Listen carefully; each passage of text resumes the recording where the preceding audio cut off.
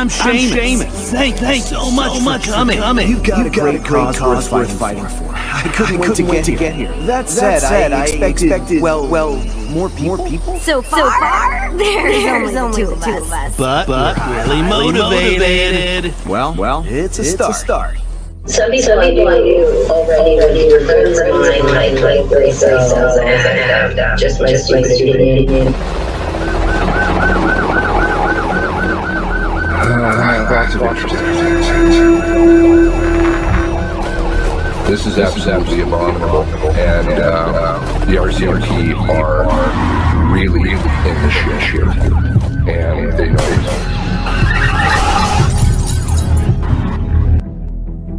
Hi, I'm not really sure what I'm doing here.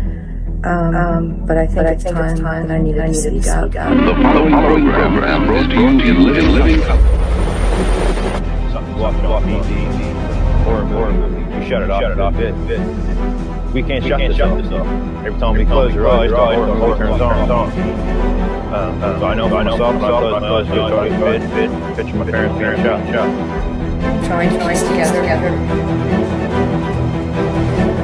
Story, scenes.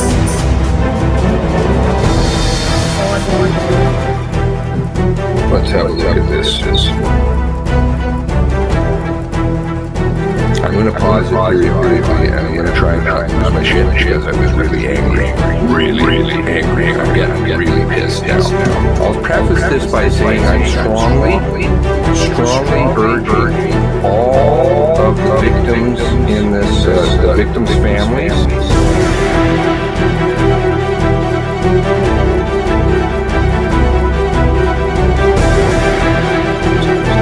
to launch a class action lawsuit against the RCMP, and I would just love to have the RCMP under discovery.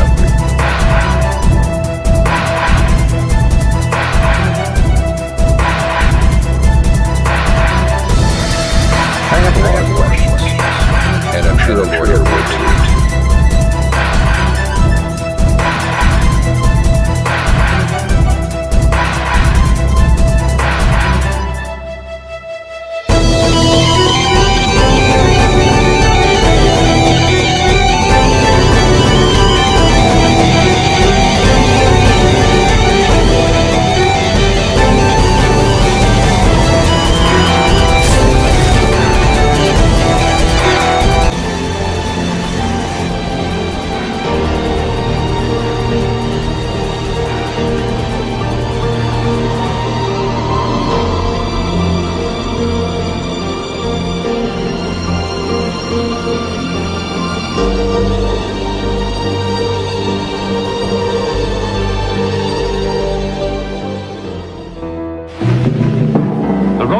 Canadian police and their stories. Stories of their courage. Stories of their lives filled with hazard, romance, and adventure. The RCMP stories this week. Gunslinger. My goodness, how many windows do I have open? Good morning. Morning. Thank you, Todd. Is it Todd? Carton. I need a new carton of cigarettes. Go to the store. Don't remember what I smoke. I just tell them it comes in a brown pack. That usually entertains them. Okay. How's everybody doing this morning? I think this is going to be your Portapique day. Okay. Let's see here. Let's make sure I've got this lined up. Hopefully... what is going on here? Okay. I think it's all good, right? Audio good? Hopefully audio is good. Still echoey. Don't know what I can do on that end. The first part echo was my fault. Totally. Techno fun. Techno. Never mind, had two streams going. Okay. My sincerest apologies for the echo. Hopefully people don't tune out. They just kind of understand my derpness. All right, on that end. Now, we've got a couple minutes, 4 minutes to say hello. The schedule is up, at least somewhat. Interesting developments on that end. Okay. We have Caper, sad mafioso, Nova Scotia citizen, Tara. Tara was going to go today. Too much snow. I got to make an appearance. You have to, but I know I can't. I'm not in your shoes. You have to do what you have to do. But you and I have talked about this. Okay. And you'll do whatever you need to do. That's important. We've got Truth and All. Truth and All, early rise? No. I keep crazy hours. But this morning is a bit, I don't think I went to sleep until about 3. So then it is now 6. Okay. Kendall's here. Hello, Kendall. Jumbo slash the Mornon. Okay, Little Rock, Arkansas. Hello. We've got Oh Dear. We've got Carla. Blue Nose. Lots of echoes. Okay. Sorry for the echoes. Nikki Lewis. Todd Flanders. We've got the Tylenol in the house. I don't know. Well, whatever. Generic brand. Seem to consume them like candy. Todd Flanders. KLML.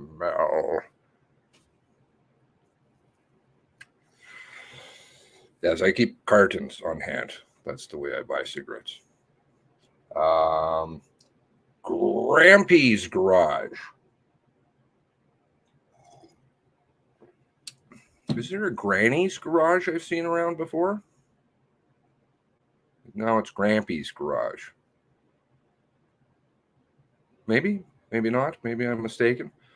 Nice sweater. Thank you, my friend. Many thanks to you.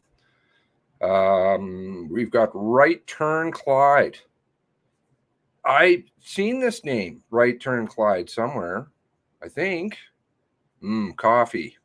Good morning, Right Turn Clyde. Okay. Somewhere I thought I've seen this name. Do you have a YouTube channel or something? I've heard your name mentioned or something somewhere. I don't know.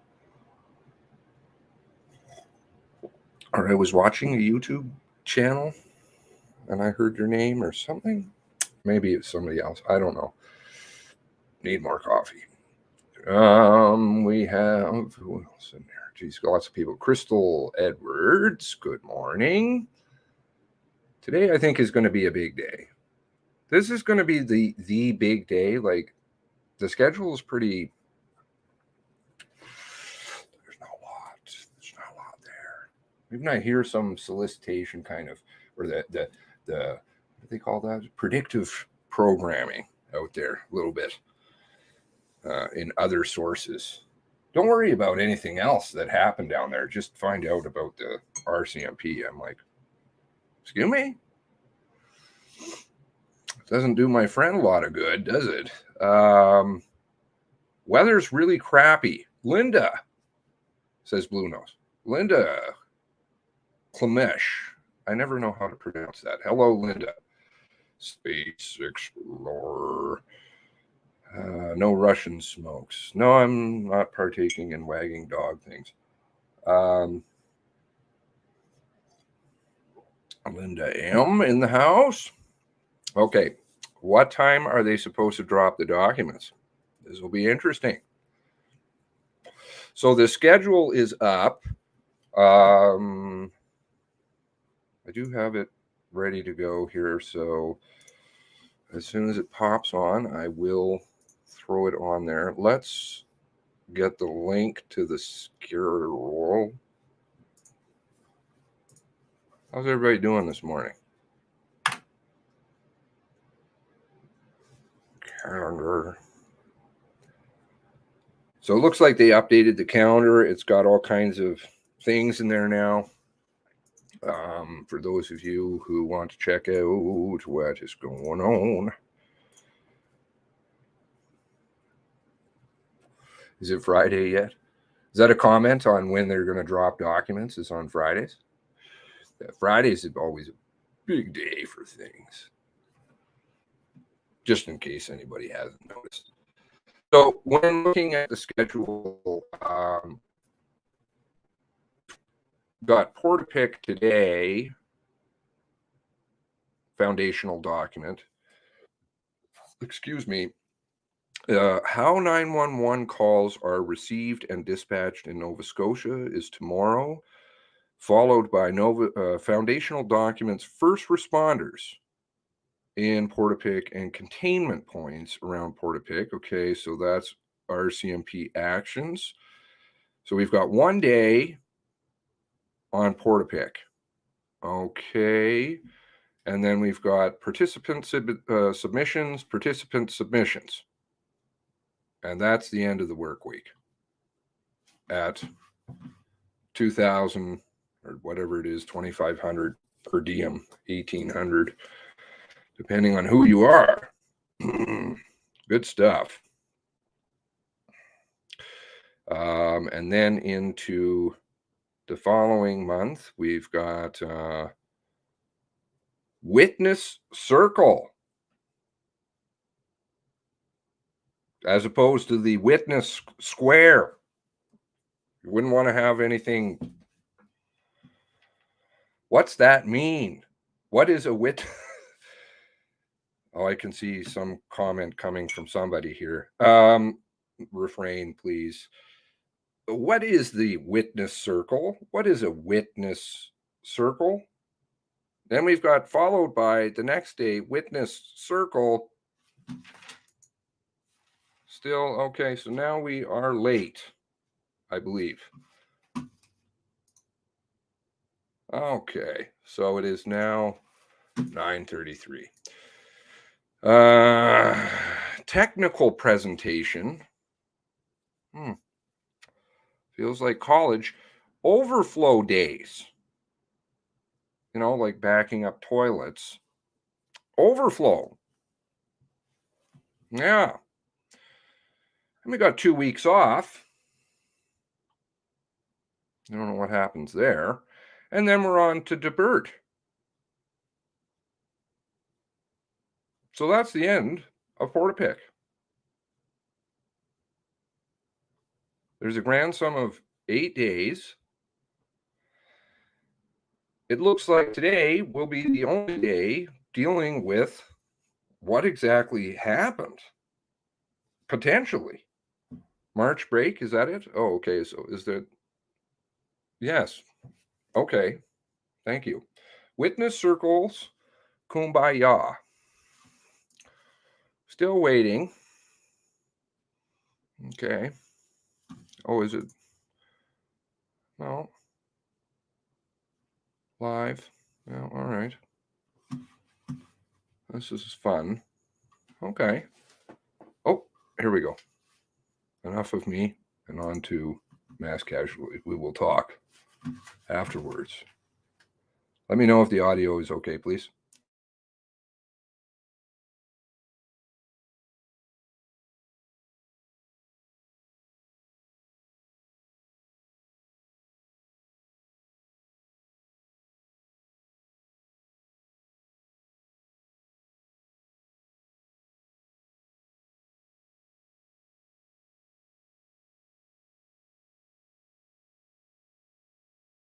Okay, what is going on with the audio? Interesting.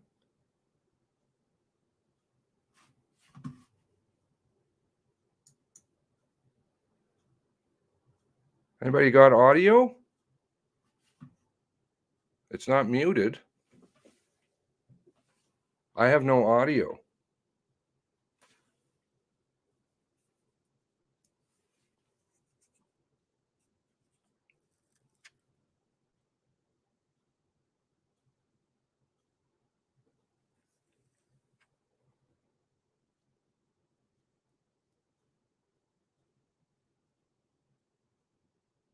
No audio.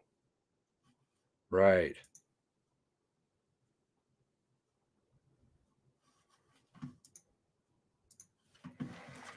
Try this again.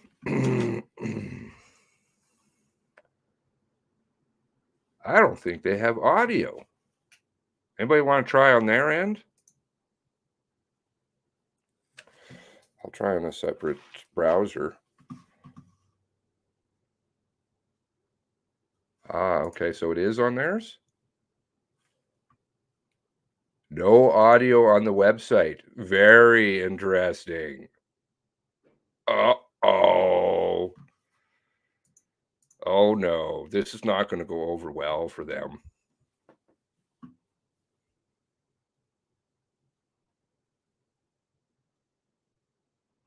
Oh, somebody forgot, says Nikki. No, somebody didn't forget. This is intentional. This is not going to reflect well. Do not fall asleep, please. Maybe somebody can send them a tweet.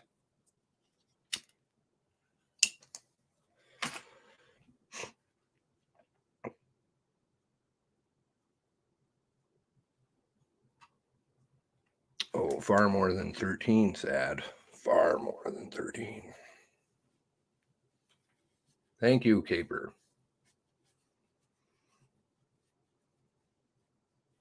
Thank you, Kendall. Yeah, start flooding them.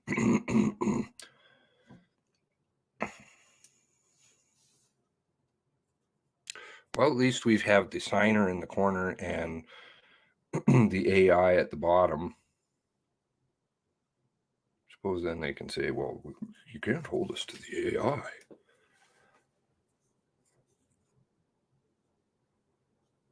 I suppose I could sit here for the next few hours reading.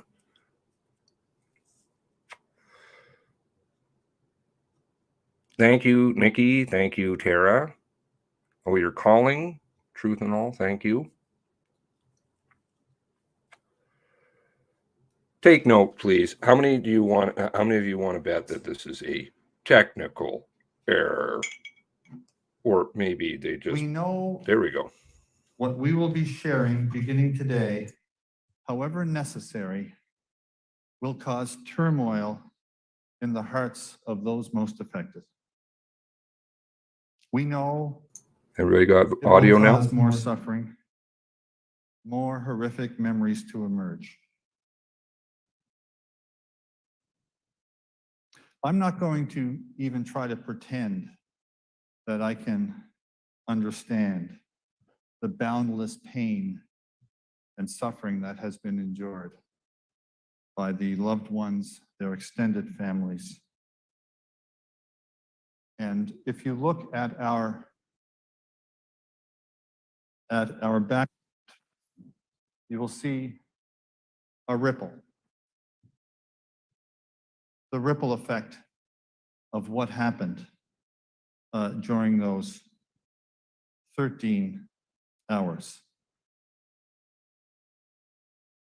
The ripple, as I said, the immediate impact to those most affected, the loved ones, families, friends, neighbors, communities, and the witnesses. The witnesses who are not participants, who will be themselves, many of them hearing this for the first time, will be reliving and reimagining this for the first time since those events. And we've contacted them all. We've contacted them all to let them know that this will now be public. Thank you, Nikki. And that there are supports available Interesting. for them. And of course, I remind all of you that there are supports available for all of you as well. And our website is designed so that there's a quick exit button if you're feeling overwhelmed. And of course, these will all be recorded and you can follow at your own pace. The ripple extends to the past victims of crime throughout the country and what they may be feeling. To other communities, just like these wonderful communities. And this morning, we will begin with Portapique. You know, we talk about those moments we remember, those moments in history that we remember. And of course, this is one of them, and it's not just one of those moments for Scotians, it's one of those moments for Canadians. What were you doing? We remember. But it's worse than that. It's way worse than that. It's not a moment. It's 13 hours. What were you doing during those 13 horrendous hours?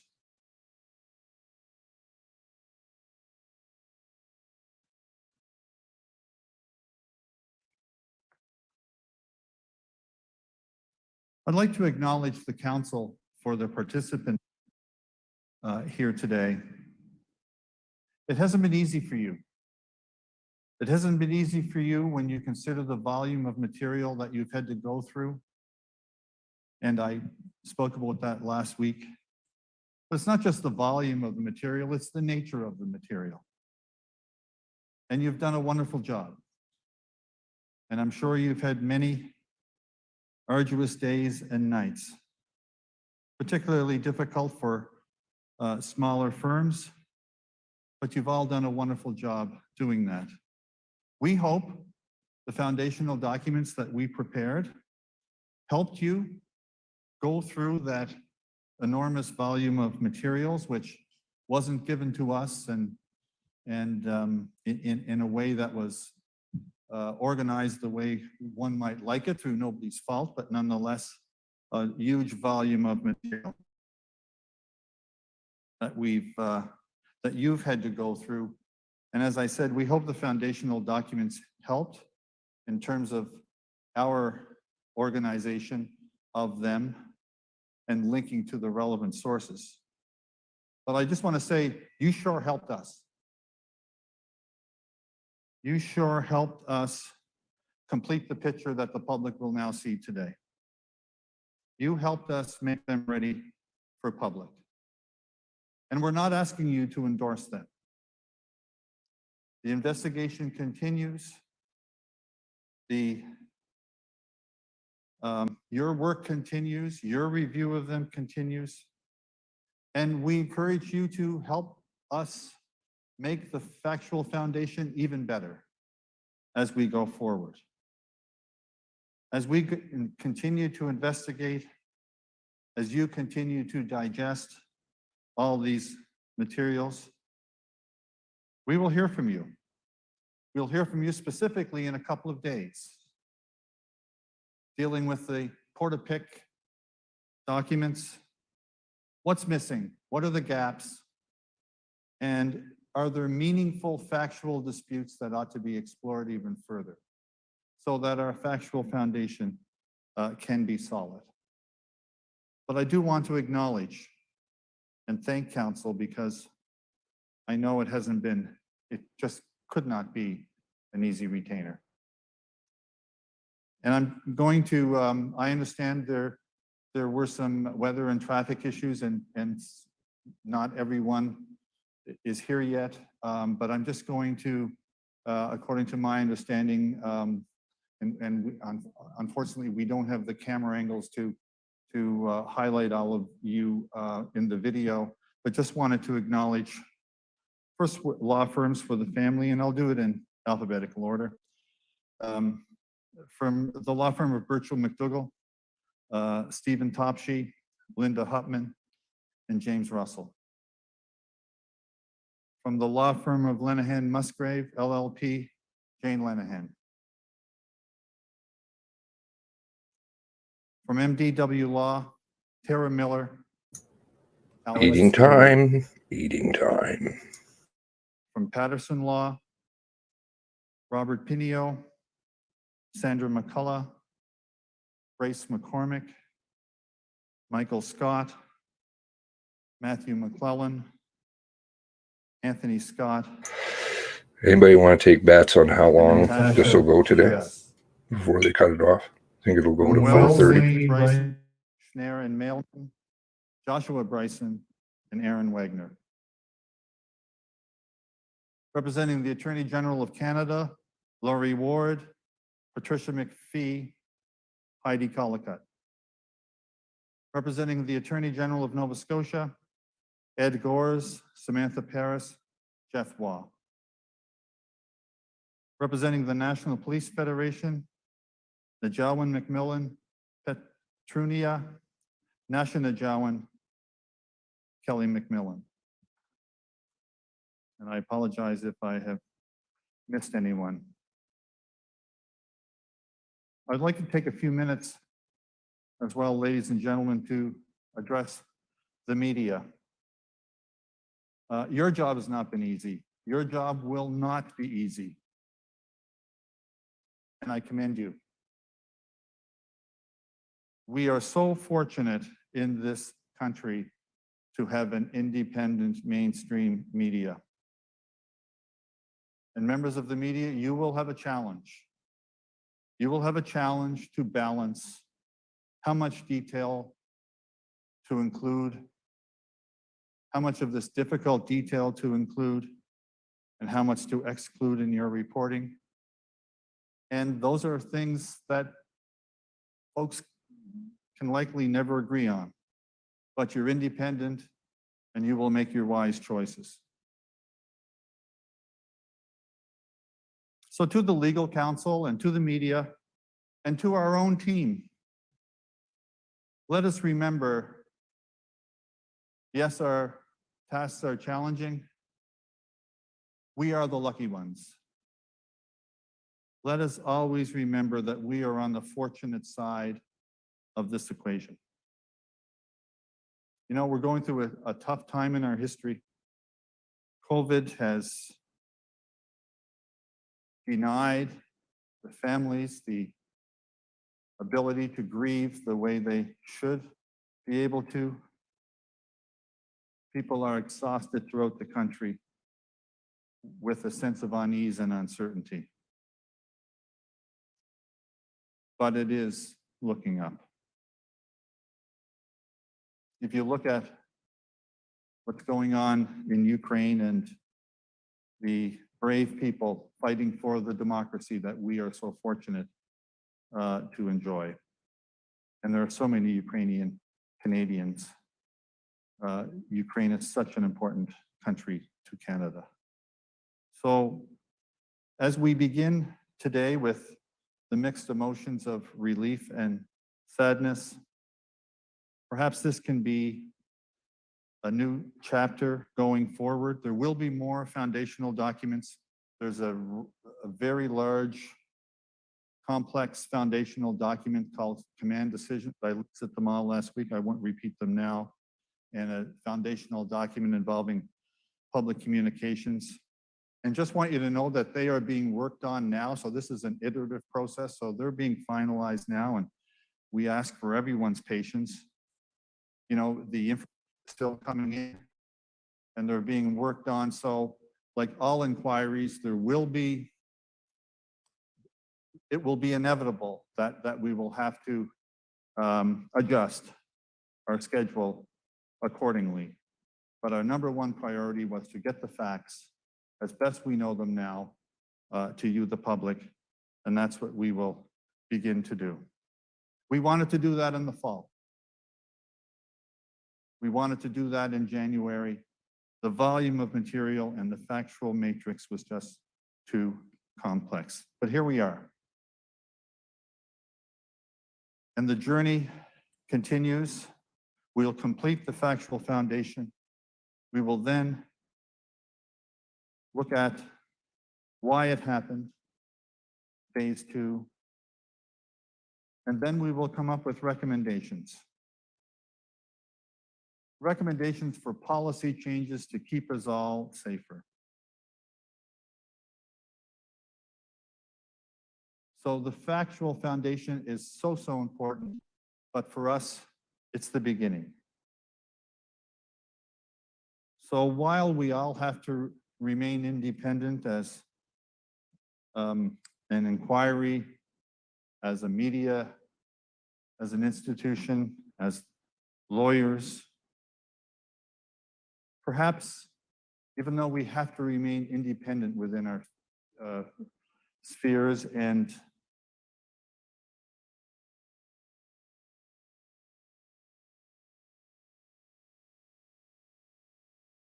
we could perhaps best honor the memories of those lives taken, those loved ones, those injured, and those communities as much as we can take this journey together. Thank you very much. And I would now like to call upon Senior Counsel Roger Burrell, who will begin to explain to the public the events in Portapique on April 18th and 19th. Thank you.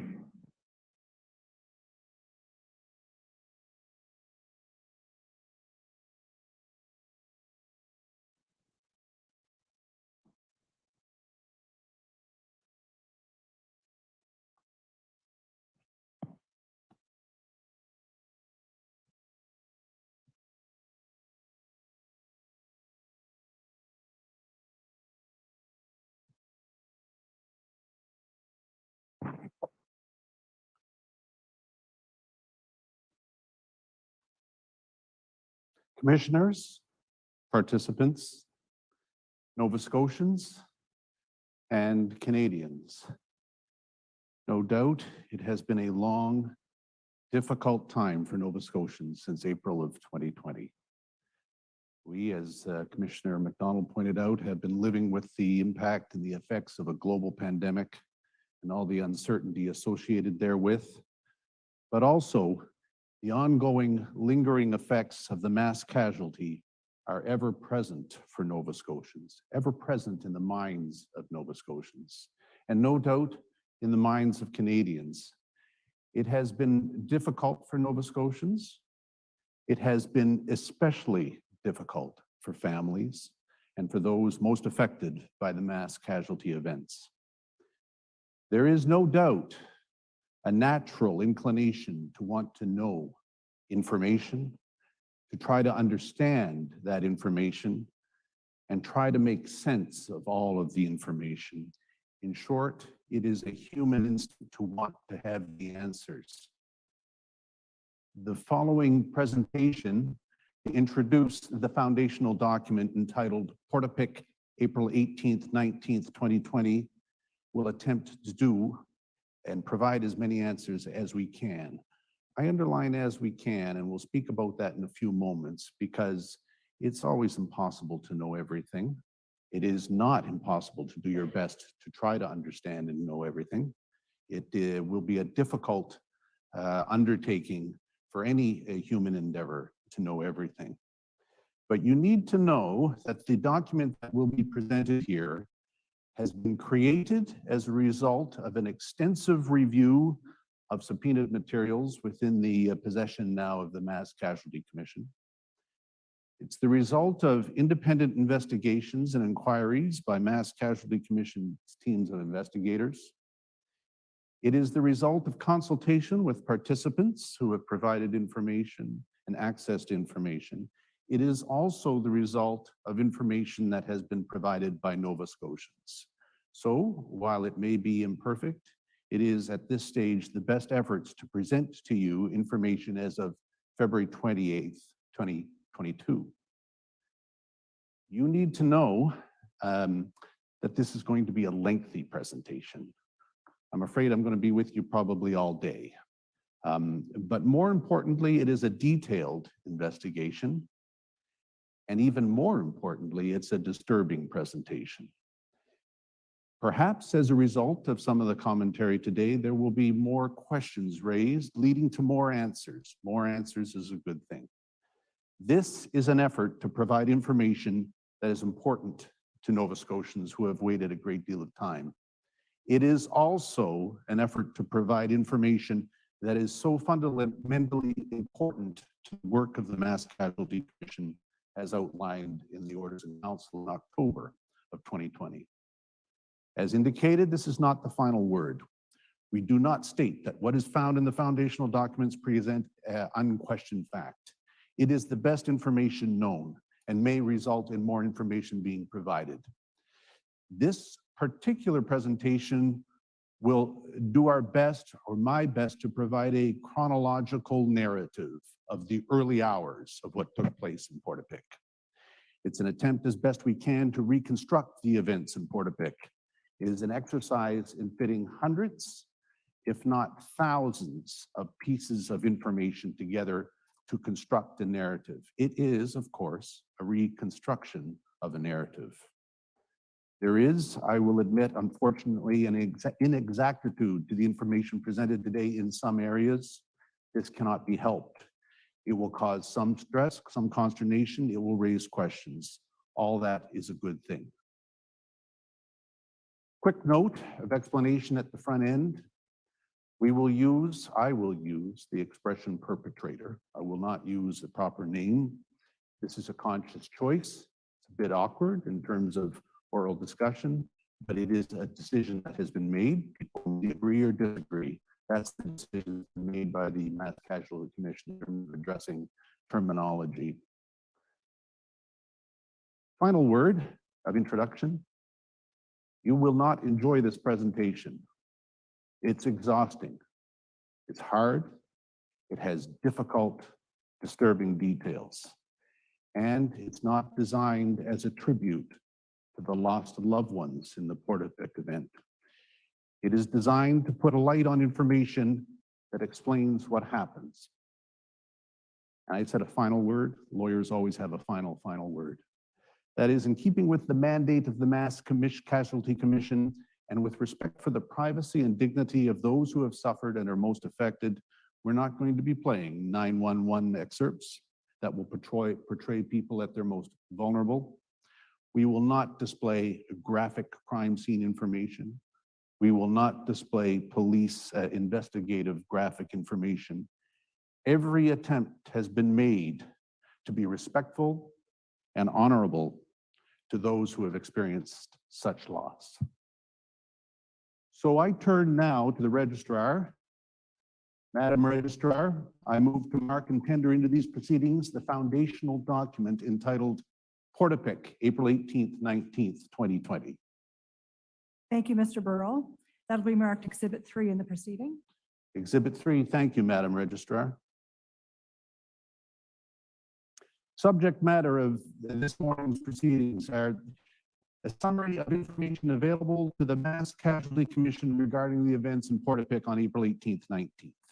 It contains observations and experiences of the residents and people who were present in Portapique on April 18th, 19th, 2020. Efforts have been made to consider the movements of the perpetrator in the community. There will be discussion of timing involved here, primarily from 10 p.m., April 18th, to 10:45 p.m. There will also be discussion to set context a little bit before 10 p.m. and also after 10:45. It's very difficult to isolate time to that 45 minutes that were so fundamentally awful. During that 45 minutes, I will submit to you that there was much mayhem on a large geographic area. There were no video cameras recording what took place, and there are difficult facts to reconcile in terms of all the information. This presentation contains details of the murders of Greg Blair, of Jamie Blair, of Lisa McCulley, of Aaron Tuck, Jolene Oliver, Emily Tuck, Peter Bond, Joy Bond, Frank Galenchin,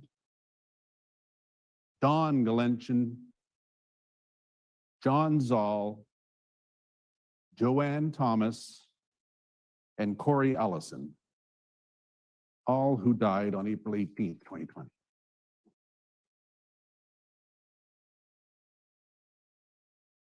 I repeat, the information will not provide, I will not be providing graphic crime scenes analysis. There will not be 911 transmissions played for you today. As indicated, the attempt is to be as honorable and respectful as we can. Commissioners, I wish to present the foundational document, Portapique, April 18th, 19th. Well, with any good narrative, you need to have a sense of place. You need to know where you are. And for those of us in the room, it perhaps may not be all that difficult to know where we are. This is Nova Scotia, our beloved Nova Scotia. For those who are perhaps watching from away, this is, I'm sure, a familiar geographical landmass to you. But this is the start. This is our home. You'll see that we've indicated some places in the Northeast, Sydney, Halifax in the central area, Yarmouth in the south, Amherst in the north. Of course, Nova Scotia is just simply filled with wonderful places that I haven't been able to indicate on this map. Commissioner MacDonald said to you a week ago that he was a proud Nova Scotian from Sydney, Nova Scotia in the Northeast. My roots are from the Southwest, Yarmouth County. Both are proud Nova Scotians. Both of us are a long way from Portapique, but both of us were shaken by the details of what took place on April 18th and 19th, as all Nova Scotians were. Point out to you, a little closer in geography, the 3 counties that will be reviewed over the next coming weeks and months. Nova Scotia is divided geographically into 18 counties, and it was the sort of rural governance system for years, if not decades. It's been refined a little bit. This is not a governance lesson, but I just wanted to give you a sense of what we're talking about here, central and northern Nova Scotia. These were the scenes of the mass casualty. I'm going to hone in a little bit more here. I'm going to take you to an area of specific geography that gets us closer to what's happened in Portapique. I always knew this area as the Parsborough Shore. I understand it goes by a number of names, but this is an area that I was familiar with as the Parsborough Shore. Here are some geographical locations for you. Parsborough in the west, Truro in the east. Parsborough is a small locality, what, 1,300 people? I may be off on my numbers there, 1,000 odd people. Truro in the east, the town, municipality town of about 13,000 people. You'll see where we've identified Portapique in the central with the dot. Also identified 5 islands. Nova Scotians will know that's a place of some historical and cultural significance. Parsborough and Truro are about 90 kilometers away from each other. Portapique is roughly in the middle, a little bit closer to Truro, about 33, 34 kilometers from Truro. You'll see the description of Bass River and Great Village there. Those 2 places will be important, at least for the narrative as it emerges. But this gives you a sense of the area that we're talking about. And move in again, as we do with these geographical reviews, to give you a better sense of where we're talking about specifically. And this is the Portapique area. You can notice, if you look at the slide, the first thing I notice is, of course, the Portapique River, which is to the west of the area of Portapique. There's 2 geographical areas that have been identified for you here. 5 houses to the west. That's a location that you'll hear about in the narrative over the next few weeks, and Highland Village in the east. These are very small localities, often residences, few residents, summer residents there in over the summer periods, obviously. Beautiful place on the Cobequid Bay. Cobequid Bay, of course, is to the south. You will know that Cobequid Bay is an extension of the world-famous Bay of Fundy. So this gives you a sense of where we are physically in terms of Portapique and the area. Honing in a little bit more to give you an even more specific sense of the roads and travelways around Portapique. And I'm going to be a little bit lengthy in this area and perhaps a little bit tedious, but I'm doing this because everything that we describe in the geography situation here will have some bearing in the future with respect to what we hear about this incident, particularly later in this presentation. So First area travelway I have to talk about is Highway 2. Highway 2 is the spine along the Parsboro shore that connects all of the communities together. It is the publicly owned, signed, and maintained highway in the area. I think it's generally an 80-kilometer speed limit. It obviously is a paved asphalt road with 2 lanes generally, but it will connect Truro in the east to Parsboro in the west, as I had described, with a number of localities connected otherwise. Highway 2 actually runs from Halifax all the way up to the New Brunswick border, runs up through Bedford, up through Shubenacadie, up through Truro, along the Parsboro shore, then up to Spring Hill, up to Amherst. And it was years ago, perhaps generations ago, the regular way to travel from Nova Scotia to New Brunswick. Things have changed, obviously. But Highway 2 is important for these proceedings because, of course, there was a police response coming from the east on Highway 2 and coming from the west on Highway 2 that we'll talk a little bit about later. The next travelway of significance for you is the Portapique Beach Road. And if you hear me say Portapique Beach Road once, you're going to hear me say it hundreds, if not 1,000 times, simply because it's so fundamentally important to the narrative that took place here. Portapique Beach Road extends from Highway 2 down to the Cobequid Bay. It's about 1.5 kilometers long, runs north to south, and it is a scene of importance that we will talk about later. The third publicly maintained and signed area that I wish to point out to you is Brown Loop. Brown Loop has just been identified on the slide, is 670 meters long. It's a crescent-shaped road. It runs off the highway from Highway 2. You will note that on the slide, there is no connection between Brown Loop and Portapique Beach Road.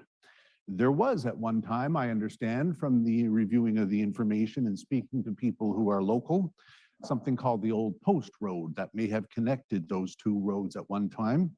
On April 18th and 19th, it's our information that Brown Loop did not extend to Portapique Beach Road. So those are the publicly marked roads of importance for what's to come. I now need to speak to you about private roads. And I have indicated now perhaps the most important one in terms of what took place on April 18th is Orchard Beach Drive. Orchard Beach Drive extends from an intersection at Portapique Beach Road south towards the Cobequid Bay. It's about 1.6 kilometers, and it intersects the community of Portapique to a certain extent, runs parallel with Portapique Beach Road. You too will hear me mention Orchard Beach Drive a lot in these proceedings. Cobequid Court, a scene of much misery and mayhem, located in the southern portion of Portapique, runs parallel to Orchard Beach Drive and actually extends through Portapique, Orchard Beach Drive, about 260 odd meters running east and west. The slide gives you a good sense of that. Bayview Court is another privately owned road in Portapique, runs north-south from Cobequid Court down to Cobequid Bay. Ferris Lane, F-A-R-I-S, Ferris Lane runs from the southern portion of Portapique Beach Road east-west, perhaps a little bit southeast-northwest, along the coastline, and it too is part of the private road section found within the Portapique area. Portapique Crescent. I had mentioned Portapique Beach Road, Orchard Beach Drive. Portapique Crescent is also important to the narrative as it emerged on April 18th. It's indicated there on the slide. It's about 450 meters long. It is a crescent-shaped type of road. It intersects with Orchard Beach Road on 2 occasions, one at the northern section and at the southern section.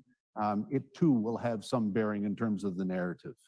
You will hear the expression Orchard Beach Estates. Orchard Beach Estates is an association or an amalgamation of residents on private roads that I've just indicated, And they are an association for purposes of maintenance and operational upkeep of the roads in the community and in the community. So you now have the public roads, you have identified the private roads, and now I have to identify one more significant private road that we have identified here in quotation marks as the Blueberry Field Road. The reason that is because it's a road in a blueberry field and it doesn't have an official marking or name. It is actually part of a private enterprise, a blueberry field owned by a particular owner. And that's significance to the dynamic here, the narrative, because it provided a route of travel for people coming in or going out of Portapique. Blueberry Field Road is not signed. It's referred to locally by some locals in this way. It runs on the west side of the Blueberry Field from Brown Loop in the north down to Cobequid Court and connects with Cobequid Court in the south.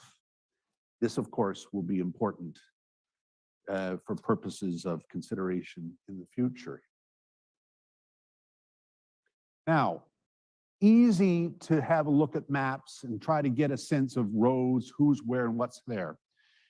But we're of the view that it would be useful to the community, to people who are looking in on this, to get a better sense of what it's like to be on Portapique Beach Road. So the commission arranged to have, I always say it wrong, GoPro footage from August of 2021 put together so that you'll have an idea of what Portapique Beach Road looks like, what Orchard Beach Drive looks like.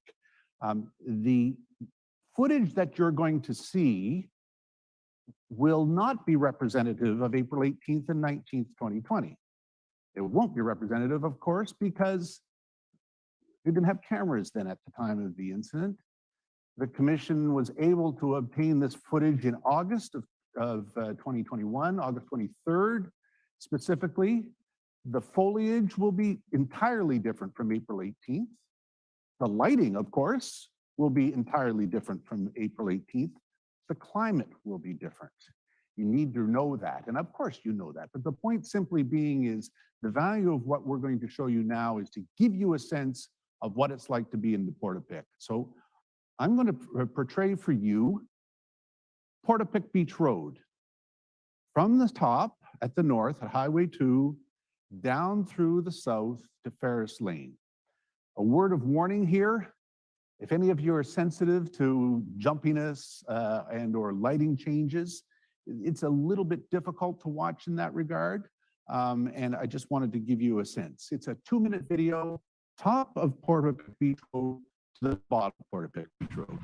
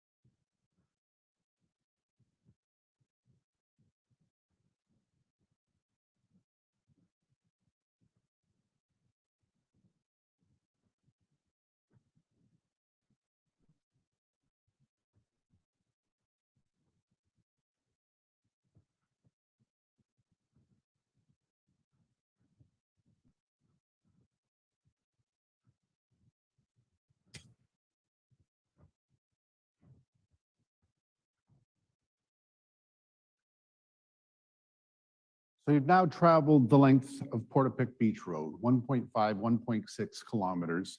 You have a sense of the expanse of the road. You have a sense of the geography, the topography of the road. Now for the next little while, I'm going to break up what you've seen and try my best to give you a sense of where the important landmarks are for purposes of the narrative as it emerges.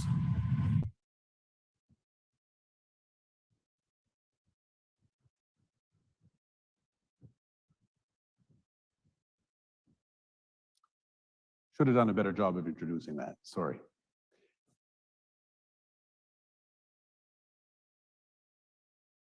I'm going to do it again.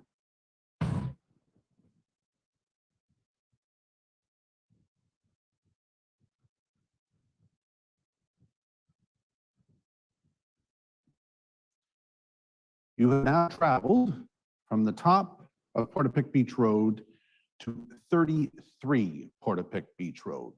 You'll see the structure on the left, 33 Portapique Beach Road. You'll see the driveway in front. You've basically traveled about 160 meters from the top of the road down to 33 Portapique Beach Road.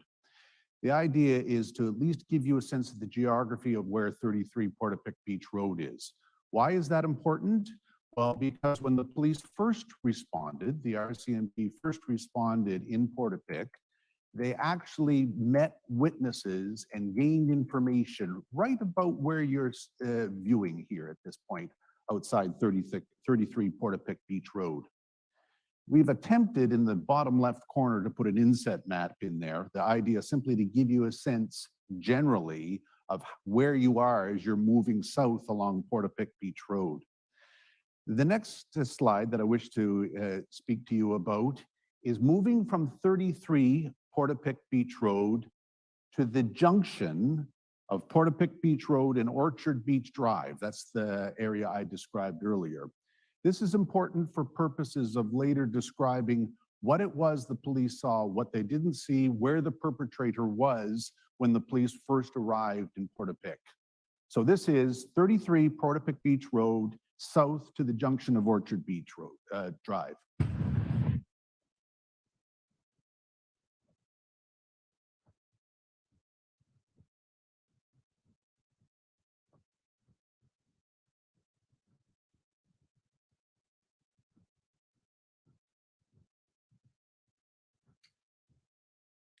Couple things, bit of a distance. You can also see some topographical changes and the fact that the road spins or turns a little bit. We are now at the intersection of Orchard Beach Drive and Portapique Beach Road. I propose now to travel south for about 20 more seconds to come to 121 Portapique Beach Road, which will be important again later in the narrative with respect to police movement.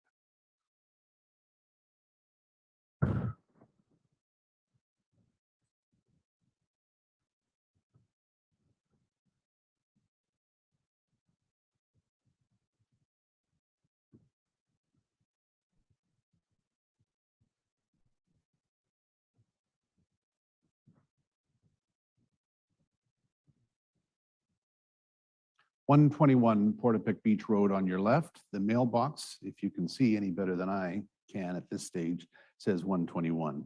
You will notice as you're proceeding south how you started to see the Portapique River and the Cobblequit Bay to the right as you're moving towards that area. 121 is an area where the police moved through as they were engaging in their IARD movements throughout Portapique in terms of responding to the active shooter situation. I hope I can get into some more detail about that later.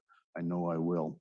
Next slide will take you from 121 Portapique Beach Road to 200 Portapique Beach Road. It's about a 27-second slide. It is important, of course, because 200 Portapique Beach Road was the cottage of the perpetrator. You'll notice it when we get to it to be on the right side of the road as opposed to the residence that you're now seeing on the left.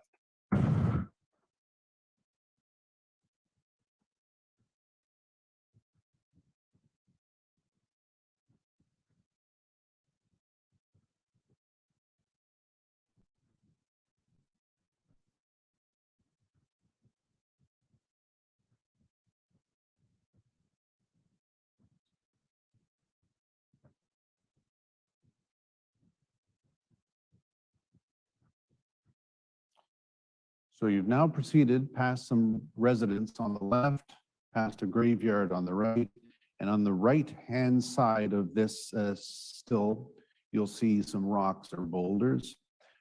Those are the boulders that are in front of the entranceway to 200 Portapique Beach Road. 200 Portapique Beach Road being the cottage or the residence of the perpetrator on April 18th, 19th, 2020. Now I'm going to proceed from 200 Portapique Beach Road south to 293 Portapique Beach Road. 293 Portapique Beach Road is an important landmark location because this was the site of the murder of John Zoll and Joanne Thomas. It is about, let's see, a 30-second clip.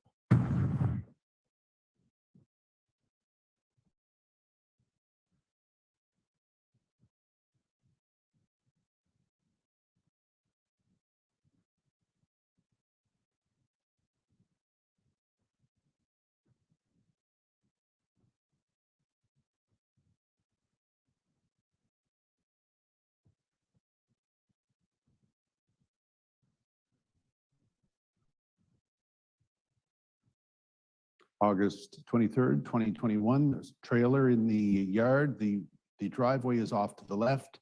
You will, of course, notice the Portapique River off to the right.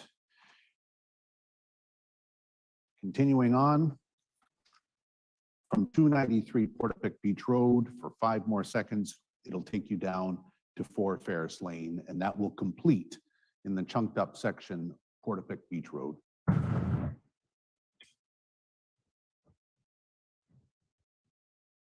Driveway to the left center of the screen is 4 Ferris Lane. It will be of some importance to the narrative later as we describe what happened in Portapique Beach, in Portapique. I'm going to do the same thing here. I'm going to break up Orchard Beach Drive simply because it'll give you a better sense geographically of where we are. The first slide will be the duration or the length of Orchard Beach Drive. It's about 2 minutes, 20 seconds, going from the intersection at Portapique Beach Road down to Cobequid Court.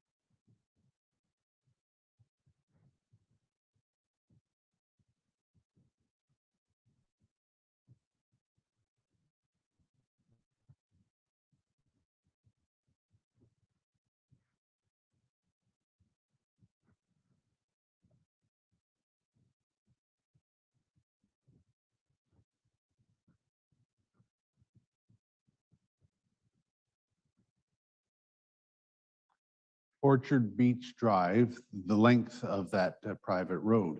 You'll notice a few differences, perhaps, from Portapique Beach Road. To me, it would appear that there's a great deal more foliage. It's a little bit more enclosed. It is, however, running parallel in a north-south direction to Portapique Beach Road on the east, to its west. So as I said earlier, we're going to chunk it up a little bit, and I hope to give you some sense of some important landmarks for purposes of the narrative. The first clip will start at the intersection of Orchard Beach Drive and go to 71 Orchard Beach Drive.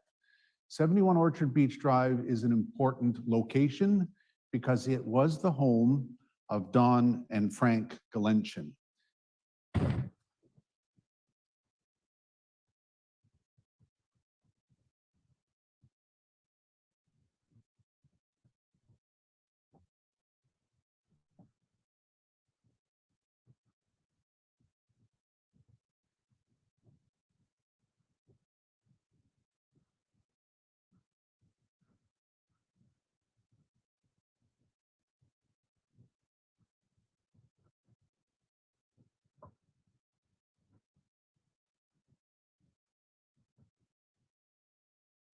"71 Orchard Beach Drive is located, or was located, on the left-hand side of the slide or the still that you see here. There are still remnants of the driveway that are observable in this slide. This was the home of Don and Frank Galenchin that was entirely burned to the ground, and they were murdered there. Next slide, 71 Orchard Beach Drive will take you to the northern intersection of Cobequid Crescent. The idea at this stage is to give you a sense of distances, length, and positioning for purposes of later discussion.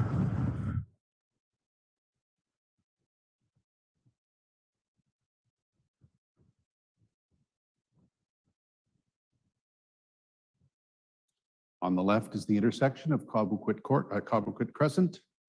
I said Cobequid Crescent. I meant Portapique Crescent, forgive me. I told you I would get it mixed up. The names are very similar. Portapique Crescent to the left. This is the northern intersection. It too has some significant involvement in terms of the narrative later. Next slide or clip will be from the northern intersection of Portapique Crescent to 123 Orchard Beach Drive.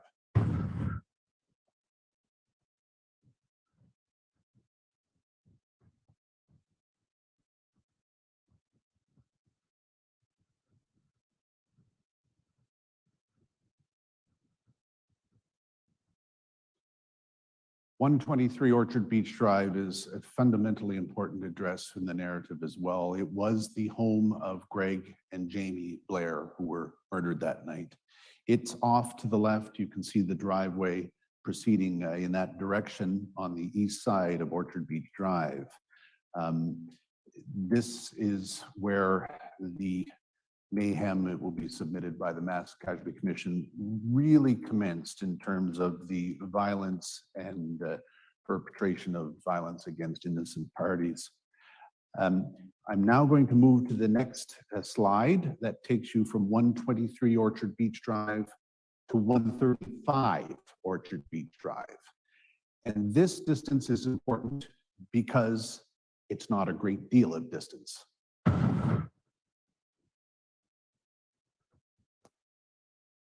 123 and 135 were neighbors right next door to each other, and you can see by the traveling here how short a distance it is. 135, actually you can see the structure in this case with the fence out in front.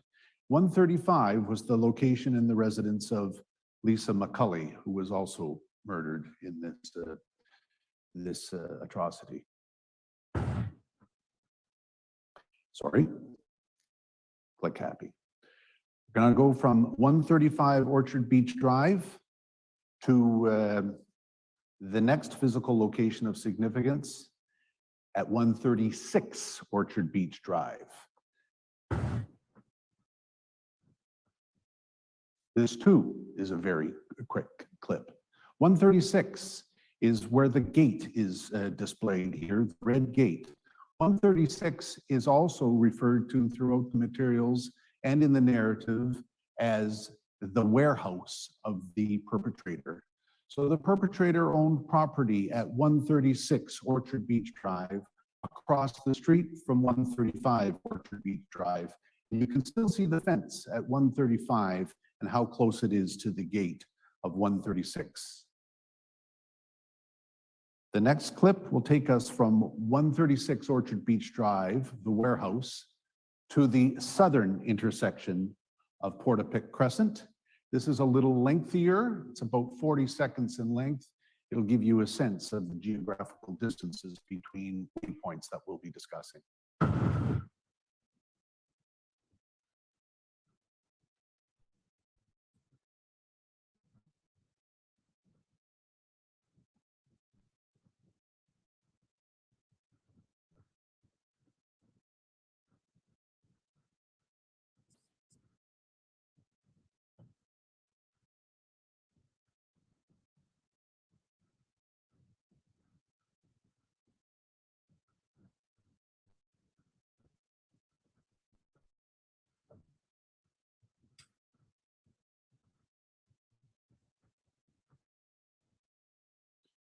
Intersection of Portapique Crescent, the southern intersection. You can see obviously the distance and the differences between the distances that the slides depict. Now going to move from this intersection at the Portapique Crescent, traveling south towards Cobequid Court.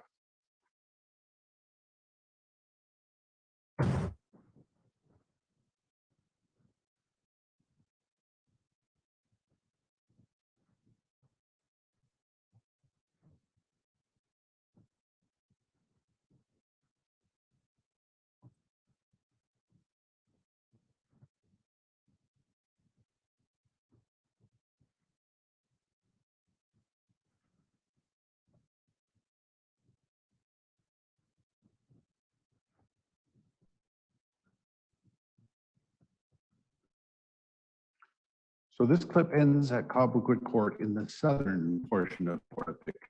You can see ahead of you the Cobequid Bay.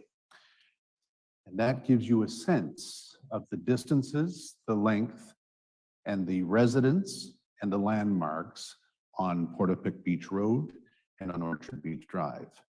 But there is a third location of significance and importance here as well, and that's Cobequid Court.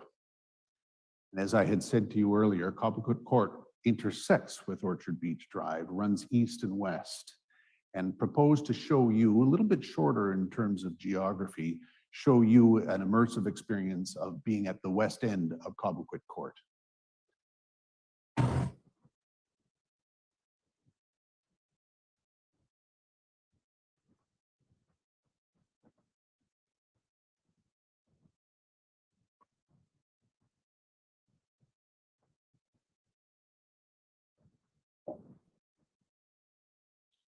So you've now traveled the length of the west side of Cobequid Court from the intersection towards the Blue House, the Bond household at that time.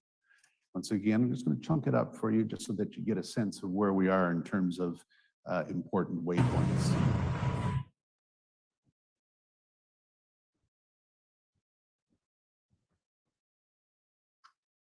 First clip, short clip, stops at 41 Cobequid Court. 41 Cobequid Court was the residence of Aaron Tuck, Jolene Oliver, and Emily Tuck. You'll see the driveway off to the left in the photograph, in the still. The driveway proceeds some 60 meters south, or sorry, 30 meters south to the residence that we haven't shown you here, but that's the evidence, residence of the Tuck Oliver household. And that's the driveway entrance to that location. The next clip will take you from 41 Cobequid Court to 46 Cobequid Court.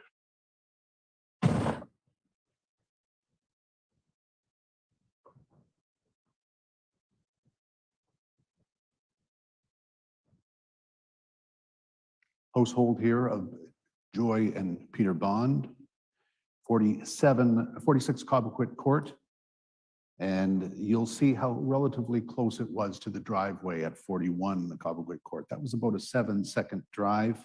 And I simply wish to point out to you that the proximity of those two locations is perhaps important to the narrative as it emerges. So I now wish, before a short break, to situate some of the landmarks that we have seen in terms of the clips and the videos. Made reference to the fact that they'll be important to the narrative to come. 123 Orchard Beach Drive, the residence of Greg and Jamie Blair, is situated as isolated on the slide. Greg and Jamie Blair were murdered at this location. 41 Cobequid Court, the home of Aaron Tuck, Jolene Oliver, and Emily Tuck. They were murdered at this location. 46 Cobequid Court, the home of Peter Bond and Joy Bond. They were murdered at this residence on April 18th. Next location of some geographical significance to the narrative is 135 Orchard Beach Drive, the home of Lisa McCulley and her 2 children. Lisa McCulley was murdered outside this residence. 71 Orchard Beach Drive, I had described earlier as the home of Frank and Dawn Galenchin. Frank and Dawn Galenchin were murdered at this residence on April 18th, and their house was burned to the ground. Few other geographic locations of significance: Portapique Beach Road and Orchard Beach Drive. The commission will submit that the perpetrator was observed there at around 10:28 p.m. As the police were responding near 33 Portapique Beach Road. 293 Portapique Beach Road, the home of John Zoll and Joanne Thomas. They were murdered at this residence, and the house was burned to the ground. Next geographical location of significance we are going to submit to you is 287 Portapique Beach Road, and here I've indicated a trail or a travel way between 293 Portapique Beach Road and 136 Orchard Beach Drive. That will be of some significance to you as well. 136 Orchard Beach Drive, the warehouse. This is a location where the body of Corey Ellison was located on the road outside the driveway. Indicate for you an important geographical point of the Blueberry Road, south of the intersection, at the southern point near the intersection of Cobequid Court. Also suggest to you that there is significance to the southwest corner of Brown Loop, where a witness arrived at around 10:45, 10:50 to make observations or make a lack of observations. These points will be coming up over and over again, and please forgive me for being so, how shall I say, lengthy and tedious with respect to the geography. But the point is to give you a setting so that the narrative can become clear to you. I propose, commissioners, at this stage, perhaps a 5-10 minute break, at which time I will return to talk about timing a little bit. That'll further the setting for us. Thank you very much, Mr. Burrell. We'll break for 10 minutes. Thank you. The proceedings are on break for 10 minutes.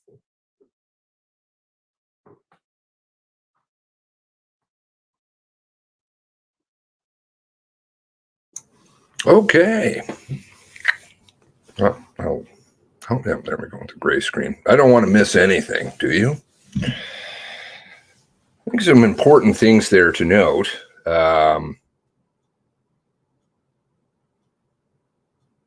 Yeah, lots there. August, not April, during the day, not the night, driving all over. Right at the beginning, what was it back then? What time did they say it was over at that point? 10:35, I think. I said, gosh, it's gone all over, right? Because you had Lisa Croteau which was an official announcement. Official. So it went through all of the channels down to the PR.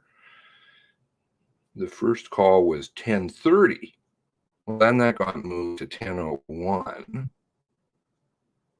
Okay. And then they arrived at 10:26 and he was out by 10:35. And I said, at that point in time, looking at the geography, I was like, oh, I wish I was down there, because then I could actually kind of go through and see how this could be done. You have to think about, like, as horrific as it may be, and it is horrific, obviously, is the amount of time that it would be consumed. I mean, even him just running through slides, right? Back and forth. He didn't do the back and forth. And Turd made a point there. You can, what was it? There's a very wide trail connected behind the Bond house and behind to the Zoll house. Okay. Well, then that would mean that he would be hiking now through the trees and back to get the car. This is going to eat up a lot of time. All of those horrific murders and fires additionally. So then the timeline moved. Well, no, of course, it couldn't be done in 34 minutes. Then it went to 44 minutes. But still,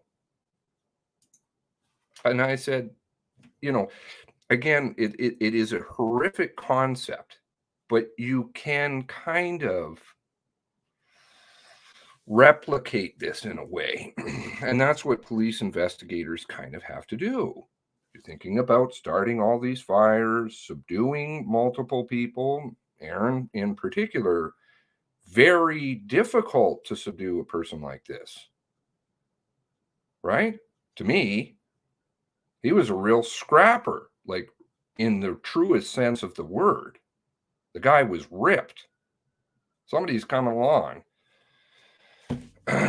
So, and you've got to just back and forth. It's not making sense. And I think a lot of people can see that. Even his reenactment with the, I don't know, maybe it's into video. Yeah, he had access right away. To sealed areas. Listen, it's not possible. I think we can all see that.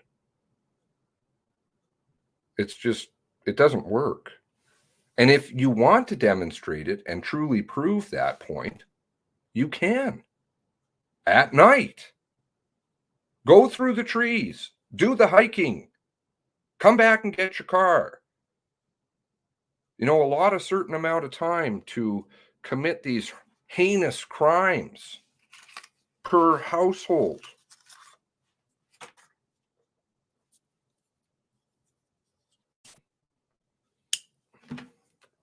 Can you see who's burning warehouses through trees at nighttime? I don't know. These are questions. Carrying gasoline, yes. Carting around all kinds of gas. Fluids. With a clean car. Driving down dirty roads, wet. Back roads. I'm sorry, it's a real mind bender to get my head around this narrative. Trail is wide enough for a car? All right. Well, I've never seen it. Love to see it. I'm sure now, gosh, in this day and age and what's gone on here, I wouldn't really seriously would not doubt that there would be some clear cutting.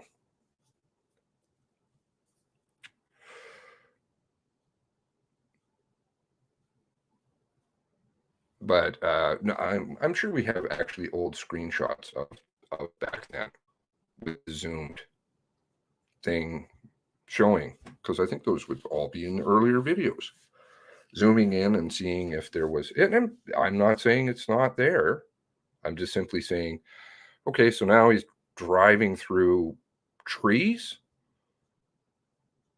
So that's not even a road. I mean, at least the blueberry field owned by who? Oh, that at least is quasi a road. Would sure as hell make a car really muddy. I don't know, he must have had a car wash in that time. Not wide enough? Okay. Snowmobile trail bought in 2019. That is taken from, sorry. Okay, so I'm going to back up here because you guys got all kinds of good comments and observations. And again, I absolutely will stand corrected on any of this stuff.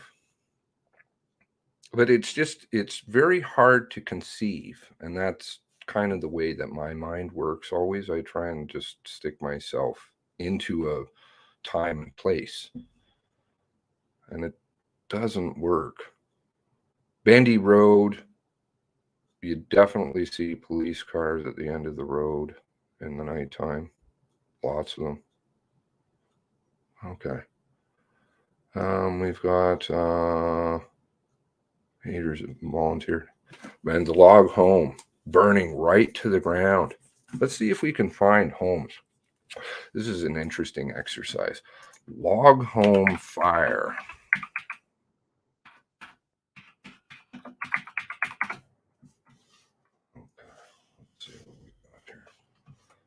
Because 8 feet of wall was still standing on the warehouse, yet apparently the log home was absolutely leveled by 3 images.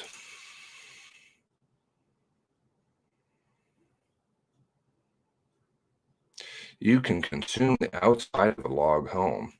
Logs are very difficult to burn.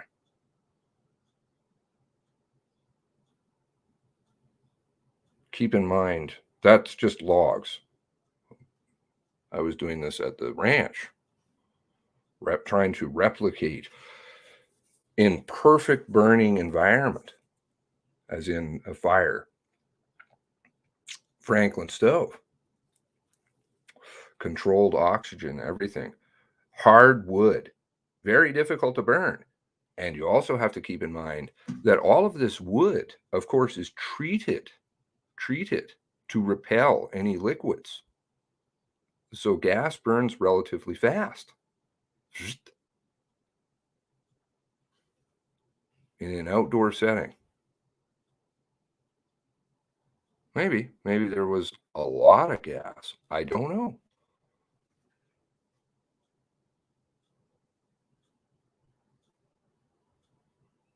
Somehow his house got leveled, but the warehouse, no, there was 8 feet of, what was that probably? Sheet wood. Still standing. Volunteers ignore their pagers. Interesting that the fire was just down the road, and I'm not making any accusations because I don't want to ever accuse anybody of anything. But the fire department is just down the road, yet the police were the first to arrive on scene. You'd think if there was a fire and that was phoned in first, there probably would have been a response. I don't know, maybe it got redirected.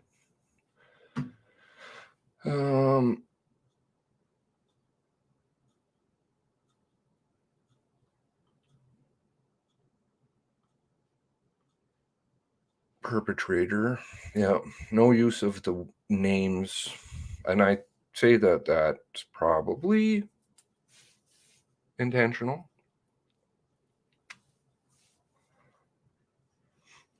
Shady would, okay. Large trail systems. Okay, so all right, if there's large trails, then you've got to take a car, or you have to come back and pick up the car that you left. No? Or does the car just transport to the other side?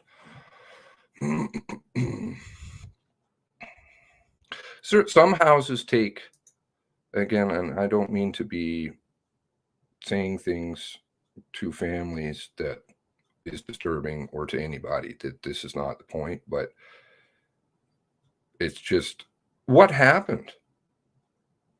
You know, what happened to your loved ones? I know Tara wants to know. At least in her case, I can, and she can speak for herself. I can't speak for her, but and I really don't. I've tried to be as tactful on things as possible. RCMP, get this material assigned to work down there? Obviously not. What's the point?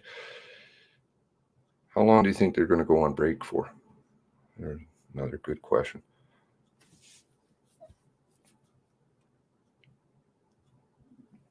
Well, I appreciate. I think actually this is a.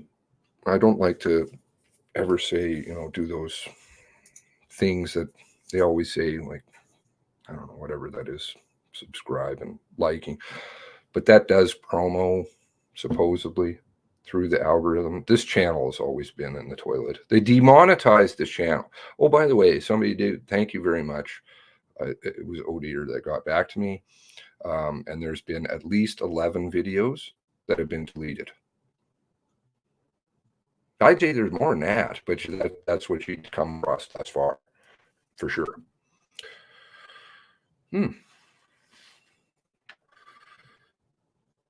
Start time 9:53, break at 10:40. Okay, so you got an hour. Use gasoline as accelerant. Speeds up process. Yes. Log homes also repel water. Rotting wood, not good for a log home. Very bad.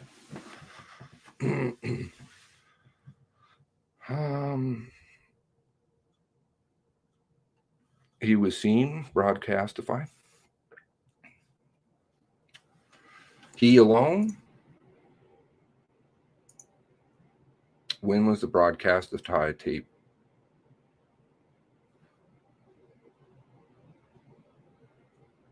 The broadcastify didn't mention, right? Is that right? I still have the tapes, the original ones from back then. I don't think they mentioned that, right? In the original, apparently, that people heard that night, there was a mention.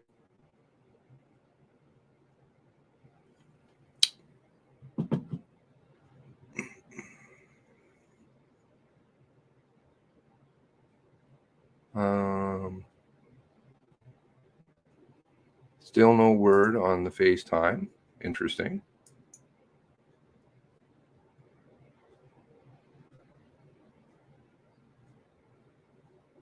Trails were used for dirt bikes.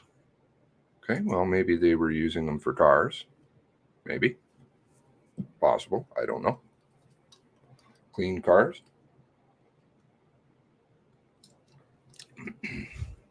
Is there a 24-hour car wash somewhere? 6:50. There's a 6:53 a.m. Clean car. Okay.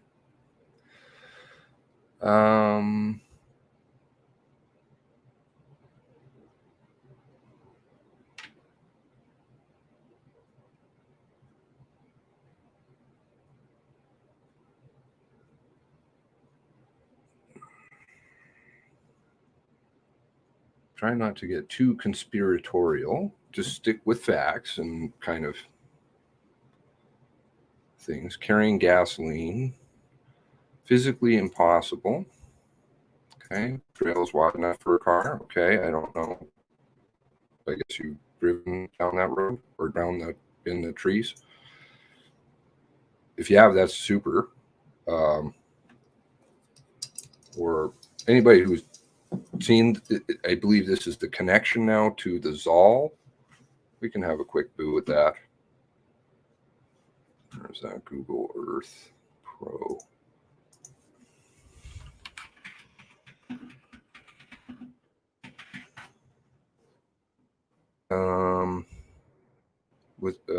Did he have a limp?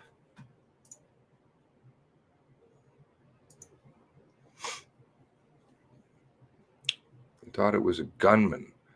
Later, they learned it was Corey, Allison Corey's brother, and that he got scared off.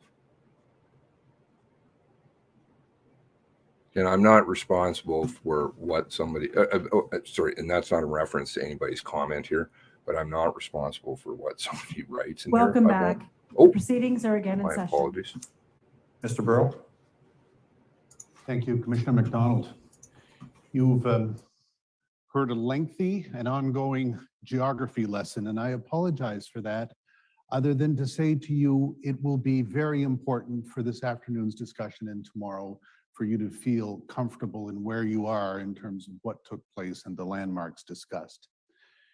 The next stage of the presentation I wanted to raise with you is moving from the geographic perhaps to the temporal or to the timing issues that emerge here with respect to the events in Portapique.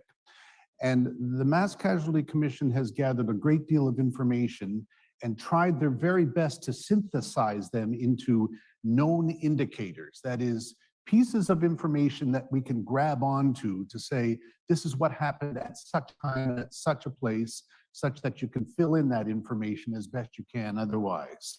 So this particular slide indicates what we believe to be our known indicators of the perpetrator's whereabouts and movements. And they start in time chronologically from the very first 911 call at 10:01. So at 10:01 on April 18th, Jamie Blair made a telephone call to 911, making a complaint of the presence of the perpetrator at her residence at 123 Orchard Beach Drive. That call is a contemporaneous report of the events that were ongoing at that time. It's extremely important for purposes of situating the timing as to what took place. The next locator on the slide is the GPS location of Lisa McCulley. The GPS location of Lisa McCulley's telephone, her cell phone, shows that at 10:13:50 p.m., she was outside of her residence in the front yard, and that the GPS signals became obstructed or scrambled in some manner with respect to how her location was being triangulated. All of this information with respect to triangulation and GPS is beyond my capacity, other than to say that there are inferences that can be drawn from what happened at 10:13:50 p.m. when her phone lacked the triangulation processes that it might have otherwise. That being that she would have been out on the front yard at 10:13:50 and likely was murdered at or around that time. Next key indicator of the perpetrator's whereabouts is a 911 call from 4 children. 4 children located in the residence at 135 Orchard Beach Drive. It's a telephone call that went on for about 2 hours. 2 hours and 8 minutes, I believe, is the number, with a call taker at the 911 center communicating with 4 children who were making the call from that residence.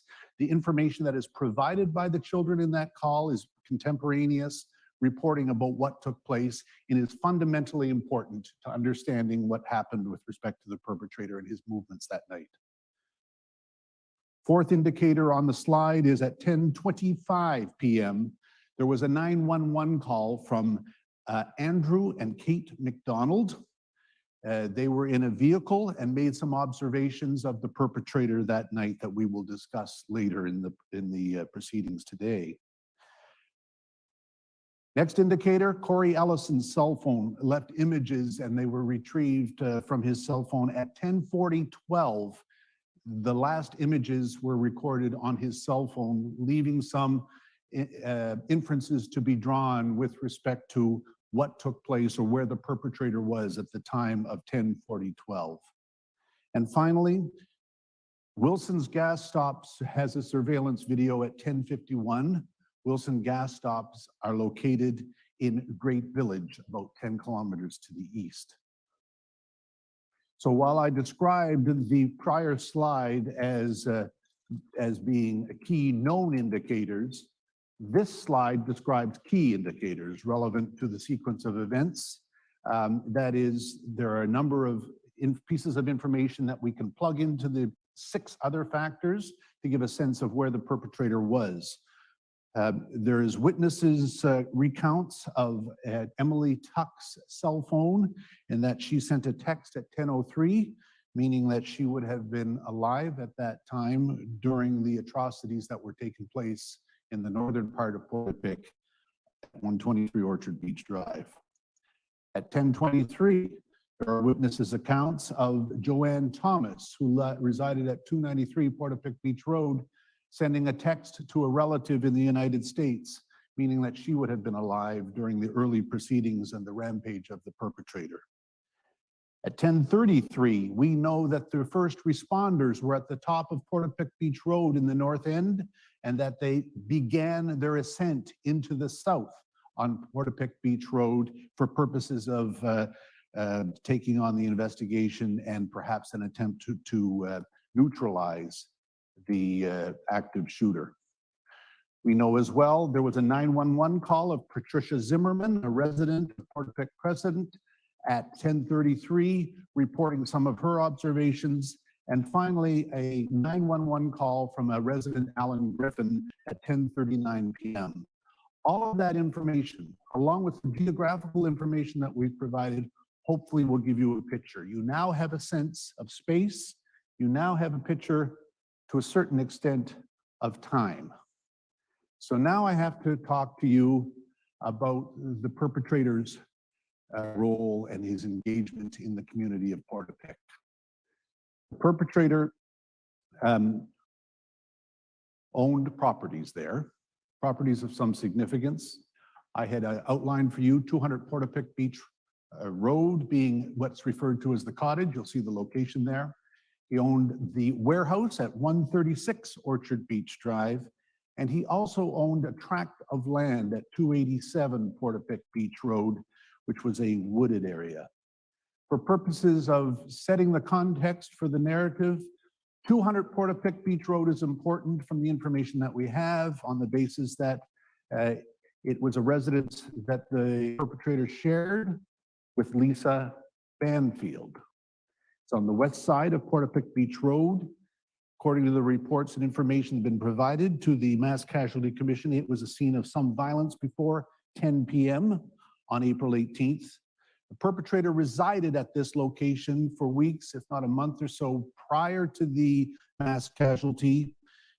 He had expressed some paranoia, it's perhaps, that's not a strong word, but had expressed concern with respect to COVID-19. You'll recall in Nova Scotia that there was a state of emergency declared on March 20th. 136 Orchard Beach Drive, I described earlier, we drove by it on the immersive clip. This is the warehouse, a large structure owned by the perpetrator, whereby he saved and maintained a series of collectibles. He was a person who collected physical objects, motorcycles, things of that nature. It was a place that he had spent a great deal of time on in terms of maintaining and building. The 136 Orchard Beach Drive warehouse has access to 200 Portapique Beach Road through trails in the woods or through the roadways in the area. It too was a location of some physical violence that we will talk about. It is also importantly the location of a replica RCMP police vehicle. 287 Portapique Beach Road is an oddly shaped physical tract of land. I thought originally a triangle or an anvil shape. It's hard to describe exactly what it is, but you'll see how large it is. It's east of Portapique Beach Road, west of Orchard Beach Drive, runs south on the east side, all the way down to Cobequid Court.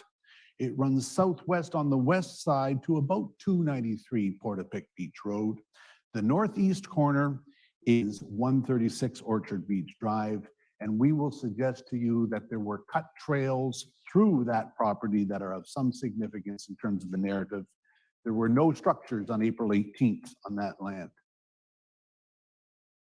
So, I'm still at the setup stage, I'm afraid, folks, but you need to have some information with respect to prior to 10 p.m. And this information comes from a source called Lisa Banfield, who I described earlier as the perpetrator's partner or spouse. This information is necessary to relay to you for purposes of providing context as to what happened at 10 o'clock. Lisa Banfield, the partner, was picked up at 6:30 in the morning in Portapique by the emergency response team. She was then removed from Portapique. She was taken to the Great Village, where the police had established a command post overnight in response to the mass casualty. She was taken to the hospital in Truro, and she was interviewed by police services. She was interviewed on April 19th, 2020. She was interviewed on April 20th, 2020. She was interviewed on April 28th, May the 8th, July 28th, October 23rd, 2020. These are lengthy recorded interviews the Commission has reviewed in detail. I will reference them for purposes of context as to what took place from 10 o'clock thereafter. The information that is being provided to you with respect to this context is coming from the statements of Lisa Banfield. More information with respect to Lisa Banfield's involvement in the mass casualty will be forthcoming in the Commission's inquiry. She was prominent and will play a prominent role in some subsequent foundational documents. This important aspect of the Commission's work will be dealt with by other parties with respect to Ms. Banfield's situation. I'm bringing it to your attention for purposes of contextualizing what took place at 10 o'clock. Lisa Banfield, in her statements, indicates that she was celebrating a 19th anniversary with the perpetrator. She says that the couple had taken a drive through various locations on the afternoon of April 18th, 2020, through northern Nova Scotia. She says in her statements that they returned late in the afternoon of April 18th, 2020. She says that they shared drinks at 136 Orchard Beach Drive, the warehouse. She says that they received a video call from a friend of theirs or friends of theirs in Maine, mutual friends, in which they exchanged information and pleasantries. She says that the call content was relatively benign. And then she informed that the discussion changed a little bit when there was conversation or kibitzing between the perpetrator and the friend in Maine about a commitment ceremony for purposes of the next year, recognizing a 20th year of engagement between the two parties. Ms. Banfield says she overheard some negativity with respect to the commitment ceremony and indicated that she thought she heard the person in Maine say, "Don't do it," or "run away from the relationship," something to that effect. She says in her statements that this caused a dispute. She says that Ms. Banfield then left 136 Orchard Beach Drive, the warehouse, with a view to traveling through the trails to go to 200 Portapique Beach Road. Necessary to point out for you the geographical proximity between 200 Portapique Beach Road and 136 Orchard Beach Drive. You can see how they are relatively close in terms of the wooded area between them. The Mass Casualty Commission investigators have come to a conclusion that there was a trail between those two locations. This is a rough indication of the cut trail through the woods. And that trail led from 136 Orchard Beach Drive to 200 Portapique Beach Road. Continuing on with the synopsizing of the statement of Ms. Banfield, she says that After the dispute, the call ended and she left the warehouse to return to the cottage via the trail indicated. She says that she changed her mind at some point and returned to the warehouse to speak to the perpetrator. She says that she apologized to the perpetrator and that the perpetrator at this stage was in a rage. She says that an argument ensued and that she decided to leave the warehouse.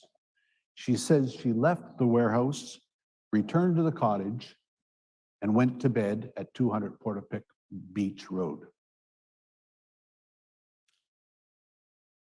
Lisa Banfield says that out of the blue, when she was in bed, the perpetrator arrived at 200 Portapique Beach Road. Ms. Banfield says in her statements that she was dragged from her bed. She was assaulted by an enraged perpetrator. She says that she was removed from the residence, that he had a firearm in his presence, and that she observed him dousing the cottage with gasoline.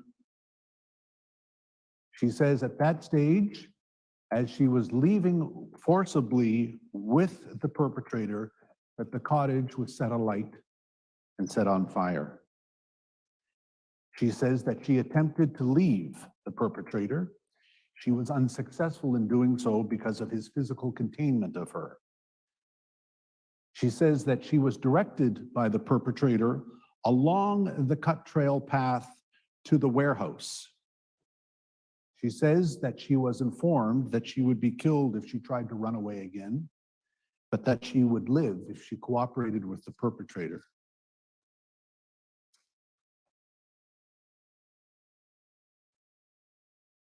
Lisa Banfield reports in her multiple statements that she returned to the warehouse with the perpetrator. She says that she saw the perpetrator pour gasoline on his vehicles outside of the warehouse. She says that she was forcibly taken inside the warehouse by an enraged perpetrator. She says that he attempted to handcuff her, discharged the firearm in the presence of Ms. Banfield, and then she reports being placed in the back seat of the replica RCMP vehicle. She says at that stage that the perpetrator was obtaining and loading the firearms into the front of the vehicle. She says that the perpetrator then headed upstairs as she was detained or contained within the back seat of the vehicle. She then reports that she escaped through the divider section, or what was referred to in the materials as the silent patrolman, a strong plexiglass divider between the front and the back seat of the replica vehicle, was able to make her way through the divider physically, go through the front seat, and then make her way out the door and then out of the warehouse into the woods in a state of panic. She says that she saw the warehouse being lit afire and that she ran in a state of terror into the woods. So that's the report of Lisa Banfield that leads us to 10 p.m. At this point, there are no reports of any fatalities.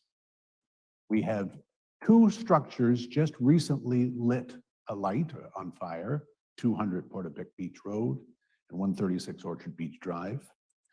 And that the narrative that you have heard that I have just relayed is exclusively derived from the statements of Ms. Banfield. That takes us to 10 p.m.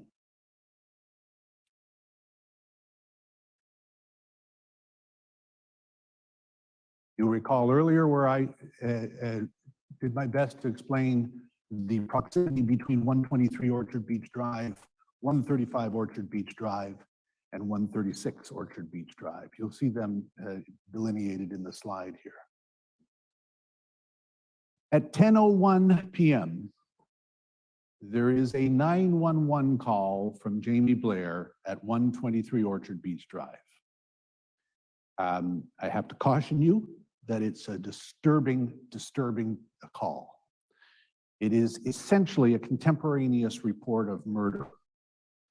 It's bothersome, it's troublesome, and it's been very difficult to work through. Ms. Blair is inside her home with her 2 children at 123 Orchard Beach Drive. Her husband, Greg Blair, is on the deck outside of the home. And then she reports that the perpetrator arrives in his vehicle. And we have isolated for you a small portion of that 911 call in which she says the following. My neighbor, I think he just shot my husband. He's lying on the deck. There's a police car in the fucking driveway. There's a police car, but he drives, he's a denturist and drives like there is an RCMP. It's decked and labeled RCMP, inaudible, but it's not a police officer. So you have from the very earliest stages of the mass casualty, the earliest call from the first complainant at this stage, describing a great deal of information and a certain degree of tragedy and horror that she's undertaking to be watching. She says later in the call that she went to check on her husband and told the call taker that the man had left the deck and that he was coming back on the deck with a big gun. Jamie Blair then retreated to the bedroom with her 2 children. She had 2 children aged 9 and 11. She identified the man to the call taker at this stage as Gabriel. She tells the call taker that she's in the back room and that the perpetrator's car is still there. 10 seconds later,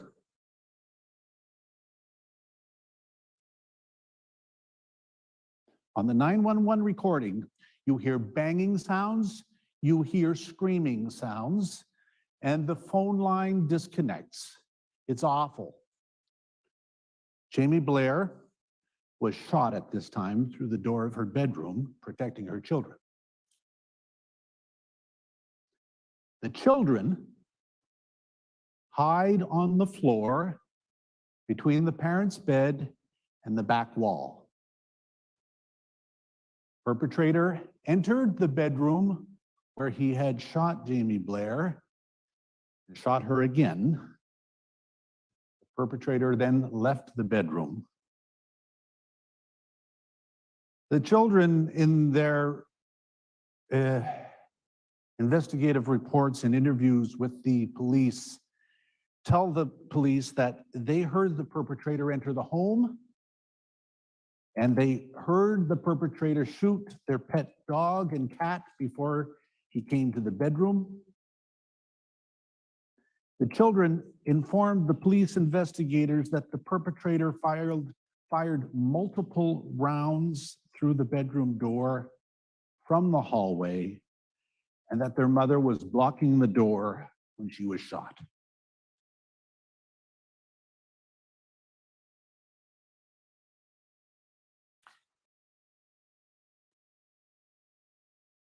After the homicide, the perpetrator left the residence. The children, who were at this stage behind the bed in the bedroom where their mother had just been shot, relocate to one of the elder child's bedroom closet. They hide in the closet, not knowing what's going on. They then hear smoke alarms. They fear fire. These are 9 and 11-year-olds. They get dressed and they arrange to leave the residence. On their way out of the residence, the elder child notices burning logs scattered outside the wood fireplace in the living room. 5:30 a.m. when the ERT team responds to clear the residence, they noticed or discovered that the gas supply in the kitchen was open and dispersing openly. The house didn't burn, certainly set up to, it would be suggested by the commission here. The children describe leaving 123 Orchard Beach Drive and going through a bike path to the McCully residence to their south. They knock on the McCully residence. It's answered by the two McCully children who were residing at that residence at that time. The Blair children in their statements to the police made no note of encountering Lisa McCully on their way to 135 Orchard Beach Drive. So after the shooting of Greg and Jamie Blair, you have the two Blair children witnessing the horrors of that event and then making their way through a bike trail through the wooded divide between the two locations and making their way to 135 Orchard Beach Drive. At some time after this incident at around 10:05, 10:06, 10:07, the time is unclear, we have 4 children together at 135 Orchard Beach Drive. Second point that I had raised earlier with respect to timing was 10/13/50. Mass Casualty Commission is of the view that Lisa McCully had left 135 Orchard Beach Drive before 10/13/50, and prior to the children making a 911 call at 10:16. So it's important for placement and timing. The phone of Lisa McCully and the ability of the phone to self-locate through GPS mechanisms is such that it's around 10/13/50 or earlier that the Mass Casualty Commission believes she was murdered. The phone was discovered later under her leg the next day. We submit that it's plausible that at 10/13/50, her body obstructed the phone's GPS signaling and that she was murdered at that time or shortly before. She left 135 Orchard Beach Drive sometime before that time, and before she, as she leaves, she is shot at some time and the signal is obstructed. The McCully children report being with their mother at 135 Orchard Beach Drive throughout the evening. There are 2 McCully children, both the same ages as the Blair children. They were with their mom. The younger child and Lisa McCully and the older child, were in the basement. They were dealing with some mundane things late in the evening of April 18th. The younger child and Lisa McCully at around 10 o'clock or thereabouts went upstairs to go to bed, leaving the elder child in the basement below.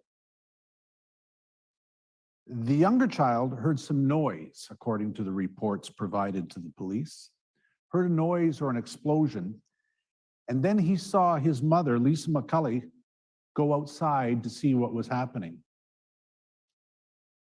She goes outside, and the last instructions she gives to the younger child are, "You stay here." Lisa McCully steps outside. She was wearing her nightwear at that time. She returns in for a sweater because it's cold, and she leaves again. The older child is in her bed. The younger child is in his bed upstairs. The younger child then hears shots, and he runs down at that stage to the bedroom of the elder child. They communicate and then decide to go upstairs. When they go upstairs, they meet the Blair children at the door.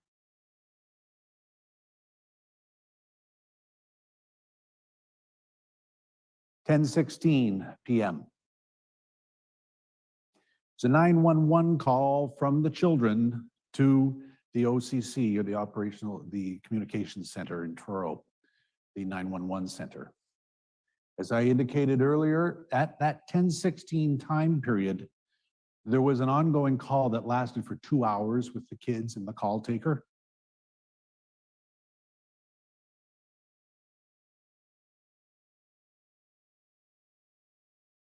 The children make the 911 call and advise of the Blair parents' homicide, that the perpetrator has set fire to his own garage. 2 minutes into the call at 10:18:30, we see the following exchange of text that has been presented for you. OCC being the call taker. Did you see what kind of vehicle? AD being one of the children. It was a police car. I couldn't find the license. Call taker. Oh, okay. Did you see anything else about the vehicle? You said it was a police car? Yes, it was. It was just like the police car. So you have information at 10:18:30, 2 minutes into the telephone call, after people get oriented and things get oriented, describing a police car being involved in this casualty. 3 minutes into the call at 10:19:22 p.m., the children advise that their mother, Lisa McCulley, is not present. They advise the call taker that she went over there and she hasn't come back. At 10:19:22, the older children advise that the two younger children have actually left the building and they are outside and they're not sure where they are. One of the younger children says that they went out on the ditch in the trail that they had made to the Blair's location earlier. And they described, what they said was the perpetrator, watching him go back and forth, Gabriel in his car. They described him going super fast on Orchard Beach Road. They used that expression, Orchard Beach Road. At 10:21:20, the children on the phone advise that shots are going off every 30 seconds. At 10:22:32, the two older children advised the call taker that the two younger children who had gone out to the trail have returned to 135 Orchard Beach Drive. So at 10:22:32, we have all four children in the kitchen in the middle of the house at 1:35. This is about 6 minutes into the call. The children describing a horrific scene of fire and shooting and no parents. The Blair children providing details even more specifically of the murder of their parents. 10:30:12, children described the car, or a car driving by, and they advised the call taker that it's the perpetrator, or that the perpetrator would blend in because of the car, because he has a cop car, to use the appropriate expression. I've listened to the 911 call. I've listened to it more than once. It's alarming. Been doing this a long time. The children's poise, their presence, their capacity, their ability to engage with the call taker is simply outstanding. They are calm, they are responsive, they are observant. They identify people, they identify places, they identify things, and they communicate with the call taker in a manner that is, as I said, outstanding. At one point, the kids expressed concern for elderly members of Portapique given the fires, and expressed concern for officer safety. I guess it's not my place to say what I think about the kids, but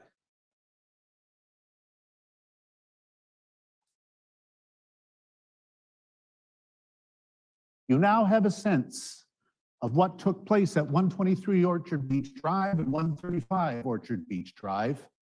Total horror, 4 children in a household talking to a call taker. I now need to take you to Cobequid Court. And I take you to Cobequid Court because it's part of the hypothesis of the Mass Casualty Commission that after 123 and 135 casualties occurred, that more casualties occurred on Cobequid Court. I remind you that Cobequid Court is the home of Jolene Oliver, Aaron Tuck, and Emily Tuck. 46 Cobequid Court, their home or the residence at that time of Peter Bond and Joy Bond. This is a different aerial view of the location of the Bond and the Oliver Tuck residence. You get a sense of how close they are in terms of the physical proximity, given how things are a bit stretched out in Portapique. We have little information, I am afraid. We don't have a telephone call, a 911 call from the Tuck, Oliver, or Bond residence. And as much as we have worked on this file with respect to trying to obtain what took place, one of the tremendously frustrating aspects of it is the lack of information from the south of Portapique area on Cobequid Court. We know that the Tucks and Olivers were shot and killed in the entranceway just inside the home at 41 Cobequid Court. They were shot one after another. Aaron Tuck was shot and killed first, followed by Jolene and then Emily. We know that the Bonds were shot in the entranceway at 46 Cobequid Court. Peter Bond was shot first, and Joy was shot in the living room area of that residence. The houses were close together. It would not take much time for a perpetrator to go from one residence to another. We cannot provide for you details of where the perpetrator went first, whether he went to the Tuck Olivers or whether he went to the Bonds, but we know that we believe that the proximity was very close. We have information that Emily Tuck was texting to a friend at 10:03, such that she would have been alive at the time of the atrocities at 123 Orchard Beach Drive. So this is where the Mass Casualty Commission has to hypothesize. And it's something that's not irregular in courts, drawing inferences from known facts.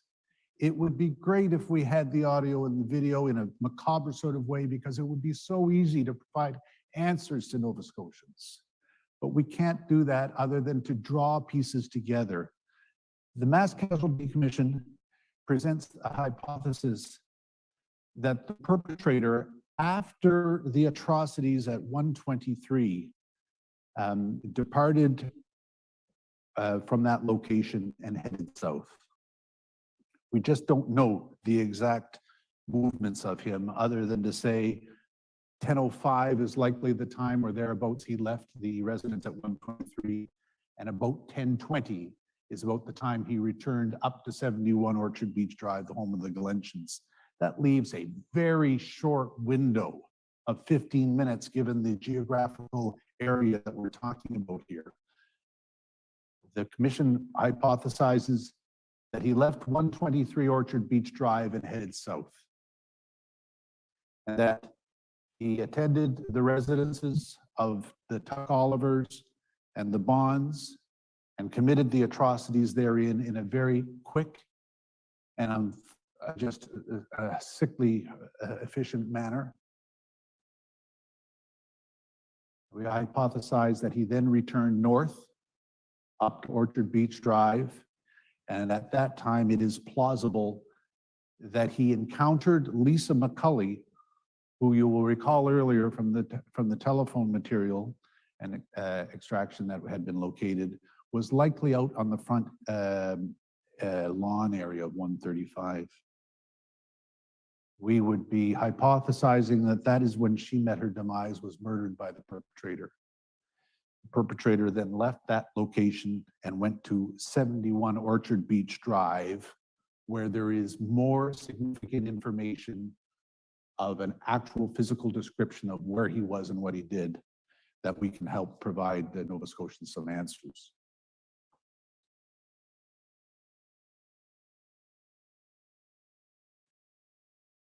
We present hypothesis 2, which is similar, not identical, but similar to that which we have suggested with respect to the demise of the residents on Cobequid Court. That is, that he leaves 123 Orchard Beach Drive at around 10:05, proceeded south, and encountered Lisa McCulley at that point.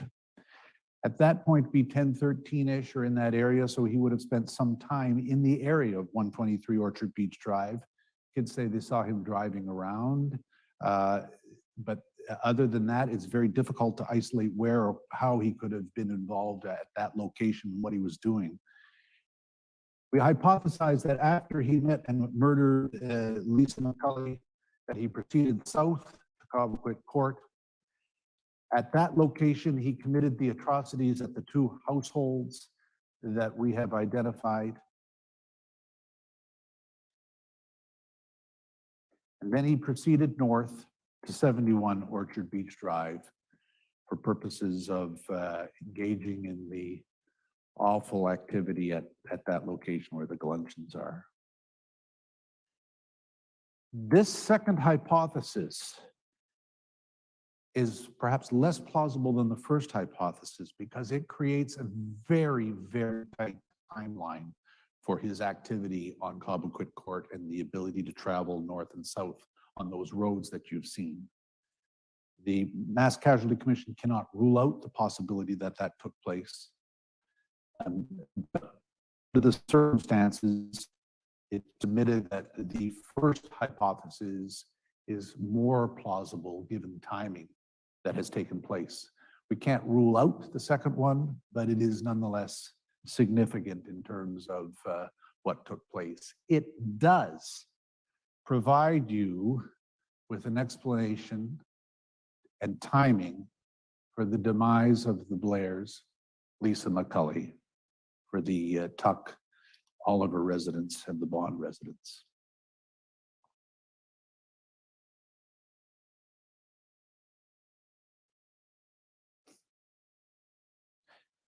So I wish to summarize at this point, and I think probably this will be a good time to take a break, but I wish to summarize what we know and what we believe we know or what we think we know in terms of the observations and the information that's been provided. That between 10 p.m. and 10:20 p.m., we hypothesize that the perpetrator victimized 4 households. We hypothesize that the perpetrator murdered 8 individuals. We believe that by 10:20 p.m., the perpetrator has advanced from the south of the Portapique area up to 71 Orchard Beach Drive, where then Frank and Don Galenchin were murdered and their house burned to the ground. I would propose at this stage, commissioners, that it's likely a good time to stop before we go into the next segment of information with respect to observation of witnesses. Thank you, Mr. Burrell. Are you suggesting we would take what I would describe as an early lunch break then? Might be a good idea, Commissioner, and then we can, if we return early, then I can finish earlier, and that will, I'm sure, be pleasant to everybody. Perhaps then we could break until we could break for an hour. Let's say we will break then till 12:45, which is just a little more than an hour. And thank everyone for their patience, and thank you, Mr. Burrell. Thank you. Thank you. The proceedings are now on break and will resume at 12:45.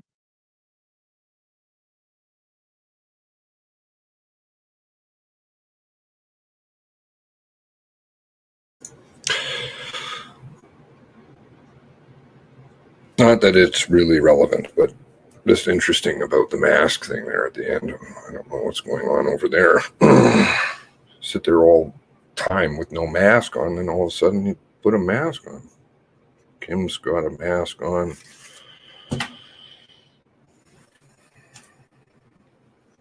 Chief Fitch. RCMP. Yeah. She doesn't want a mask. Okay.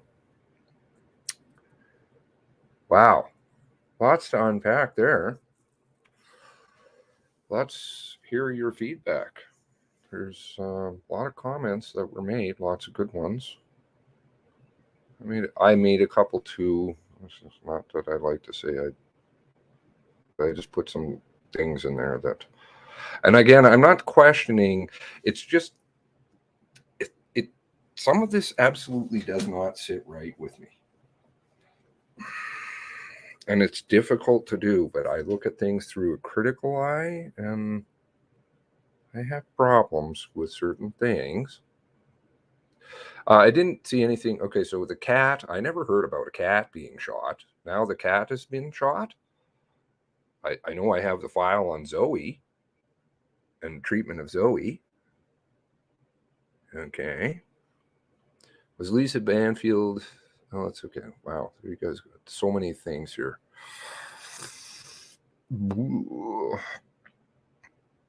Okay, so what he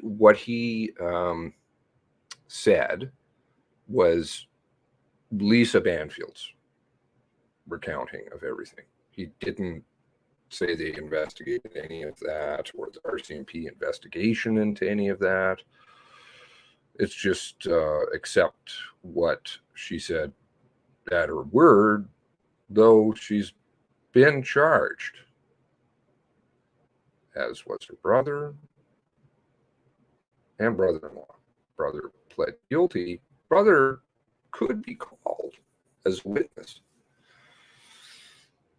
And according to those articles, it was unauthorized transportation, not transfer, transportation, which means he has authorization for prohibited ammunition. That always doesn't sit right with me. Is the dude a lawyer? Yes, he is. Counsel. Lawyers. Kind of almost makes me want to, ashamed of the fact that my family is all lawyers and judges. Anyway, moving along. He's just, I don't know. You can't, I don't like to point fingers. It just feels gross, but you partake in this. I don't know. Are you proud of it? Your kid's going to be proud of it. Your grandkids. 2 hours leaving the children alone. Yes. So I did, doing a bunch of research all along, I did figure out prior to this coming out that the EAR team didn't go to the warehouse or Orchard Beach. They went to Portapique, which seems very odd. You go to a burning warehouse as opposed to all the 911 calls of murders. You go to the wrong road. Why? Don't know. Just ask some questions. Corey's 1040. That means the cops shot Corey. Yeah, I'm just making note of your comments. I'm not saying anything as to that, but 40 caliber isn't what kind of ammunition they use. So that would be difficult unless they're using some kind of gun that isn't issue. Where is the footage from Wilson's? Yes. What is the quality of the footage, since we're supposed to say that this is absolutely, because this is the narrative. This is how we know. That and the discovered items weeks later. Okay. At the welding shop because of a feeling. Okay. They're ignoring Peter Griffin call 9:15. Where's the fire department? 45 minutes. Great Village is down the road, right? 10 minutes. There's a fire hall there. Now 11 minutes later, the RCMP arrived, but fire department didn't come. Were they told not to come? I don't know what happened there.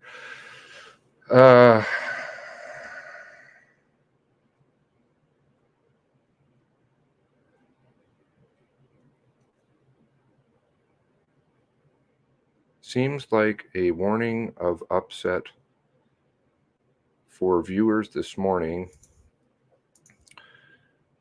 was meant to do What? Stop folks in the layout? Psychology is very important in lots of things. Just saying. Trauma. Don't want to tell the families. There's some very key lines throughout this. Who is it? McNeil? Blair? Review. That was a great video. And he said, I just played their thing, and no, we do not want to answer the families, as the RCMP said. We do not want to answer the questions of the families because that might traumatize them, which is counterintuitive, illogical. If they're seeking the answers, clearly they're prepared for trauma. Not having the answers is traumatic.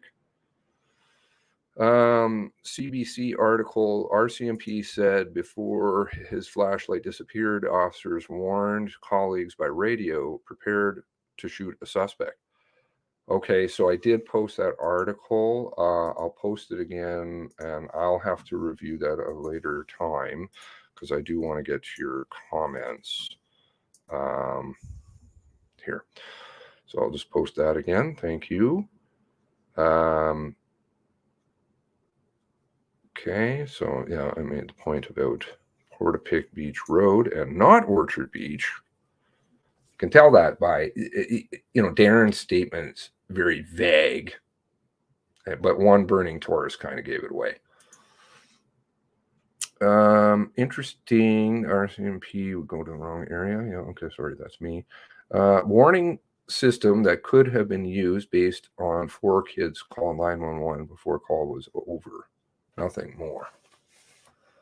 Okay, well, hospital reports, witnesses, nurses, doctors, there should be all kinds of stuff. But then, of course, the redacted word, very interesting, though the narrative had been totally sown by all kinds of special groups. Very quickly, based on what, not sure, horses always. Sometimes they have, depends on where you go. Later in the story, sources become colors and things and inanimate objects. I don't know. New document released this morning. Lisa's statement while she was in the ambulance. Was she in the ambulance? Where was the statement? Well, now she's taking the statement in the hospital by Constable Brown, who then goes to Onslow and then south to, or it appears as though in the direction of travel towards Shubenacadie. Busy fellow. Did the hospital staff ever give evidence? Good question. Did they? A bit behind the video, interesting, keeps addressing narrative, very important. Narrative, what is the definition of a narrative? Story. Okay, and I think that was right at the beginning. We're trying to get the story straight, or we're still getting the story together. Interesting wording. Okay. Okay, I see a comment about somebody. I'm not going to point fingers. Don't like to do that. The last time of the text was 10:07 from Emma. Be all kinds of records. Celebrate. Anybody who's familiar with RCMP and phones, celebrate. Let's see if I can find it. Celebrate. So I played a certain video. Did I play that on here? Of a case out in BC. Maybe not. Celebrate. Israeli digital intelligence company that provides tools for federal, state, local law enforcement expertise. RCMP use Celebrate. It rips all kinds of data from your phone, pretty much anything and everything. One day I'm going to get into the data and phones. All right. Let's see. 10:07. So what did they say it was? 10. What time did they say? 10:04?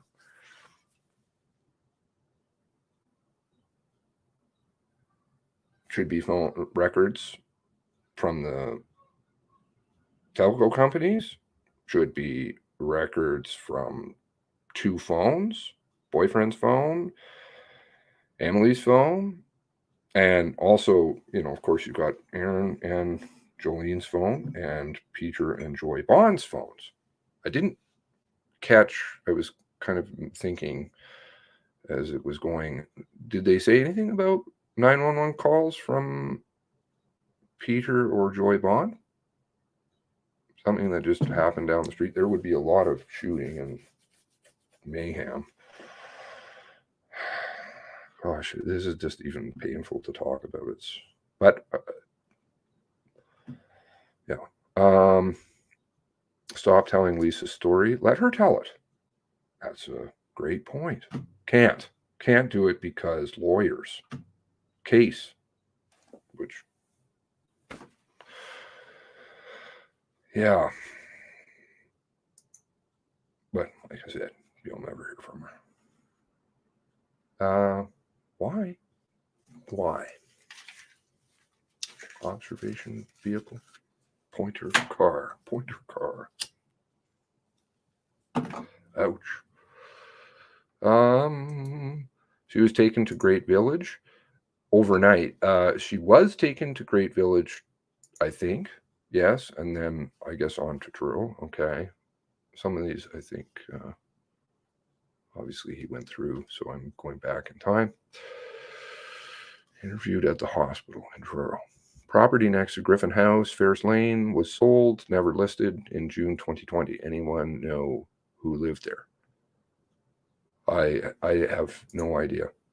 No idea about anything like that. There was a mention somewhere I've seen that Lisa's sister owned property on Orchard Beach. Is that correct?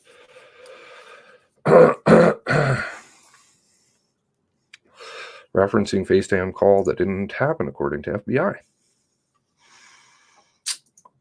It's interesting that you don't have any records of anything in this day and age. Of course, again, ripping all kinds of data. And the FBI found no evidence, but somehow there was a FaceTime call that happened. Okay. Why only at 10 p.m.? FBI didn't cops say this didn't happen? Yeah, they did. Absolutely, about the phone call.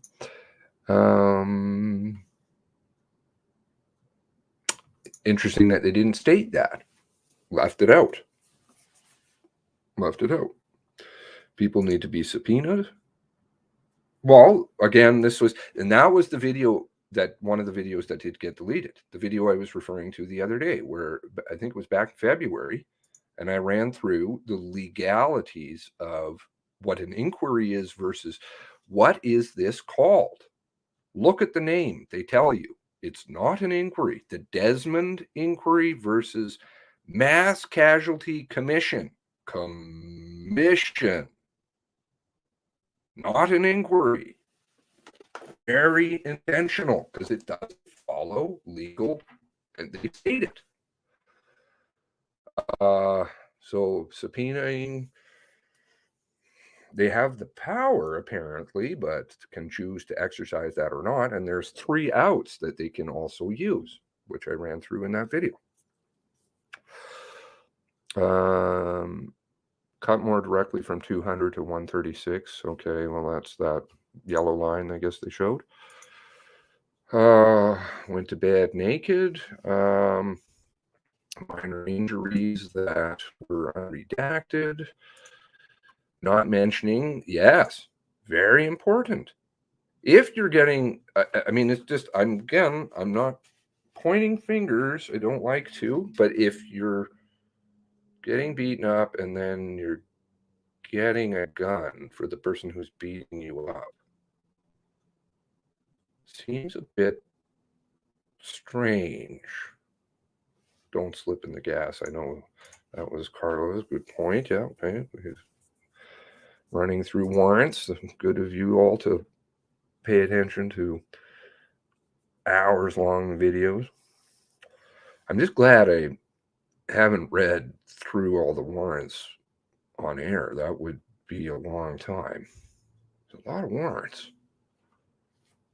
Still even just reviewing them now.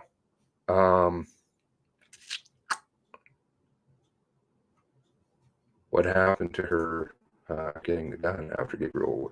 Yeah, okay, so same point, basically.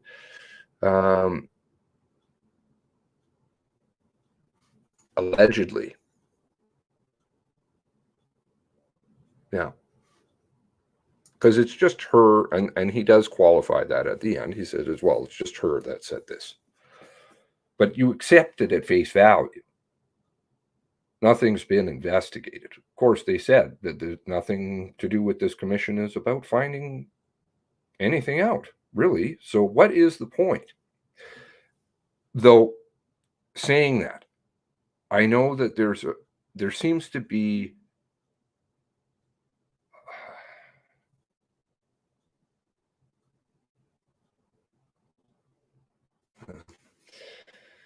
this has to happen because at the very least we'll get something, right? We're getting a little something and we can use that. If it goes away, I have a really bad feeling, as in, people are, let's get rid of this, because I don't know if anybody's said, I would love to see a commission. But if it goes away, I don't think you're ever going to see anything ever come out. What was that warning on the tweeters there? Sorry, unredacted. Where's that?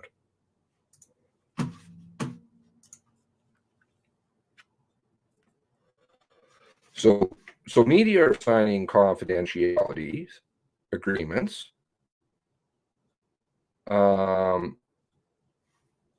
But it hasn't gone through the redaction process. And therefore, then, we're not making it available. This may cause a delay. Are we seeing a pattern? Delays, redactions, non-answers, accepting things at face value. This was, I believe, Kendall's point. Excellent. A long time ago. Fingerprints on the gun. Boom. So then if there's fingerprints on the gun, not fingerprints, I did try and correct it. She's crawling over guns in the front seat. It appears as though she may have a pal because she's not purchasing illegal ammunition. Obviously, she's not getting charged with possession. She's getting transfer, apparently. So I think she may have a pal. So she's well versed in the, and do we know that or not? Did anybody even check? Don't know. She loses her handcuffs somehow after hiding in a stump. Where are they? Kind of hard to lose handcuffs, I would think. Even if it's one. Maybe there's a hacksaw. What happened to shoot at the feet? She was very lucky. Very lucky. Indeed. Again, I'm just weighing the facts. That's all. I mean, yeah, that's all.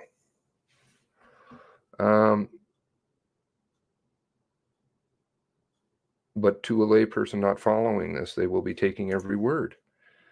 I think a lot of people are following it. don't believe the numbers. And that's why they're very nervous.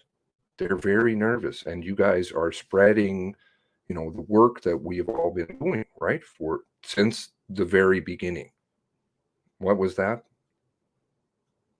First day I got the next morning. I did a video.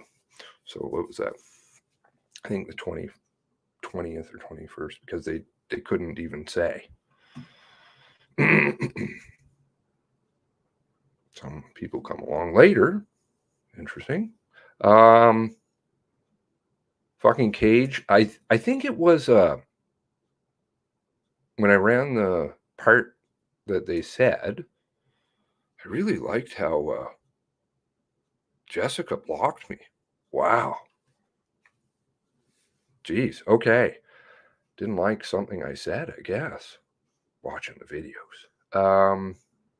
Word for word, I think when I ran the part, it was, there is a version that's a plastic with a divider. So can it be discounted? No. The alleged report, word for word, Campbell. Campbell's statement, very, very vague, very, very vague, and took him over a year. And lots of other chaff that was in the news at the same time and not announced in the media for over a week. I never went through any of that, really. There was a lot of stuff that was going on at the same time. Funnily enough, there was a story that paralleled a gray SUV and a police impersonation and murder, arson case. Manitoba to, was it Manitoba? Ontario? Very strange, very strange. And there was also somebody that died. Never touched that one yet. Because it brings back a name, a connection. They'll know who I'm talking to. I know. Okay, that would not be very good if that came out, I don't think. Might raise some questions. Again, just giving people the opportunity to wash their hands. Her statement is just a narrative. This word, do we even know? Does he even know that he's telling a narrative? Yes, he knows. Of course he knows. They all know. It's not like they're simpletons. They know exactly what they're doing. This is why I'm like, are you proud?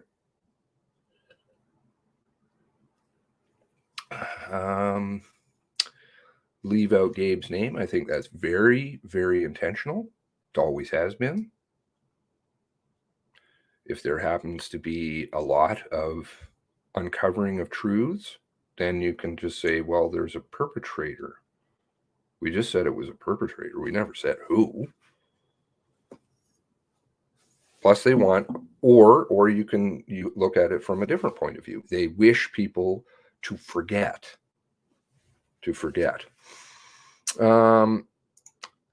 I was just saying that she wasn't mentioning in the transcript that we received, which is, I timed out the phone call, and the first time,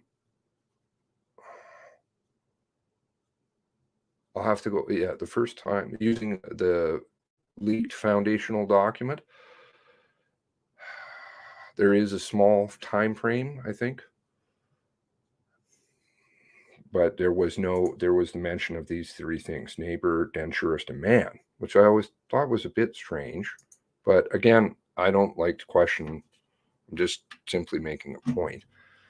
It's interesting to say all those other things when you know who the person is. Wouldn't you say who the hell it is? Jesus, that guy is fucking shooting everybody. But maybe, in the heat of the moment, I'm not pointing fingers. Thank God I'm not in any of their shoes. Lisa, none of Lisa's statements should be treated as fact. if she was a police informant or if she was something else. What? Pointer car, pointer car. Yeah, so I was just going by the transcripts, that's all. Should they not play the tapes to show proof of them?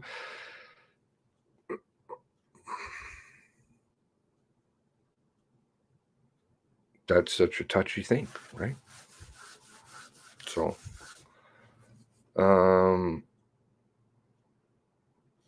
enter the bedroom.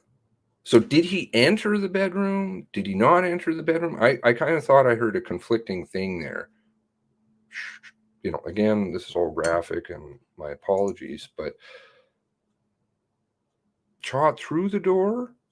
Like the door is closed, or then he was coming into the room, or through the doorway? I couldn't understand.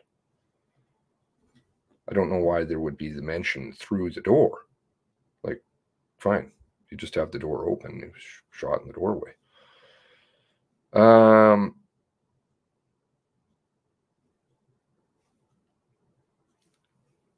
Yeah, I'm trying to be as sensitive to everything as possible. But I think, you know, Tara would say, if there was a call on her part, her brother's part, play that. She'd want to know. She just wants to know the truth. But everybody is who they are, and we have to be understanding of that. But for sure, I would say the transcripts are kind of important. Cat and dog, from what they say. The cat wasn't shot. I never heard mention. Zoe, yeah, Zoe was in the news, and there was a lot of stories about that. Psychology stuff. And terrible, obviously. I have Minpin.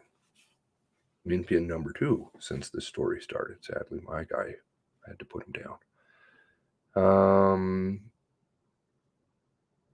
The gas was open for 2 hours with logs or embers or something like that, and there was no fire.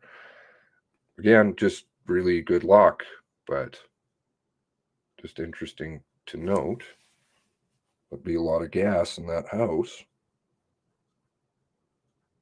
Thank goodness. Thank goodness for a lot of things.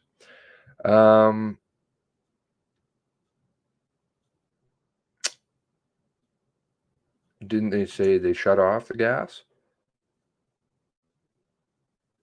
I thought I remember that. Did he say that?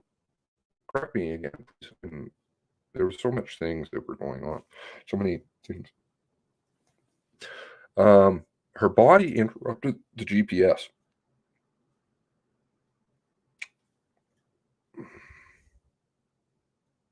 Again, I would say Celebrate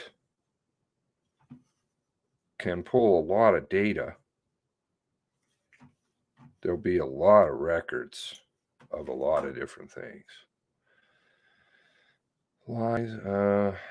The ERD team goes, my phone blacks out when the RCMP are nearby. Well, that's interesting. Tech fun. Tech, gotta go. I sound like a total crackpot, and I use it, of course. My girlfriend always points that out. And I'm like, because it's a necessary evil to try to hopefully help people see that tech is bad. Imagine if there was less tech or no tech. Maybe just newspapers. Imagine our world today. Do you think? It's an interesting one. RCMP have Stingray that shuts down cell phones. Well, I mean, that's crazy if we're saying that, right? Shutting down cell phones? Or is it destruction of evidence? What's going on here? I couldn't understand where the children were. They were going everywhere in that recanting narrative. in the house, but I'm going to have to go back and watch that.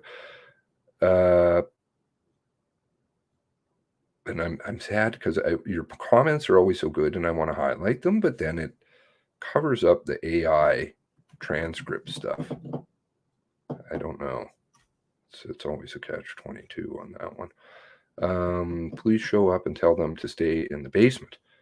Well, of course, but they went to the wrong road, decided to check out a burning home. Why? When you have a fire that's been reported down there, but you certainly have children that are in danger, and you have multiple murders that you're aware of, and yet they chose not only on the tweeters to just leave a cat rolling around for an hour, which is what was it Leather said? Very speedy. He didn't use the word speedy.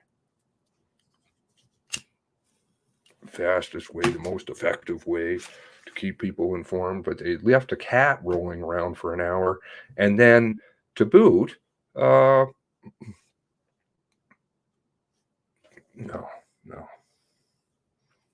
You go to the wrong place.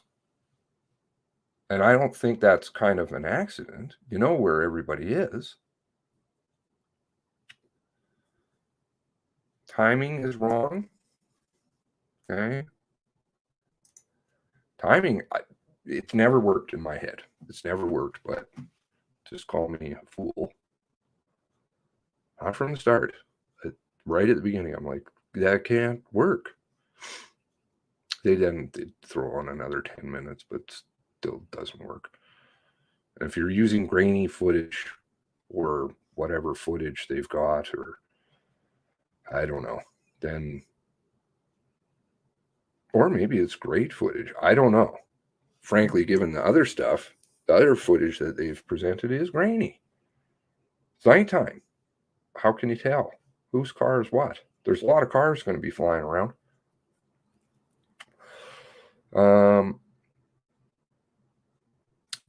Posted a map of the trail between 200 Portapique and 136 Portapique Drive. Difference in time if you're walking MCC map versus what I would walk. Okay, so walking back and forth, and I mean, this is adding a lot of time. To a lot of people, the murders happening, fires being set. Again, it's horrific things to think about, but it's just not logical to me.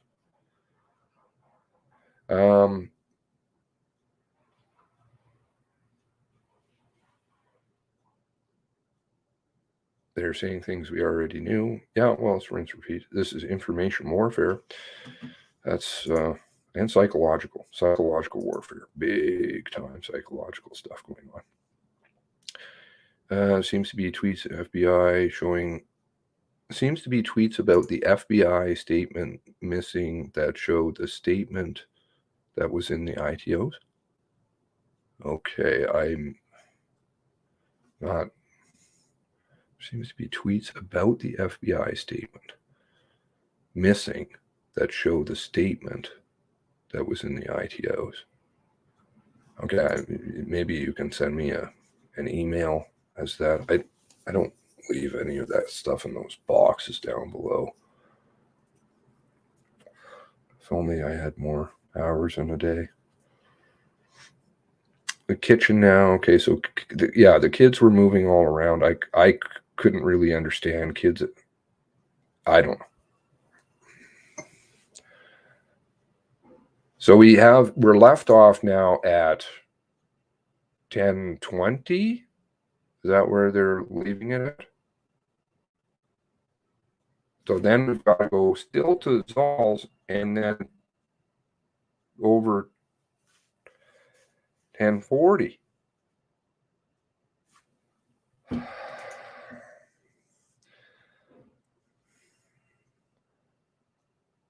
He would blend in because of his car. Okay, and I guess they saw the car in the dark. I don't know. I hate saying this shit. Probably, yeah, there's light in the yard. I don't know. Brave children, yes. 10:30 children see him. Okay. So they see him at 10:30. So then he still has to do, well, no. So if the children see him at 10:30, now he's south of Frank and Dawn's, right? On Orchard Beach. But he's still got to go over to the Zolls. And there's still the murder of Corey. Not working. Something's not working here. You know, you can time that out. Let's time that out. Like, time out. And there was the mention of the Portapique Crescent, driving around the Crescent numerous times. I know I asked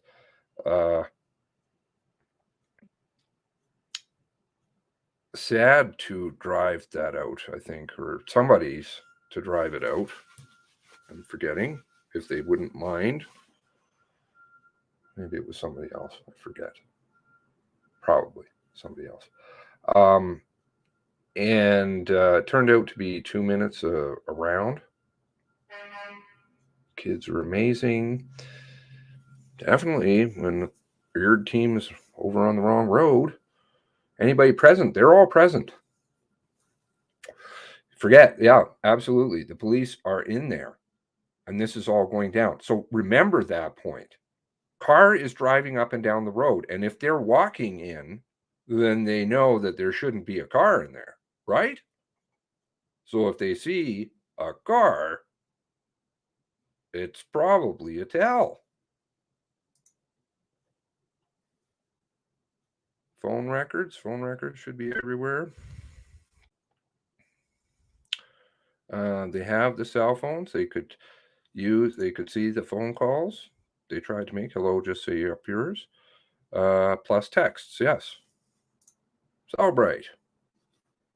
I misspelled it. Damn techno words. Are they going to tell us about the 911 calls that the public haven't heard already yet? I would say probably no. Is this about discovery of truth? Supposedly it is. Supposedly it is, but only to a small extent. But again, we'll learn enough that if people have the perseverance, and I think you all do, that's why there's 80 of you on here. Sure, there's people that just watch, but the Discord has been working tirelessly for sure. Some people in there absolutely have been going, picking apart the facts as we go. I'm not going to give up. Tara's not going to give up. So we'll just keep looking for the facts. Hopefully I have enough Tylenol and cigarettes and coffee. Are they going to play Griffin's call? Are they going to play any calls? No, I don't think they're going to.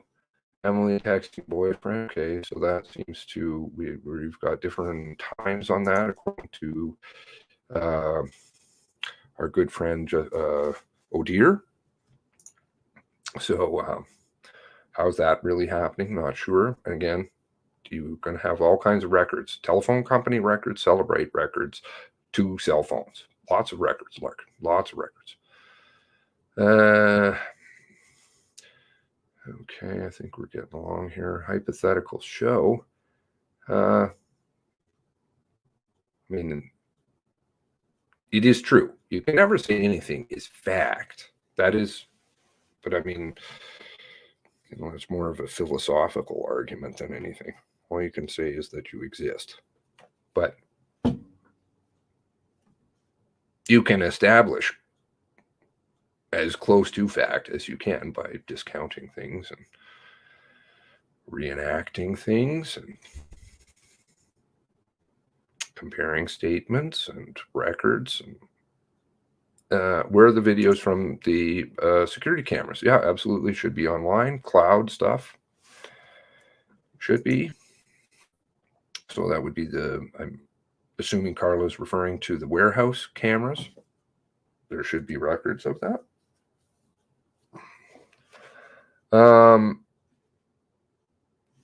I saw this comment. That's very interesting. I'd love to know more about that. I don't think I ever heard of any such witness who saw a fire, heard shots, and then went to sleep.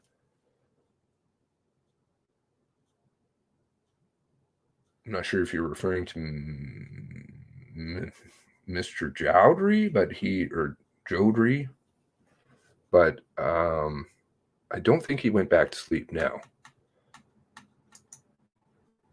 But if you know more, please do tell.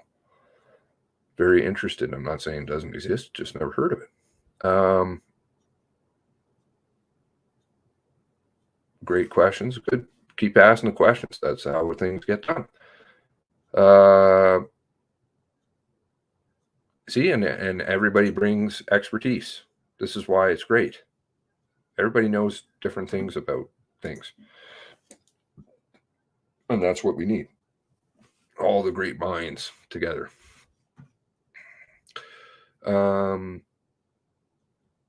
you're betting that they have from the access to the cloud?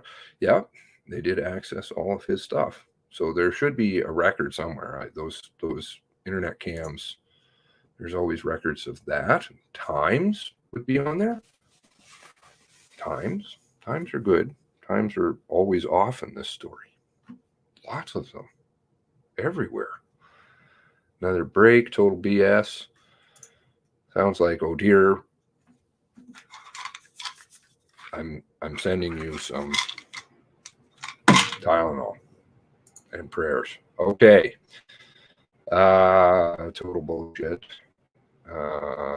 Next segment, police BS. Wow, lots of foul language. I've tried to clean up my mouth. Oh, look at this, even more. FFS. Okay, breaking for lunch. Hypotheticals for 13 million. Oh, I think we can all put down what you think it's cost. Just take an estimate between everything. It's way more than 13 million. Way more than 13 million. And why do you need to spend this money again? Shouldn't the police just have the answer?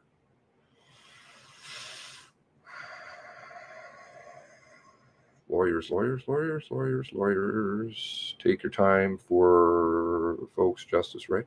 Shouldn't take that long. Started at 10:57 for dinner at 11:40.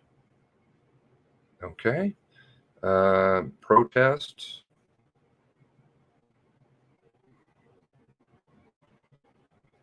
There was talk of another after the one in Bible Hill was done. The last one. The one that the media didn't really cover, other than kind of throw it in. Tara's, it was for all the families, obviously not just Tara. And lots of you went out, but they kind of lumped it in underneath the Run show, which of course then just disappeared into nothingness, I think, with some exposure. Anyway, moving along. Oh, the stories. One could tell. Well, not stories. Facts. As best as possible. They made a few mistakes, like saying M texted her friend when she called her boyfriend. Was it a call or was it a text? You guys will have to help me here. All roads lead back to Fredericton. Fredericton, there's a lot of connections over New Brunswick for sure. Masks make them feel superior. Seamus should have been given. Okay, I can't say that because that has something to do with me. But I appreciate the support. So I'm just nobody. Nobody without a team. Nobody without a team. And like this process is so great because so many of us have become good, friends and kind of things like that, and can work together. So there's a lot of goodness that has come out of something that's so horrific. They have proof. Someone said the cat wasn't shot in chat. I don't remember any mention of the cat being shot, but again, I could be wrong. I definitely have files on Zoe, and I believe Gina's shepherd, possibly another dog. The shepherd never went to the vet until 5, which I always found very disturbing because you'd think you'd know about it. Very lucky the dog didn't die. Very lucky a min pin who shot doesn't die. Here, just give me 1 minute.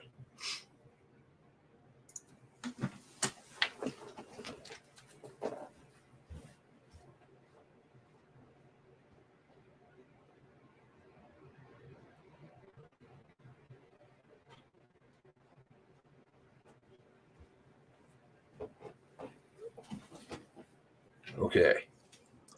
So this is Nova, named after Nova Scotia. She's my new min pin. Well, not new now, but you can see like Nova is very tiny for even for a min pin compared to my older boy, Mr. T, who died. But hello. I don't think she'd fare well against Norwood T, who was a lot bigger. Well, not a lot, but somewhat. With high-powered rifle round, any kind of round. But thank goodness. You like the sweater? My girlfriend's always buying clothes. I don't understand clothes. Okay. Good old Nova. See? I got a name from this whole wreck of a horror show that is. Would never have a name for Nova. I'm going to call her something else before, but summary of her account, summaries of summaries of summaries of summaries of summaries, and more summaries with not very much substantive evidence. Best detective around. The people at the mass casualty, the best detective around. Cat is fine, wasn't harmed. Okay, I'm not sure if you know that. As in, you know of the cat's condition personally, or you saw that somewhere. That would be great to know. No mention of Corey in the timeline, by the way. I think that's why you take a break before you bring Corey in, because then it will just kind of, because it won't work. We'll just go to 1040 and Zal's and then escaping with video in the middle of the night.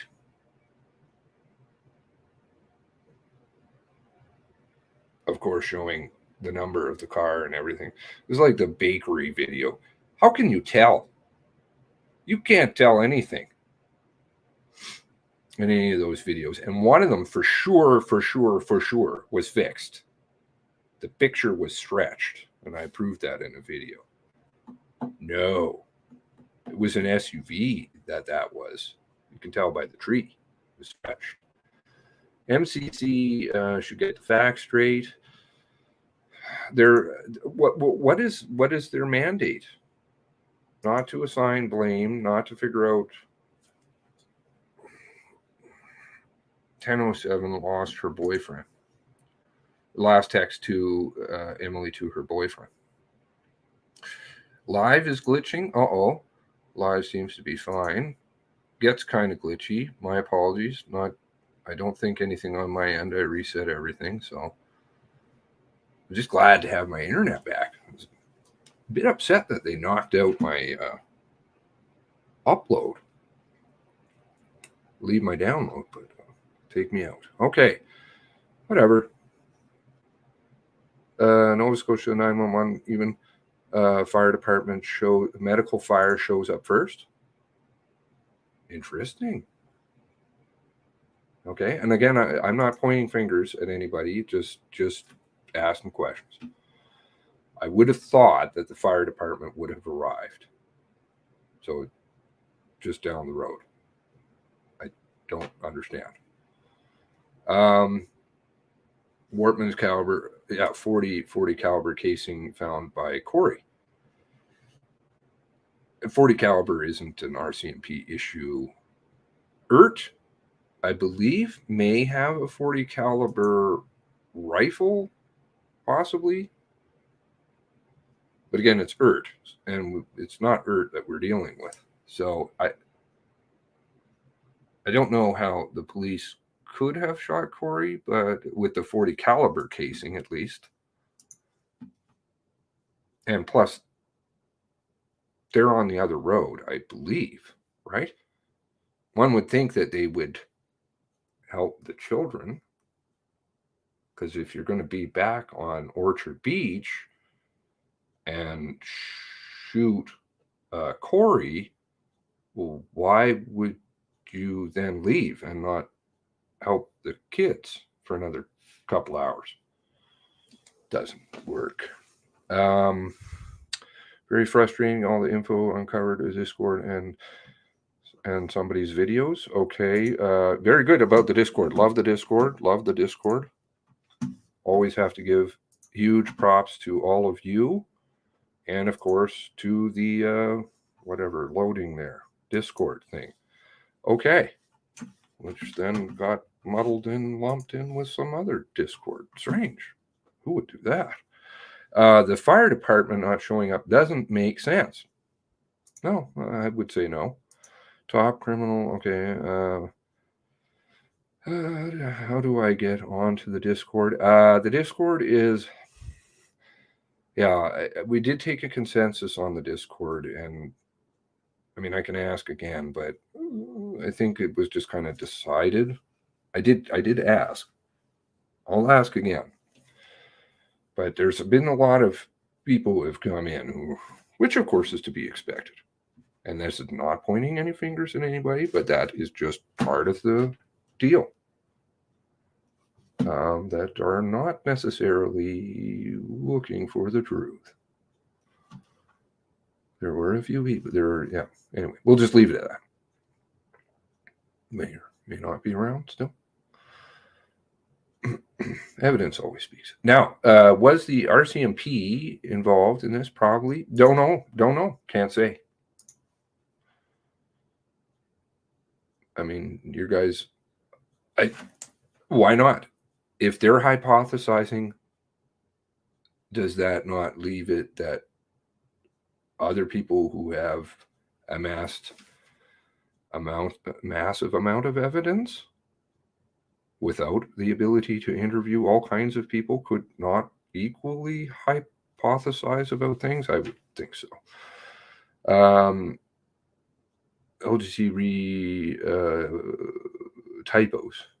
Larger opponent trauma awareness gives the MCC an out. Yeah. Psychological warfare. It's really gross that they weaponize the trauma. The use of that.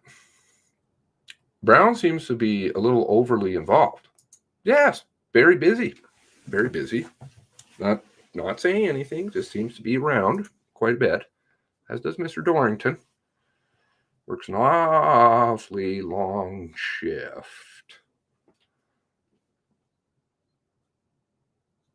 Very long shift. Double shift.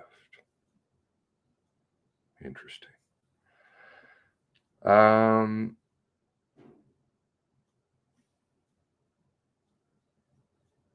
I believe they're so far out of touch with things, they have no idea. I wouldn't give them that much credit. They know what's going down. Anybody who looks at anything, even a little bit, would be like, what? That's why, you know, it never made sense to anybody. That's why we're all here. Okay. 10:03. Okay. Sorry, I'm back in messages. I think I'm way behind. They said there was no records from the bonds. Okay, so that's the 911 calls. Is there records of anybody? It's all right. Is there records of anybody? This is you want to get spooked out? Look into this. The amount of stuff these people know with the garbage that this represents.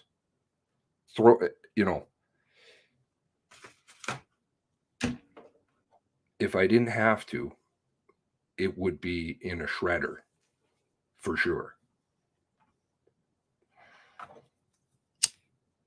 I know what evil that shit represents. Horrible.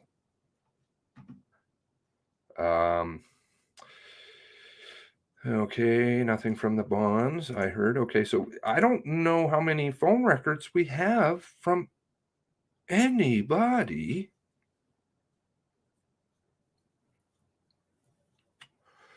They skipped over the McDonald's. Did they? Okay. Wow. Missed that. I mean, they were throwing out lots of different things in there, so it's going to be good to pick apart. This is why we're here. And it's not just like trying to disprove their narrative per se. It's just trying to see, is it plausible, true, or what elements of it aren't. That's where I come at it from. But I'd say the pizza don't miss. Oh, you're having a sheep. Are you having a sleep? Okay. Can't help but think Lisa Banfield was with him during all of this. I'd like to see a reenactment of her escaping backseat of a police car over piles of guns loaded with possible... Was she tested for gunshot residue? Was she? Ever? Has she been run through CPIC? What's her knowledge with the, like, what's her, what police knowledge do they have of her? Is she just an unknown? I was never able to find this lawsuit about the hair stuff. I never saw that. I know over the past 2 years, but of course I would miss a lot of things. I did see the ring thing with the receipt, which is kind of strange. But anyway, another day. They don't know what they don't know. AWZ Ventures out of Toronto is Mossad, MI6, CIA. Okay, I don't know if I know AWZ. It's taken my brain into a different alley. Bureau said Lisa was taken to Great Village through the night, so I'm confused. As I thought she was hiding in the trees. Did he say that? Did he say that she was taken to Great Village?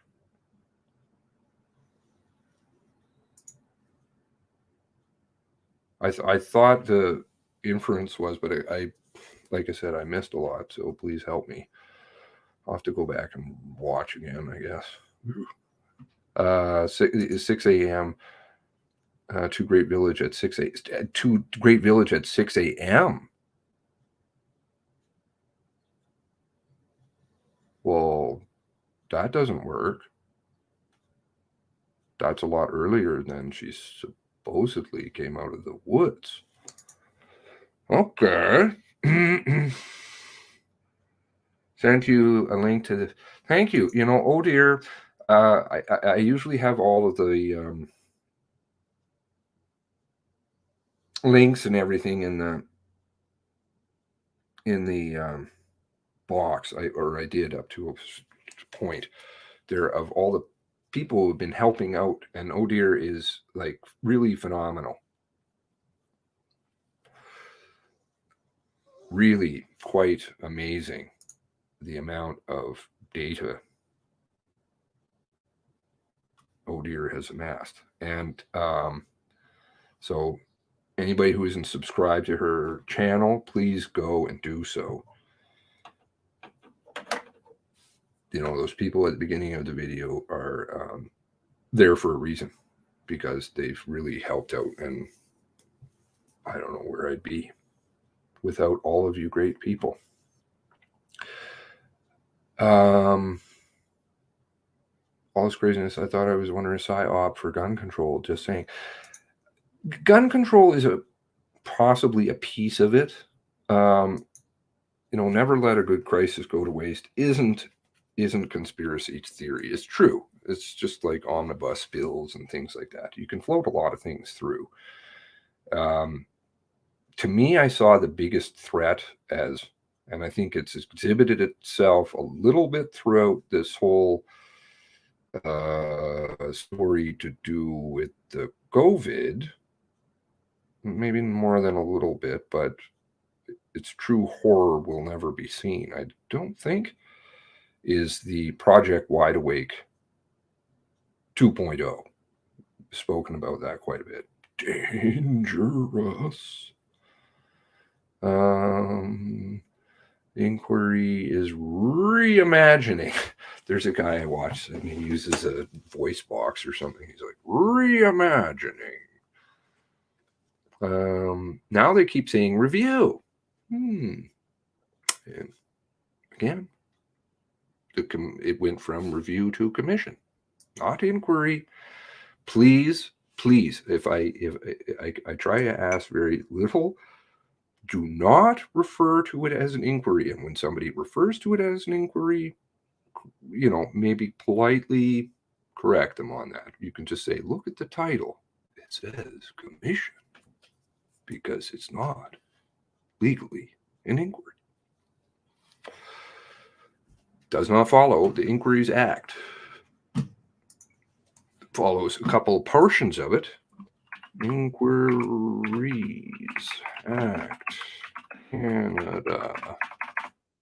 Act Canada. Inquiries Act. Boom. Quite a lengthy piece of legislation. Very long. And there are certain things that you'd have to adhere to, but it doesn't. That's why it's called a commission. They're using imagination. Well, they're saying it's hypothesis. Okay, so call it what you want. Give it a name. Also, don't mention that she, I should get, so there's some things I'm going to revisit that Odir has done some nice summaries on over time. So, I mean, what's this about? Come on. 395 subscribers, please. Let's see. That's Odir's channel that I linked. Okay. Great channel. Just like Tara Concan and Just My Stupid Opinion. And we've got Rage in the Cage and Steve. Those guys are doing other things, I think, predominantly, but doesn't mean that they're not helping and haven't helped a lot. It's good to support people who help. So please go and subscribe. So let's see. Also didn't mention that she actually got away and took her shoes when he caught her. Yep. As he's carrying flashlight and weapons and he's dragging her by the hair, his go-go gadget arms.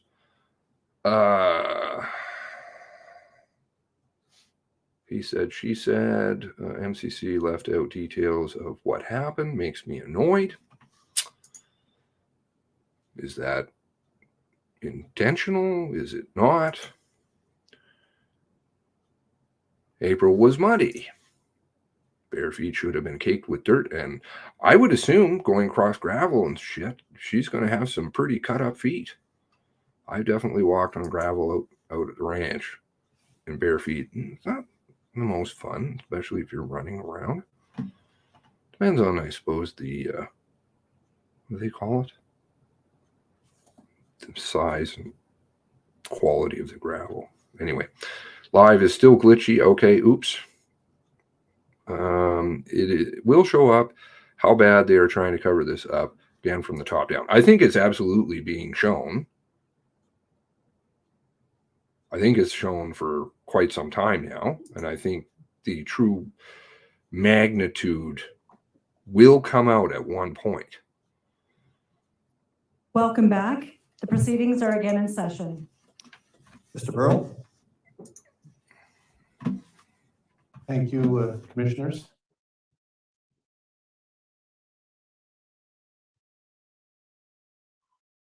Well, this morning we went through an extensive geography review for purposes of familiarizing you with the location.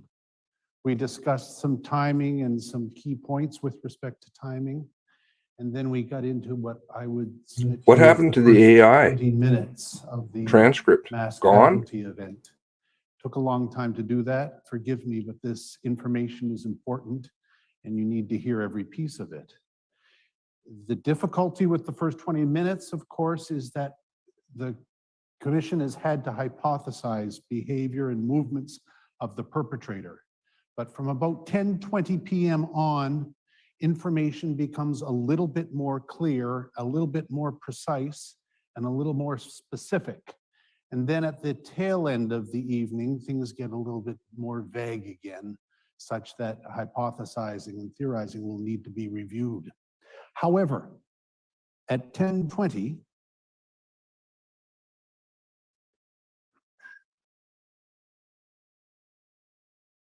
forgive me a moment, folks.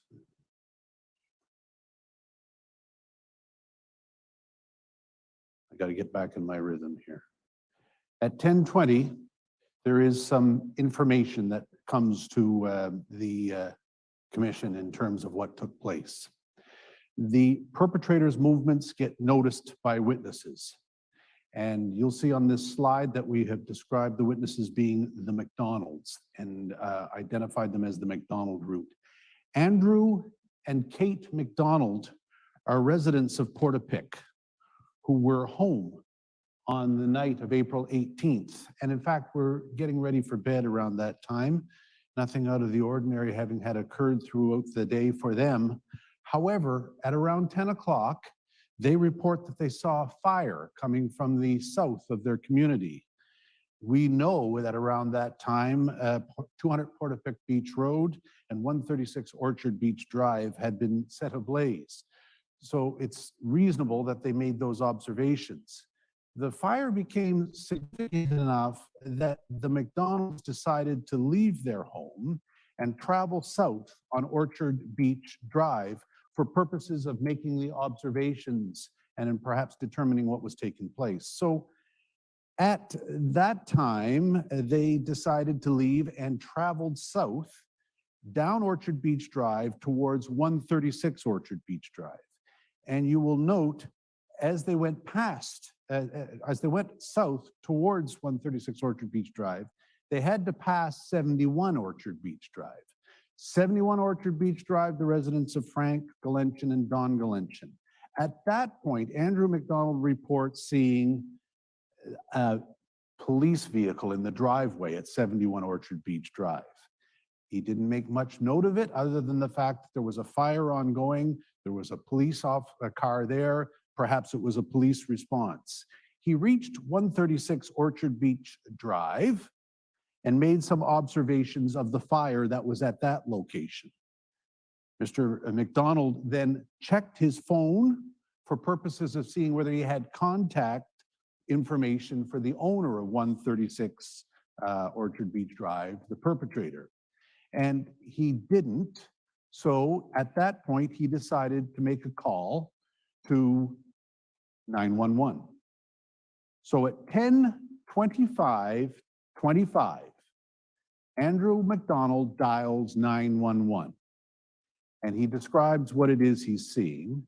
So 10:25:25 is important because we've got McDonald in the community observing the fire at 136. He turns his vehicle around and heads north. And as he heads north, he gets to 71 Orchard Beach Drive. And this is important because at this stage, he notices something different about the location. And he makes, as he's on the phone with 911, Kate McDonald and Andrew McDonald describe what they're seeing. At 10:26:25, Kate McDonald says, "Oh my God." They are at that time at the Galenchins and viewing and seeing that the house is on fire. McDonald's in front of the residence at that time, and there's communication with the 911 operator in which they exchange some information. Now, this 911 call, when you listen to it, is very hard to understand simply because there's a lot of talking very quickly in a panicked fashion, but at the same time, it has been transcribed in this way so that you can get a sense. There is Andrew McDonald talking at points. There is Kate McDonald talking at points. There is the dispatcher, CP01 in this case, talking, call taker 1, and there is the fire dispatcher. The reason that there are 4 people talking is because the call has been on the line for about a minute, and Andrew has advised of a fire. The call takers contacted fire dispatcher, and they're all on the same call at the same time. Andrew McDonald at 10:26:25 says, "Yeah, like the police officers parked at this driveway, but I don't know what like he's coming around. I don't know if he's going to talk to me or what." Fire. "Is it safe for him to be on that road?" Andrew McDonald, "But fire. Right now?" Andrew McDonald, "Yeah, fire." Call taker 01, "Sir? Sir?" Andrew McDonald, "I've been shot." Fire. "I've been shot." Fire. "So you're aware that the shot's been fired?" Kate McDonald, "What the fuck is happening?" Andrew McDonald, "It's our neighbor, Gabe. He just shot me in the arm."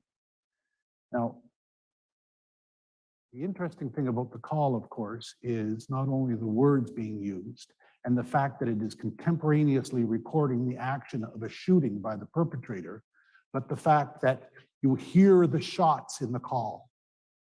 You hear the female screaming, in this case, Kate McDonald, and you can hear the woman screaming again later in the call.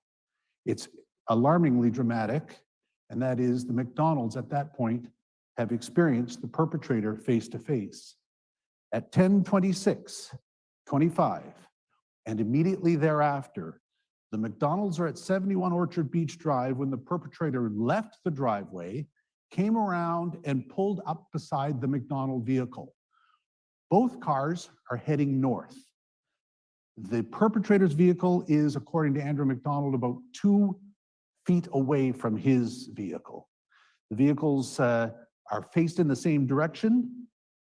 And at that time, Andrew McDonald sees the perpetrator point a handgun at him with a laser pointer pointed into his vehicle and discharges 2 shots into the McDonald vehicle.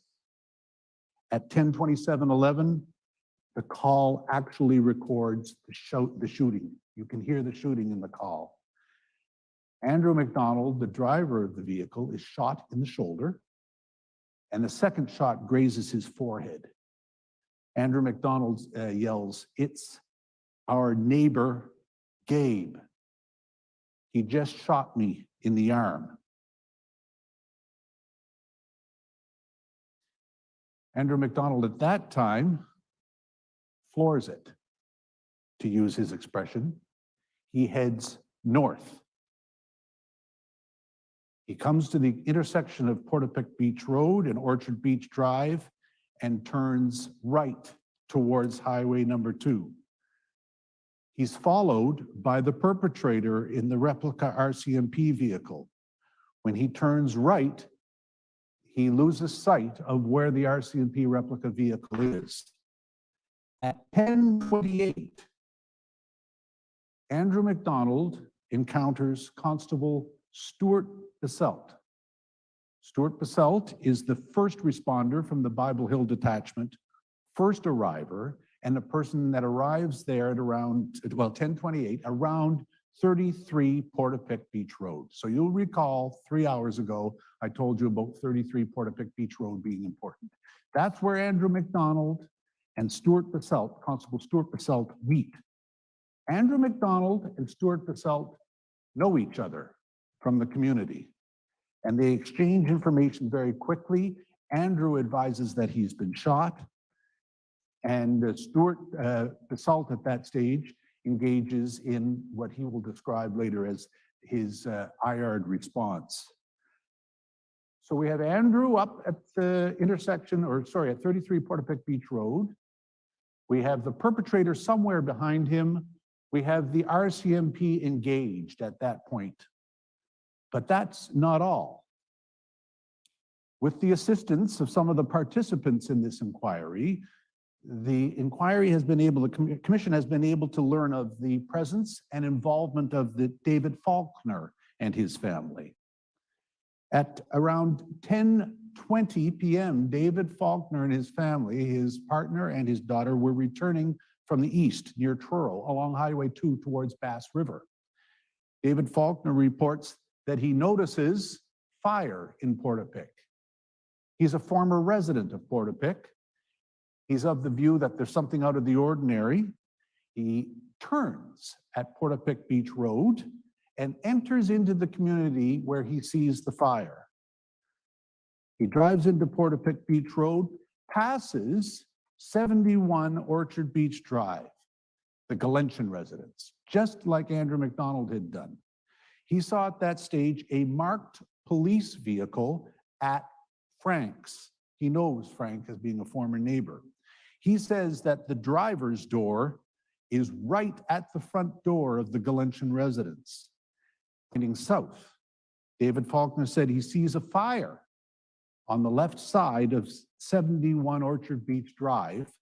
The flames are about 2 feet high. He says in his description, in his statement, that it almost looked fake to him. He's on his way into 140 Portapique Crescent, which is where he formerly resided and has an acquaintance / friend who lives there. And he was simply going in to check and see what it was about, given the fires in the community.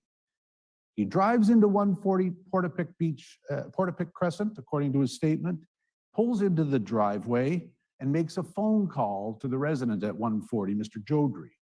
He doesn't get a response. He gets voicemail. At that stage, he and his family decide we best make our way out of this community, given the substance and the nature of the fires. So he turns around in the driveway, retraces his route to Orchard Beach Drive, and then turns right. And when he turns right, he notices 2 cars, side by side, positioned ahead of him, entirely consistent with the description provided by Andrew McDonald and Kate McDonald about their encounter with the perpetrator. He not only says that he sees 2 cars side by side, but he hears loud sounds. And then he noticed both cars speed north. Faulkners at that time are in an unusual position, obviously. Fires in the area, 2 cars, loud noises. David Faulkner decides to leave the area and follows the vehicles as they leave Portapique Beach Road and Orchard Beach Drive. He's following Andrew McDonald. He's following the replica police car. And as he approaches the intersection of Portapique Beach Road and Orchard Beach Drive, the McDonald car turns right and meets the first responders. The police car, according to David Faulkner, goes across the intersection of Portapique Beach Road and Orchard Beach Drive and stops there. Mr. Faulkner obviously has a decision to make as to where and what he's going to do. Mr. Faulkner turns right. He turns right and follows the McDonald vehicle. He does not engage with the replica RCMP vehicle. He stops about 3 or 4 car lengths behind the McDonald vehicle while the police interact with Andrew McDonald. He describes the police vehicle of Stuart Basalt as being an SUV that parks nearly a crossways in the road. He does not see the path of the perpetrator from his position there because he says there's a dip in the road. You will recall from the clip that was shown earlier between 33 Portapique Beach Road and Orchard Beach Drive, there's a dip in the road. There is a brief interaction with the police by the Faulkners. The Faulkners have an exchange with Constable Basalt. Constable Basalt describes it as being a full exchange with the carbine drawn at that stage on the basis of information that he's received from Andrew McDonald. An intense situation, gleans information from Faulkner to the point where he says, you can leave, please report who you are, what you saw, just get out of this neighborhood. The Faulkners then leave Portapique Beach Road, travel west, and go to Bass River. So we now have information from Andrew McDonald citing the perpetrator at 10:20 to 10:28. We have information from David Faulkner and his family citing the perpetrator at around that time. But we also have additional information. At 10:27 p.m., Allison Francis, a resident of Portapique Beach Road, Orchard Beach Drive, forgive me, the northern portion of Orchard Beach Drive, makes a call to 911. She's in that house with her family and is observing fires and is observing things going on in her neighborhood and calling 911 to report this. She says that she makes an observation that is entirely consistent with what the McDonalds have described and the Faulkners have described. And we have excerpted a portion of the 911 call that I'll read in the record. At 10:27, Allison Francis says, I hear shots or fireworks or something. 3 vehicles leaving Orchard Beach Drive. I hear the fire alarms. They're not answering. I texted. The 911 operator or the call taker says, okay, so do we know what's going on there? Allison Francis says, no, we don't know what's going on in particular. Just as I was calling you there, somebody screaming, like kids sounding, and then 3 vehicles just left. McDonald describes the shooting. Faulkner described seeing the McDonald perpetrator vehicle. Allison Francis hears the interaction of the shooting at the side of the road. So we have very dramatic information with respect to the behavior of the perpetrator at around 10:27 p.m. after he is engaged in all of this mayhem. She makes reference, Allison says, to texting and calling. She's actually, previous to this 911 call, texted her neighbors, the Glenchins, and has been unable to get response from them.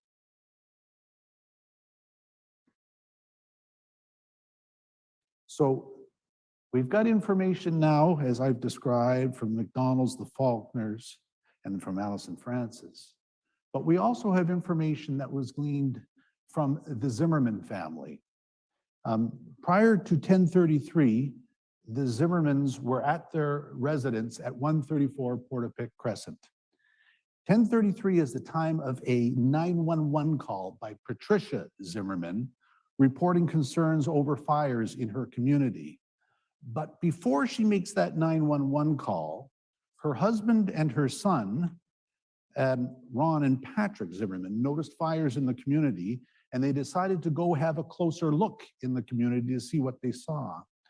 They live at 134 Portapique Crescent. As I said, they traveled south in their van along Portapique Crescent to the southern intersection of Portapique Crescent and Orchard Beach Drive.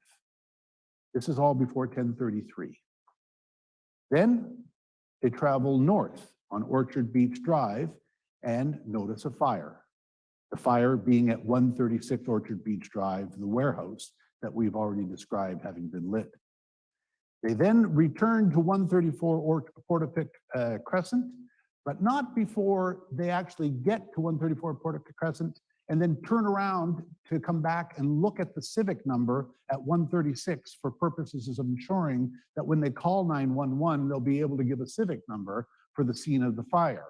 The point being is that the Zimmermans, before 10:33, are actively engaged in driving around the Orchard Beach Drive area. They do not proceed. They proceed to 134. They do not proceed up to 71 Orchard Beach Drive, where we have described the shooting and the fire and the murder of the Galenchans at that residence. So at this stage, there was the call at 10:33, and the Zimmermans are engaged in moving around that neighborhood and making a great deal of observations. None of their observations involve seeing the perpetrator. So I'm afraid we have to hypothesize again here for purposes of creating the narrative. We're able to determine without any question that the perpetrator was at the residence at 71 for the period of time that he was in advance of shooting Andrew McDonald. But we're also able to determine that he goes to the corner of Portapique Beach Road and Orchard Beach Drive and is there for some time when the police are to the north responding. It is at this point that the Mass Casualty Commission hypothesizes, as a result of a number of factors, that the perpetrator must have gone south on Portapique Beach Road. And we say that for a number of reasons. Given the presence of the RCMP at the north and no observations of him at that time, it's unlikely that he went north. Given the timing hypothesized with respect to Cobequid Court and the disasters that were at that location, we're of the view that that period of time had actually occurred such that the only location whereby the atrocities we have not accounted for are at the southern portion of Portapique Beach Road. Given the presence of the Zimmermans in and around Orchard Beach Drive and their absence of seeing the perpetrator coming back in that area, and given, of course, the victimization of Joanne Thomas and John Zoll after 10:23, it is hypothesized by the Commission that the perpetrator proceeded south towards 293 Portapique Beach Road after 10:28 p.m. when he was at the corner of Orchard Beach Drive and Portapique Beach Road. 293 Portapique Beach Road, of course, was the residence of John Zoll and Joanne Thomas. This also was a home that was destroyed by fire.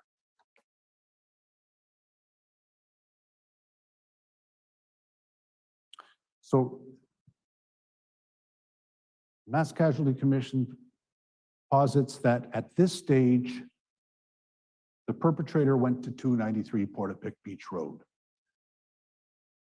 The information that we have is that at 10:23, Joanne Thomas had texted her neighbors her family in the United States. She made no mention in the context of those discussions of anything going on in her community. The only way to fit the pieces together, and I talked to you earlier about thousands of pieces being tried to put together, is that this is when the perpetrator attended at the Portapique Beach Road, 293 Portapique Beach Road residence. We know that Alan Griffin resided at 4 Ferris Lane, right across the street from 293 Portapique Beach Road. He heard popping sounds at an unspecified time in the evening of April 18th, but before he made a call to 911. He made a 911 call at 10:39 p.m. and indicated that he had seen a fire at 200 Portapique Beach Road, the cottage. He did not describe seeing a fire at 293 Portapique Beach Road, right across the street from him. You would think that he would have seen that if that actually occurred. So all of the information that is presented collectively, the Commission is of the view that the perpetrator traveled south. Because of the 1023 text of Joanne Thomas, because of the Zimmerman's observations of no movement in that area by the perpetrator, and because of Alan Griffin's observations, we're of the view that he went to 293 Portapique Beach Road at that time. But this leaves a very important question. If after 1023, after 1028, he went to that location, where did he go after that? After the perpetrator proceeded south and committed the atrocities at 293 Portapique Beach Road, where did he go? How could he possibly have avoided detection given his physical location at the southwest corner of Portapique? What did he do?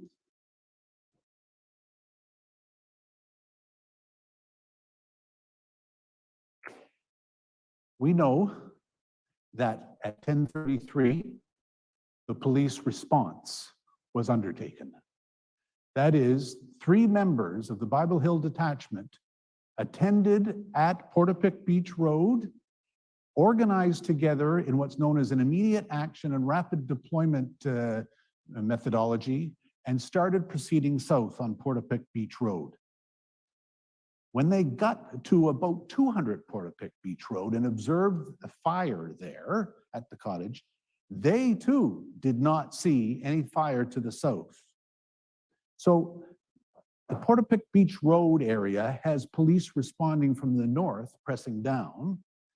How could the perpetrator have escaped by going north unless the police didn't see him? We will be talking tomorrow about the police response, what they saw and what they did. I'm going to suggest to you that it'd be highly unlikely that the police under those circumstances didn't see him. This is where 287 Portapique Beach Road becomes so important to the narrative. You will recall a few hours ago, I had described Portapique Beach Road as a property owned by the perpetrator, located between the perpetrator's properties up at 136, 200 at the north, and between 293 Portapique Beach Road, the residence of the Thomas Zalls, and also Cobequid Court to the east. The question becomes, could the perpetrator have left the area without detection by use of this property?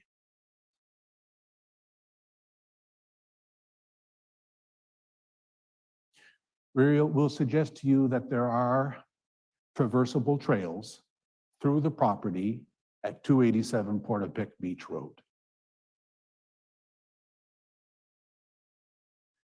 And in an effort to give you a sense of those trails at Portapique Beach Road, the Mass Casualty Commission's investigators in August of 2021 went out and made observations of the property. And the same caveat that I described for you earlier about foliage, timing, differences in location, lighting apply to this.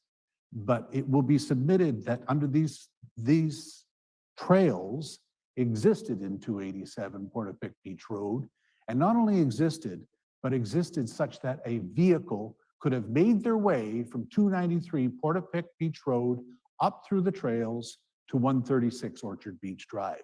And there's more than just one reason for saying that, but I think it's important for you to get a sense of the cut trails that the Commission's investigators have found in August. So I have a 1 minute, 45-second video of some of the trails through that property. And I'm going to show it to you now. Same problem that I described earlier about the jumpiness of the video. If you're at all susceptible to that, you may want to look away. This is the opening of the trail at 136. So I had said to you that the Mass Casualty Commission is positing that the perpetrator left from 293 and proceeded north. The video that we have for you is actually from the other way around. My apologies for that. But we start at the north from behind the warehouse property of the perpetrator, and we'll show you what you can observe from that position.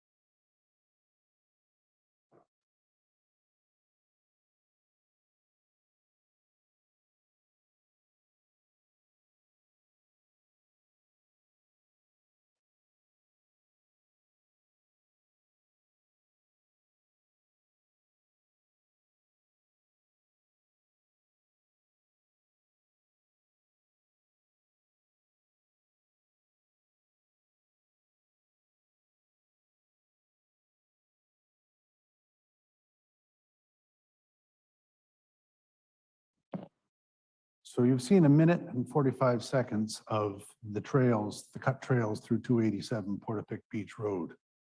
I'm informed that the complete video is available on the website for you to see it going from point A to point B. We have the video actually at the south end now at Portapique Beach Road. Once again, it's kind of inverted, but this will show you the video at the south end of Portapique Beach Road as you emerge onto Portapique Beach Road by 293 Portapique Beach Road.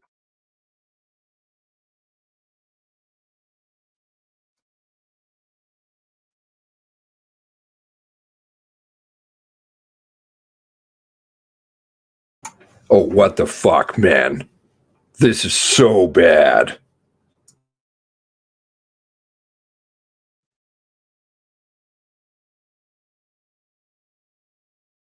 I hope everybody is really taking note of this shit. Really bad. You don't show anybody driving down a road, off a road, nothing. So you get a sense that there are trails through that property. You also get a sense that there are trails through that property whereby a motor vehicle could be operated. And it's important that it could be operated because it would be undetectable to people who are responding at that point. So the information from August of 2021 is that there are cut trails that are traversable. The commission posits that those trails were suitable for a motor vehicle. Our investigators have gone through the process of concluding that that's the case. And as a result, there is the ability of the perpetrator to make his way to Orchard Beach Drive from Portapique Beach Road without being detected by the responding police officers. But there's more information than just the fact that there are cut trails available. And that is, there are observations of the children. So we go back to that telephone call from 10:16 that the children had with the call taker. At 10:39, they're still on the line with the call taker, and they're describing what it is they're seeing.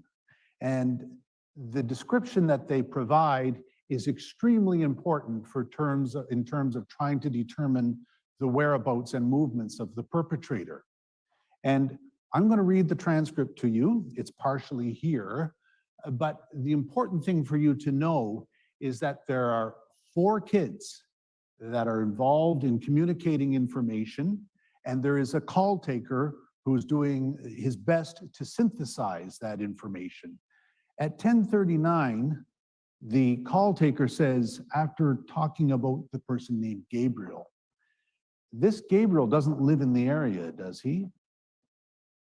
AB says he does. He kind of does. He lives on the main road, like on, not the paved road, but like he lives on the government road.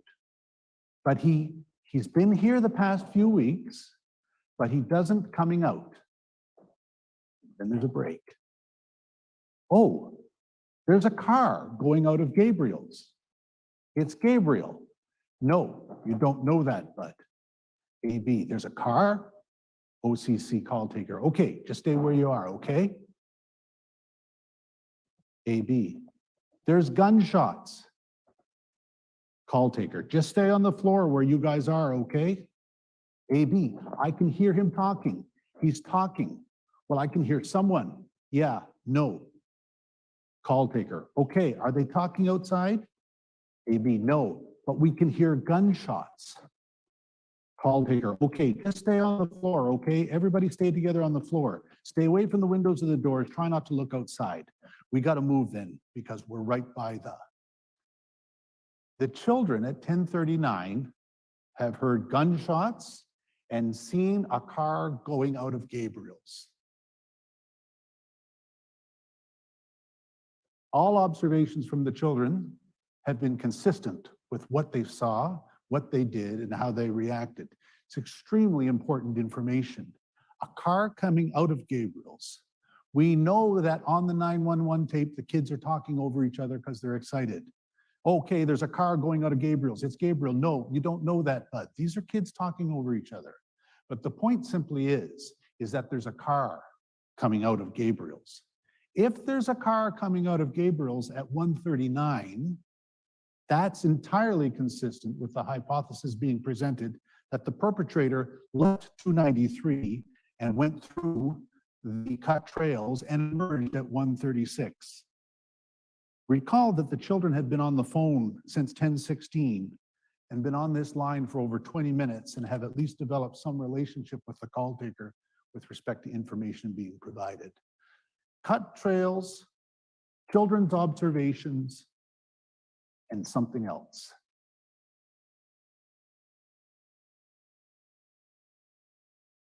(10:36 p.m., 3 minutes earlier. Corey Ellison and Clinton Ellison are involved in this matter. Corey Ellison and Clinton Ellison are brothers. You, I'm sure, have heard some of them with the press and otherwise. They were visiting their father, Richard Ellison, in the southern portion of Portapique Beach, Orchard Beach Drive, that day and that evening. Corey and Clinton Ellison notice a fire to the north of them up on Orchard Beach Drive. They both decide to go see what it is. Clinton and Corey Ellison walk to the end of the driveway at the residence on Orchard Beach Drive. Corey Ellison walks north. Clinton says, I'm not going to bother. Forgive me, I'm paraphrasing. He says he's not going to do that. Corey Ellison goes up.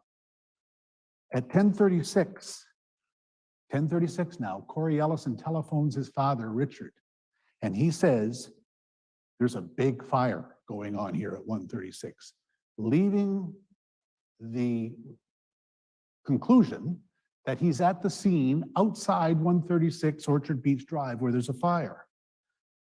We know from the police response that Corey was murdered outside 136 Orchard Beach Drive.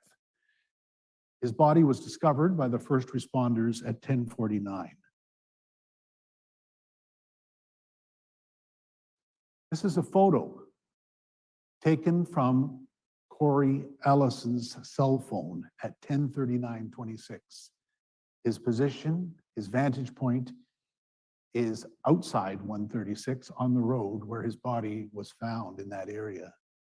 Corey is taking a picture of the fire at 136. You can see how significant it is.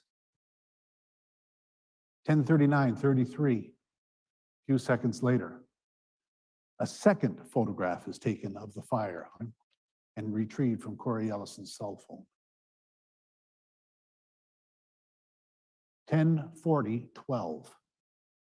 This is not a picture of a fire. This is a picture of an indiscernible dark image.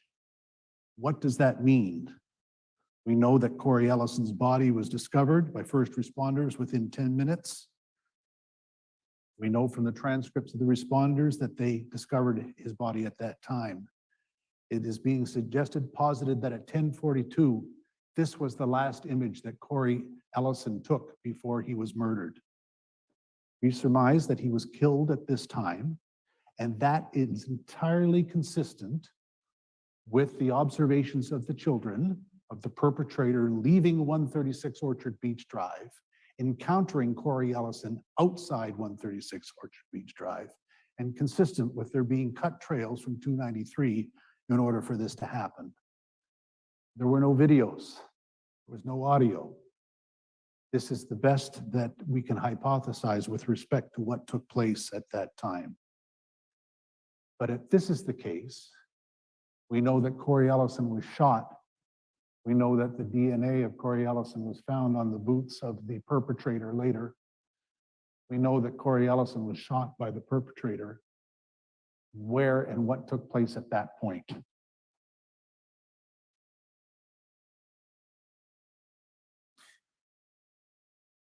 Mass Casualty Commission is suggesting at this stage that after he shoots, forgive me, when the perpetrator shoots and kills Corey Ellison, that he proceeds south on Orchard Beach Drive. He then takes a left on Cobequid Court. He then takes another left on Blueberry Field Road. He proceeds to Brown Loop. He then leaves Brown Loop onto Highway 2 and proceeds east to Great Village. That raises questions again about traversability. We had discussed it earlier with respect to the 287 cut trails. But what about Blueberry Field Road? Is it possible for a person to commit the murders and the mayhem that he has, and then make his departure from Portapique on this road? Well, it would depend on a number of things. Familiarity with the area, the traversability of the road, and what and how much of a hurry a person is in. I would suggest, or it's being suggested here by the commission, that he did indeed depart by the Blueberry Field Road. And we're also going to suggest that Blueberry Field Road is a road that was very traversable on April 18th and 19th, that the information that's become available to the commission from witnesses is that it was used irregularly, but used and was in very good shape by the owner at the time. In an effort to give you some sense of the travel route, we're going to show for you a video of the possible route or the route of the perpetrator from the intersection of Orchard Beach Drive and Cobblewick Court to Blueberry Field Road up to Highway 2. It's about 7 minutes long, but it will give you some sense, once again, of the topography and the traversability of the road.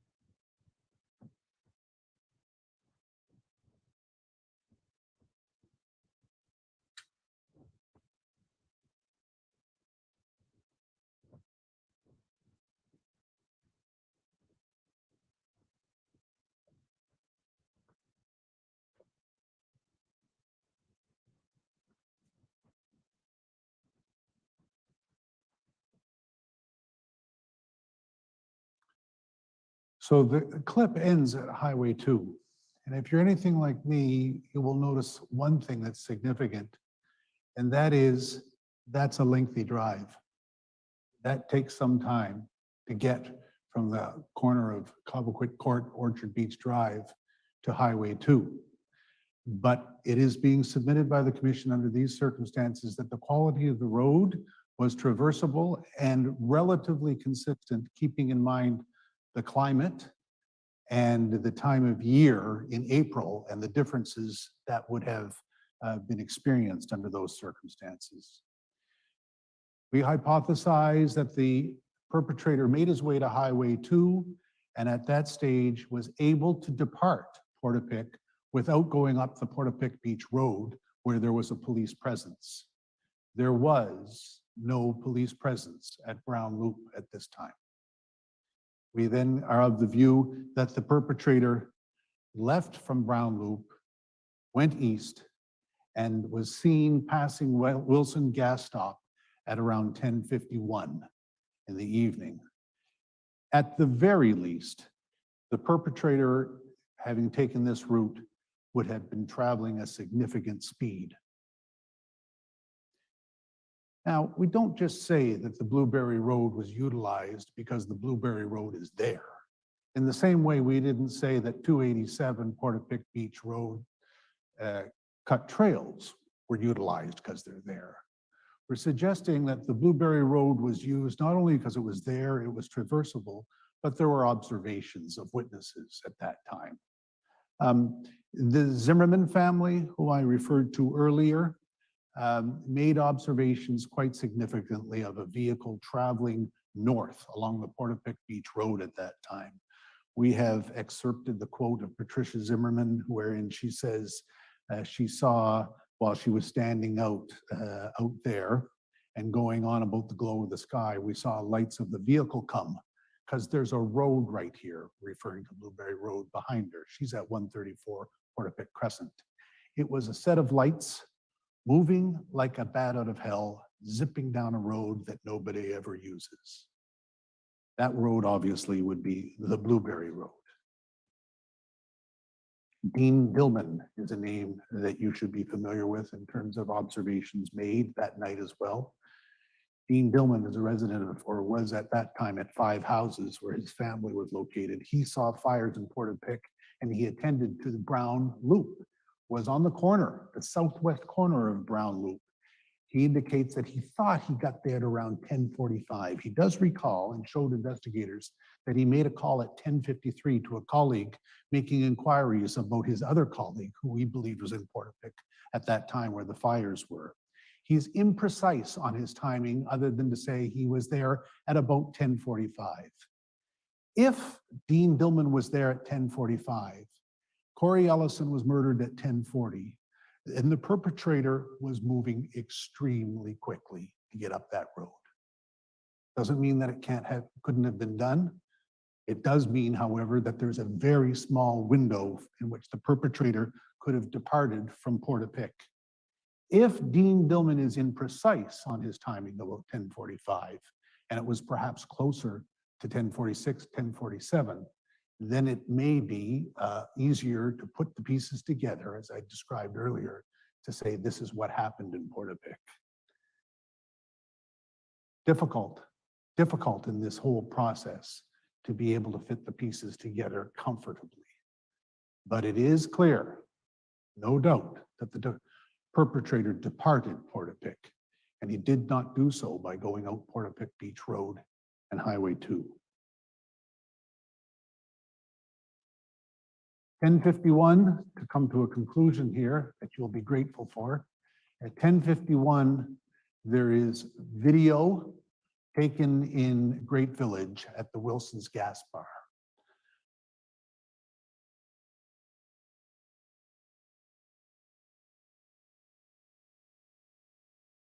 Vehicle traveling from the west to the east with markings that appear to be RCMP replica lights travels along that road toward the east. It's suggested that at 10:51, the perpetrator had not only left Portapique, but he was in Great Village long gone on his way after wreaking terrible havoc in that community. Commissioners, we've made our very best attempt to try to provide you information with respect to Portapique, April 18th and 19th. We've done our very best attempt to provide you information with respect to the perpetrators' movements, knowing, of course, what inferences can be drawn and what can't be drawn, and the role that you have to play in that regard. It is, however, at this stage that I have tendered the foundational document Portapique, April 18th and 19th, 2020. I complete my remarks and presentation thereof and look forward to discussing matters with you tomorrow with respect to the first responders.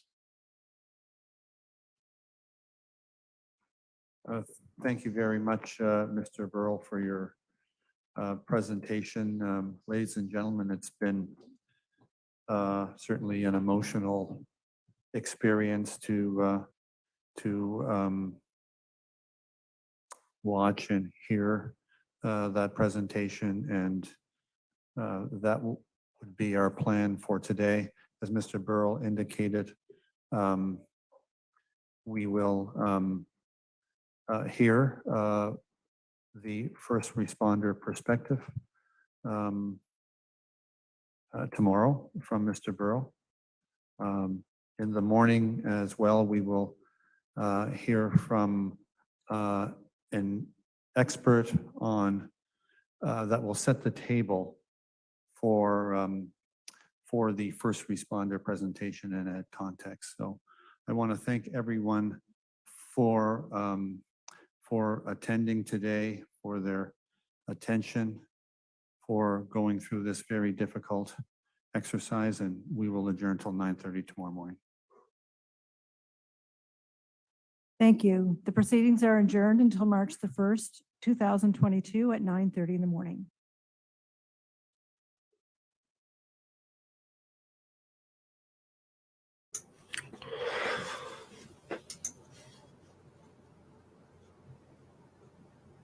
Oh, wow.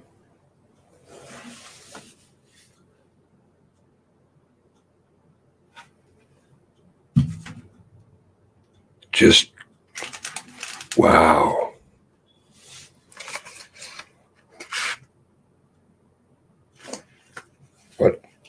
Whatever this is that they're hiding, you can't see probably the goosebumps all over me. Whatever this is that they're hiding is really big.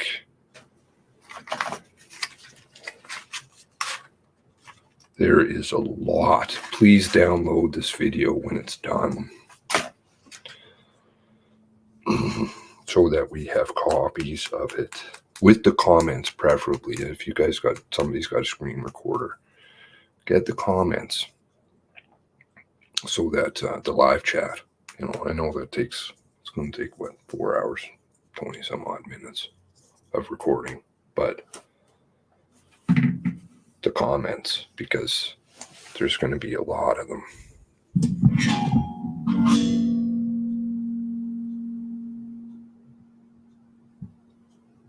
I don't even know what to say. That's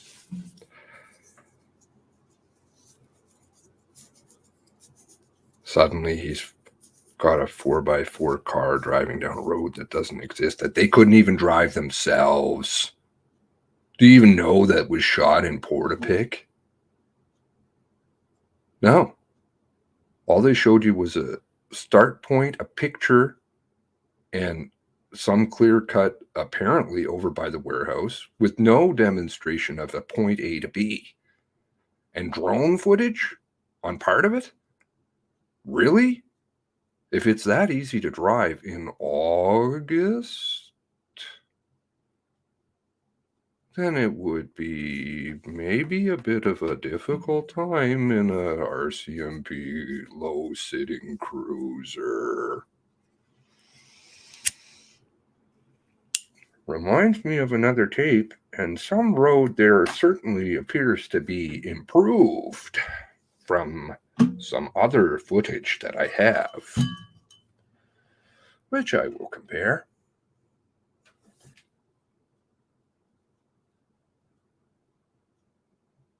witnesses that just seem to come out of nowhere that now haven't been mentioned.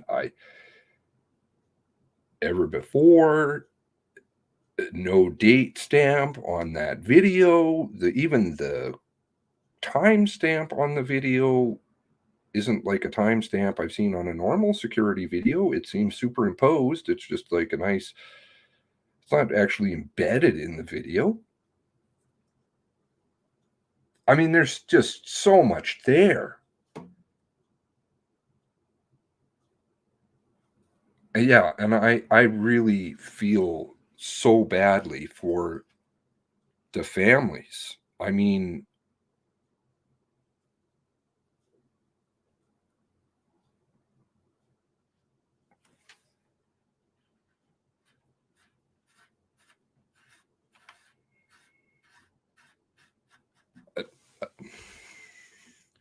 I don't even know what to say. He's so positive. Is he? Is he so positive that he didn't drive out?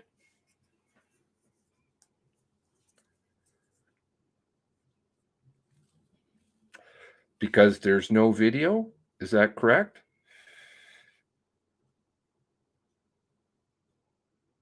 No video from the end of the road? Are you sure about that one? That question's going to certain people. Are you sure about that? That there's no video from the end of that road from Portapique? Are you sure about it? Because if there was an utterance somewhere, possibly, that there may be video that was taken at the end of the road, well, that would be a problem, wouldn't it? Because you just finished saying there was none.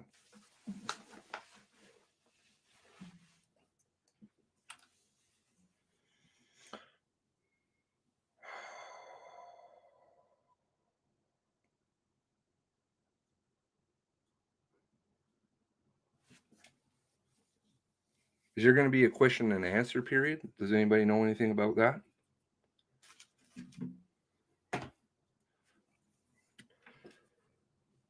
I mean, this is gross because I hate accusing people of anything, but I mean, you can just float the questions. The questions, though, in of themselves, don't really call people on the mat.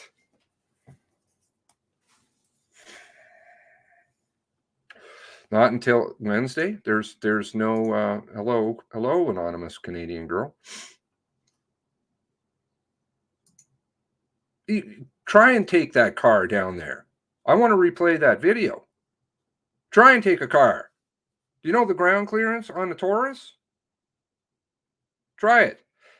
Not only that, there are people in this chat right now who've been all around there, and they know. There's evidence to that. There were trails, yes. Nothing that could fit a car. Now all of a sudden, there's a August 2022, or sorry, August 2021. Suddenly there's supposedly a road, but again, there's not like they drive down Portapique Beach Road and then suddenly turn on to this road and drive all the way to the warehouse and you can see. No, sorry, we got a freeze frame over here, and then actually we're starting at the other end over by the warehouse, and what? And it's a drone? It's a drone. If it was so easy, you drive it. Nice, clean car, not high-centered. If there was a road, even hypothetically, there was a road, there's no way I would take a Taurus in there. I wouldn't take a truck in there. Barely. Well, No, I wouldn't. We got shit like that at the ranch. We do. And that didn't show a point A to B. It was a portion, which you didn't see the start point, as in you saw the cement pad from the warehouse, you saw turning off. Do you know what I'm saying? Road to road, A to B. Here's how he got there. All the way through. And see, now we're back on Orchard Beach. No, they didn't show that at all. How do you even know that was shot down there? I'm not meaning to be tinfoily. I'm just saying that would be the way to demonstrate it. 100%. Instead, you show bits and pieces, and it was drone footage. That was not a vehicle.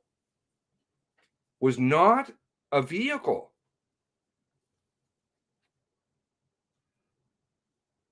If it's so easy to drive, I've posed this question before about something else, which I'm going to compare. If it was so easy to drive, why didn't you just drive it? Why do you need a drone? That's an extra step. Just drive it, have the dash cam on, put it on a RCMP car. Put it on a Taurus. Just drive it straight on through there. No problems. No problems at all. You know why? Because if there were such a road, that car is going to get high centered and or stuck. There's no way I would take a car in something like that if it were to exist. Call me tinfoil, call me conspiratorial. But the evidence is there. People have been down there. They never saw that. They saw bike trails, like quad paths. Now all of a sudden there's a road, which is totally overgrown. Get real. And you can't even show the whole thing. And I can tell you because we have stuff like that at our ranch. There's no fucking way, man. In that kind of stuff at our place, I will take a tractor in, not even a truck, because I know what's going to happen.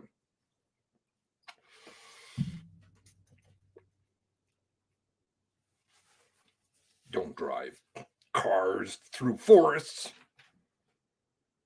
Looks like an ATV trail. Yeah, I mean, again, but now you see, this is why it's important. Now they've given us a lot of stuff to go through. Hopefully, the sad part is I was talking to somebody as this was going down because I was kind of losing my cool. And I'm like, oh, this is not good. And they said to me, listen, the problem is that people who haven't been following the story will watch this. They will watch that and they will believe it. They won't question it. It's our job to make them question it. And it's our job to weigh that evidence that they have floated and say, is that possible? Is that true?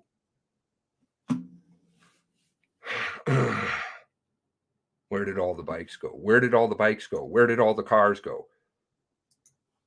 You have all kinds of, what is it that they're hiding? What is it that they will go to these lengths to hide? Why? They will throw people under the bus, the RCMP. Not a problem. That's not a problem. You know, and again, I'm not anti-authority. This is just the way it goes. Obviously, it needs to be cleaned up, but that's the way it works. They're not even doing that.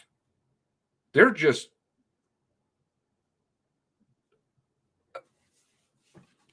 I don't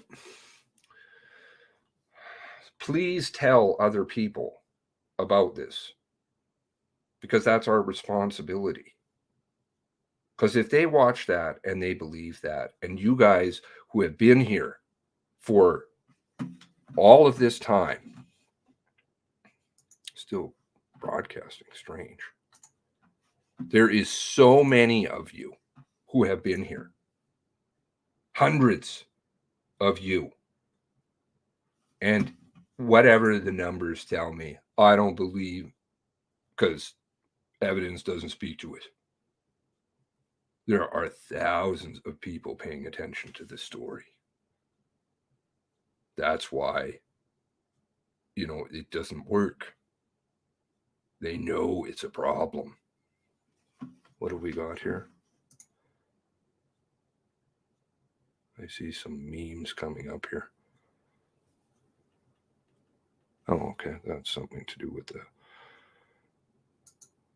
if there was such a big road, why didn't he just walk the road? Now he's got to walk a trail. This, of course, doesn't make any sense. None of it. Witnesses just suddenly coming out of nowhere. Yeah. The police car, these are my observations. And again, I could be very wrong, because there was a lot of, I'm just mulling through all kinds of data as this is coming out, trying to read comments and listening to what they're saying and comparing it to everything I've read or seen in the past 2 years, which is a fair amount. I wish I had a memory. One of those perfect memories would be great.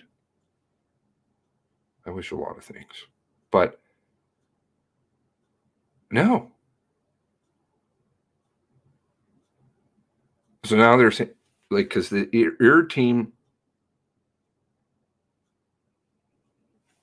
well, I guess if they're saying he's traveling through the bush now, the EAR team isn't going to pass him, right? Wow.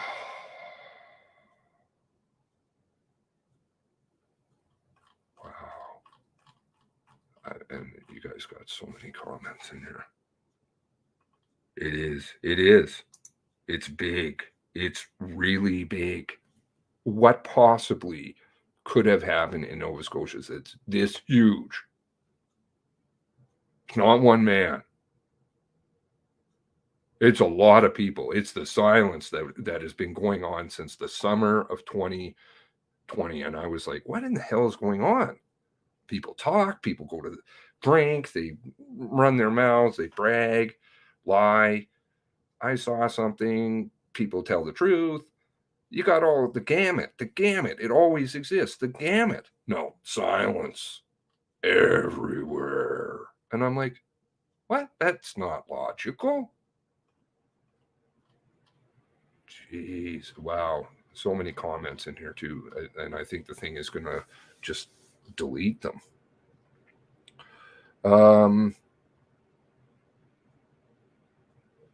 Here we go. Okay, let's see. Where am I going? Also, that there was someone on that road at that time.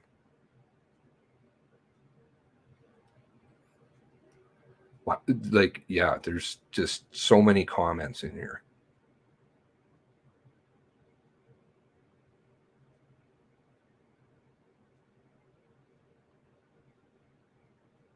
Keebler elves. Yeah, the fairy tree. This stuff is really outrageous. The levels that they're going to. And again, I don't want to be accusatory, but honestly, you couldn't participate in this. Read the facts that were presented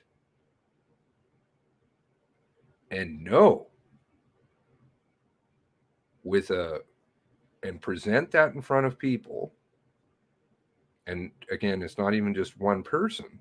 We're talking about a whole lot of people, and say, this is our hypothesis. This is our narrative, with a straight face and a clean conscience.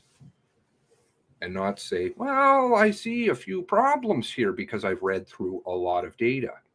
They have access to fucking mounds of data.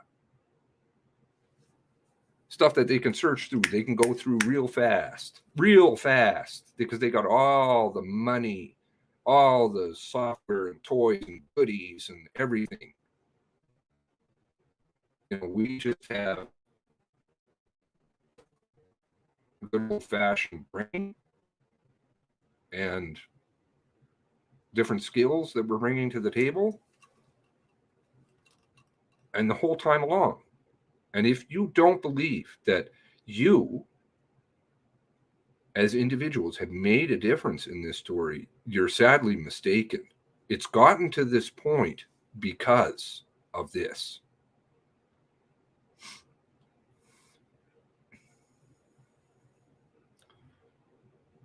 This man cannot know about destroyed evidence. Does brainwashing work on lawyers too?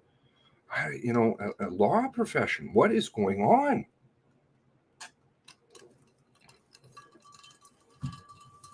It's not established in the court of law, so I guess you can just say that.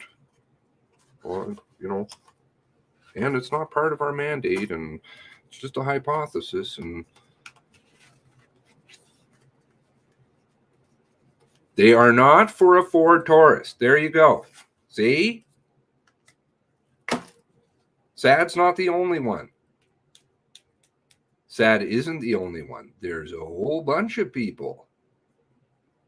Well, not a whole bunch. I mean, it makes it sound like there's lots, and I never encouraged anybody to go down there, but there were a few that did. And they all came back with the same comment. No, there's no way to take a car through there. That's why there was all this business about the, what was it, the side-by-side, and maybe you use that. And now suddenly he's taking his car, and it's not getting high center, doesn't even get dirty in the middle of April. This is why they're showing you shit. Try driving that at night. The fuck, man? Spring, come out with a clean car. Get out of here. Try coming out of there with an axle that hasn't come off your car. How long would it take? You'd be sitting there, that's the way it is in the truck. You got to go like 2 miles an hour. Found in August. Were there tracks in the car? Probably gone by August 2021. Well, I mean, where's the drive it? Somebody go down there with a Ford Taurus. Find this road that they're talking about. Well, no, don't, because don't. I retract my words.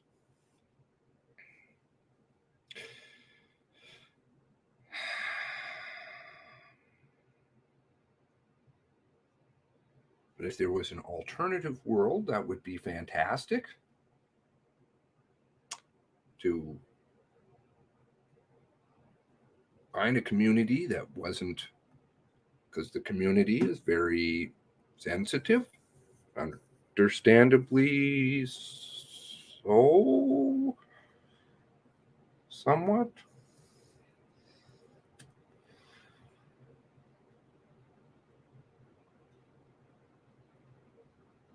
No wonder they did a walk around. There's no way they're going to do a drive around. Who shot the film?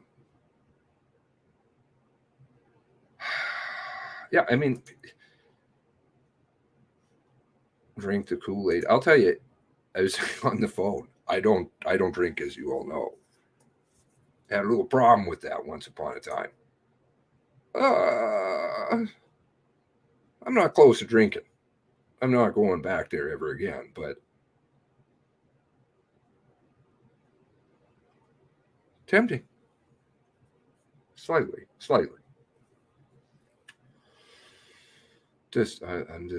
I don't even know what to say. I just want to scream at the,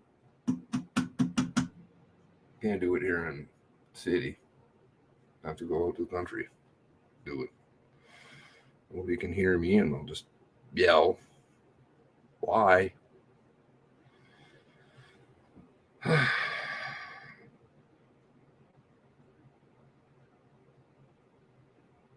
Well, if it's there, then I'm not understanding.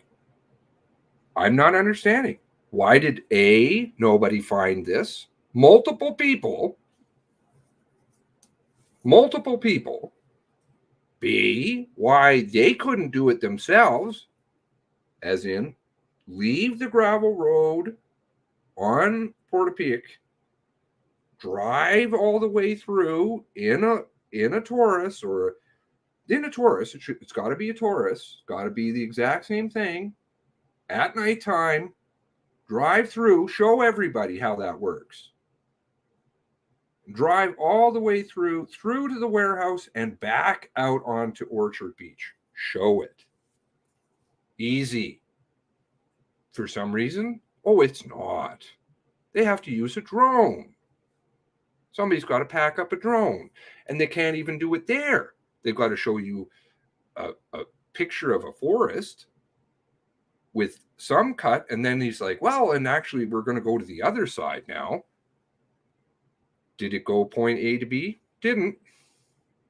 Do we know that there was even a road straight through? No. Was it a shot down there? No. But you don't, that's not tinfoily. You can just do it. It's not a Hardy. Not buying that for a second. Okay. Told you those trails were important. Don't get stuck. Computer generated. I'd never take my truck through it to have flat tires. Yeah, absolutely. No way, man. I'm going to take a four-wheel drive. I would. At my place, I'm going to take four-wheel drive tractor through there, and it's got clearance. No way. Even with winch on my truck. No way. I like my truck. I guess white cars like to be white. Wouldn't be wet in there or anything in the middle of April.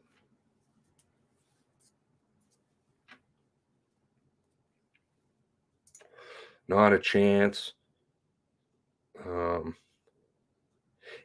If there's a chance, I'm game. But you didn't drive it. Some bad language.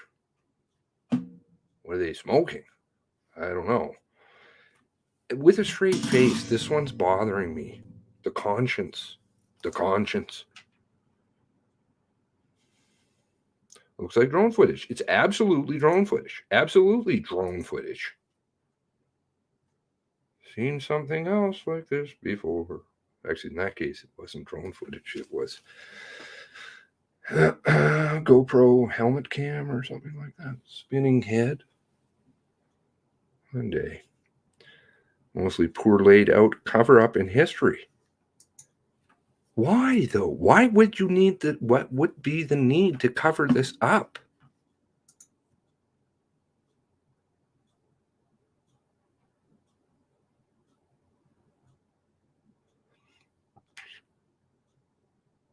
Watching MCC, sorry, I'm reading a comment here on the Discord. Leaves on the tree.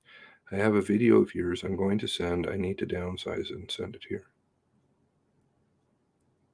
Obviously, this is a video I made, I think. Yeah. Oh, the warrants. The warrants, in which Andrew, in one version, said, and I'm referring to him by name because they've used his name now, so that's okay.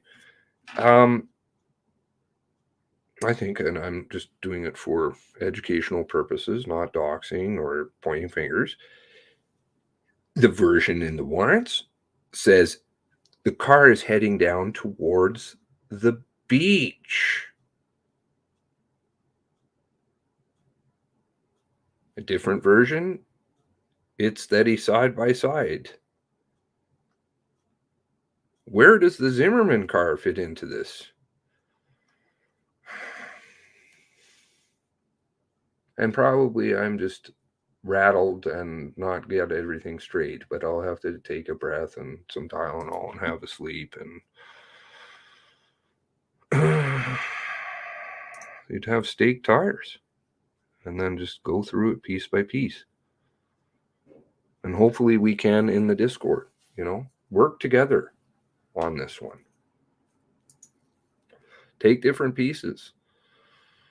Talking to who? Yeah. More than one shooter. And these are new recountings of supposedly transcripts, which are of 911 tapes. I'm not saying that these things did or didn't happen. It's the way it's presented is wrong.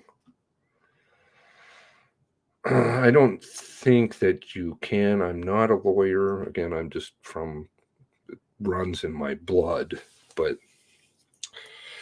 I suspect that they have. I suspect Leon would have seen those trails. Yeah, did he refer to that at all in his interview? Good point. Maybe somebody can answer that. Jesus, there's a lot of comments here. Excited? Horrible choice of words. Did he say excited? My God. Who burns down his own place? 2 of them. I was always curious about that. Burn his own place down. Wouldn't you know? Like a matter of fact, of course. And leave 700,000. Just buried in cans. Right.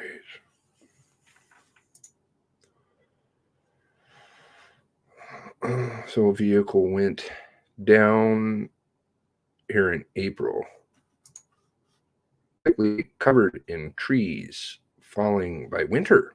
Yes, there's a great point. Yeah, absolutely. That's what happens. Deadfall. Got deadfall. It's always fun to clean that stuff up. I'm a bit lazy. I just use a chain and a tractor. Just pull it out of the way. Finally, they mentioned Corey. This man cannot know about destroyed evidence. Okay, sorry, I highlighted that before. Destruction of evidence.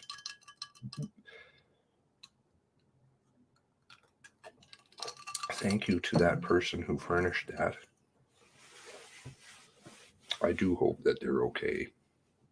I have seen them pop up, but they're seldom around, so. But at least I know that maybe they can reach out to me and just let me know. That would be good. I'd like to know that everybody's safe. No time on the photos, eh? Sorry, I'm okay. Bullshit. Corey was not with Clinton. My goodness, yeah.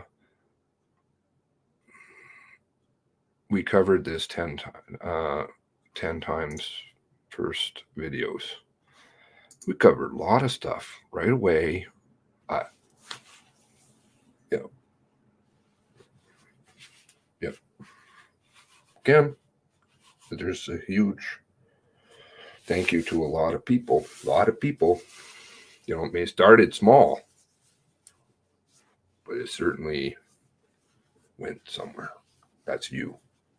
And it's you that has gotten this story to the point that it has. And if you want to make it bigger, it's up to you.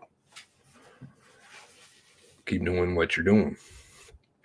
Please send prayers to Clinton Ellison. That man has a kind heart and needs support.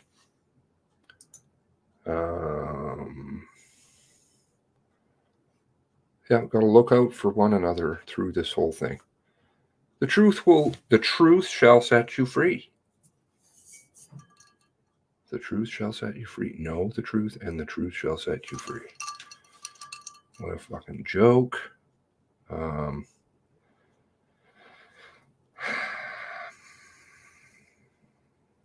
What boots? Good question. Boots that were discovered weeks later?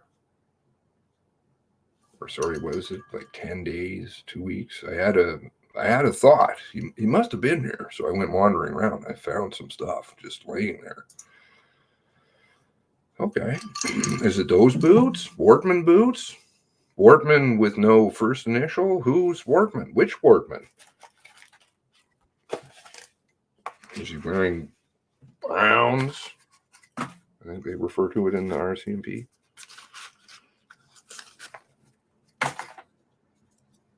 Where's Charlene's dad's boots? Oh, had to correct himself. Him, after saying him, changed it to perpetrator. Oh, interesting. Okay. What DNA on Gabe's boots? Nosy Scotian, something I've heard recently. No evidence that I've seen that is true. Excuse me. They need to start giving out evidence. Yeah. You can't just sit there and say this is the way it is. I liked how it's definitive too. There's absolutely, like, I kept hearing this over and over. It's absolutely 100% for sure the Blueberry Road. And I'm like, how could anybody say that definitively? Nobody could ever say that definitively. Again, the hard sell. With that road changed, by the way.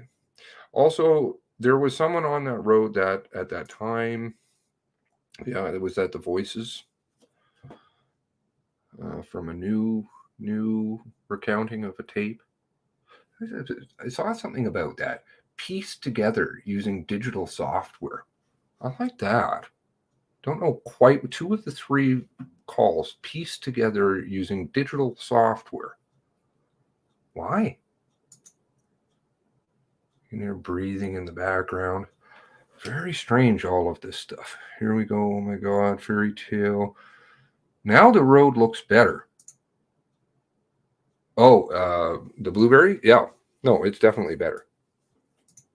It's been graveled and stuff. I was saying, I was on the phone. And I said at the time, I'm like, oh, I'm waiting. I'm watching it real time. And I'm like, okay, I'm waiting for certain pieces in here. And I'm like, no. That's not the way it was. This is drivable, but not without getting your car dirty. Okay, so, well, I mean, you don't have, maybe there's a 24-hour car wash, spray wash.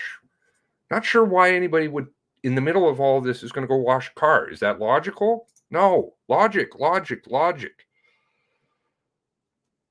Tape's cutting out. The person pointed that out on the phone too. Remember the 2 videos? Down shoe?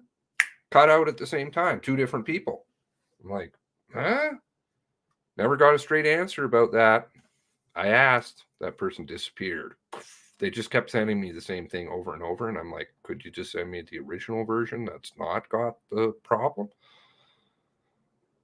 No, gone. Road looks better in summertime when they take these videos. August. You know, why would you pick this time? At least CBC in their special, which needs help, conflicting data, even the same people writing about it versus video. They were driving down the road at night. Isn't that what you'd want to show people? Headlights, and so you kind of had some feel of what was going on. Appropriate time of year would be right too. It's always done. It's always undone when I'm down. I'm down there. And I think you're referring to the blueberry field. Who owns the blueberry field, by the way? House listed for sale at the east of Cabot Court. Time of massacre, blueberry field. Very traversable. No, it wasn't. Obviously, the person who made the video that was sent to me didn't think so at the time either, because they drove a certain amount. Then they started using a GoPro and then sped up the video to make it appear. So I slowed it down frame by frame. And while they're rotating their head in a couple of pieces, and you can tell by the puddles that there's no car going through there. And I was like, what? Why would you need to do that? You could just drive it. And then it went to the end. And suddenly they're back in the car. And I'm like, not making a lot of sense. Nobody needs to do that. Drone footage. Yeah, drone footage.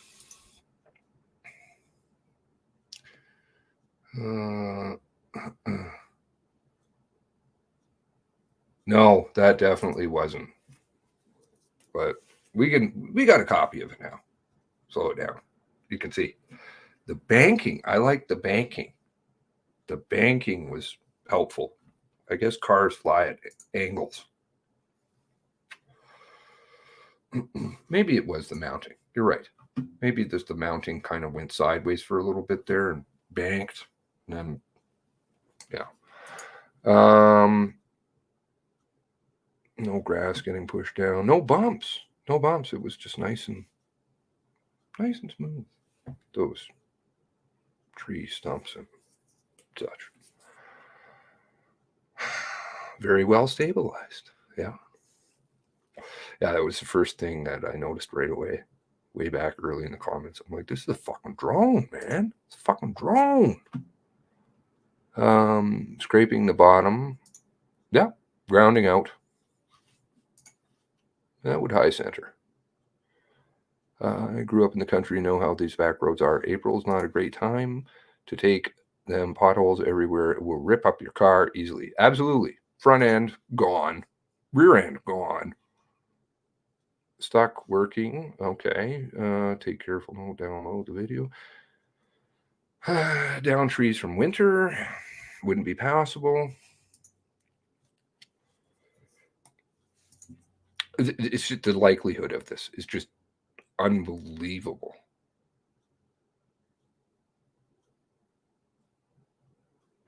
East Montrose Road. Yeah.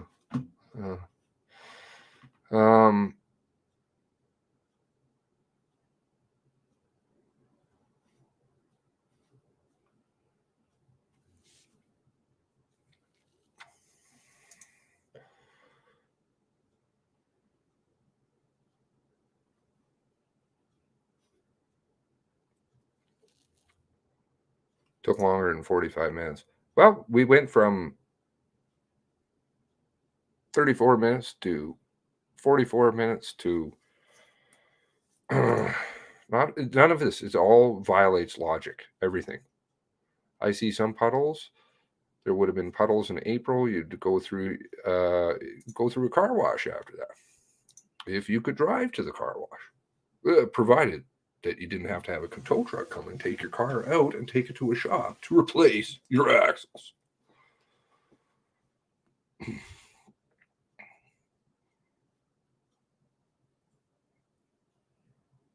Yeah, I've been stuck like before, out of the ranch before, pretty badly. And I've gotten a tractor stuck trying to get out. And then I had to get a bigger tractor to get the tractor to get the truck out.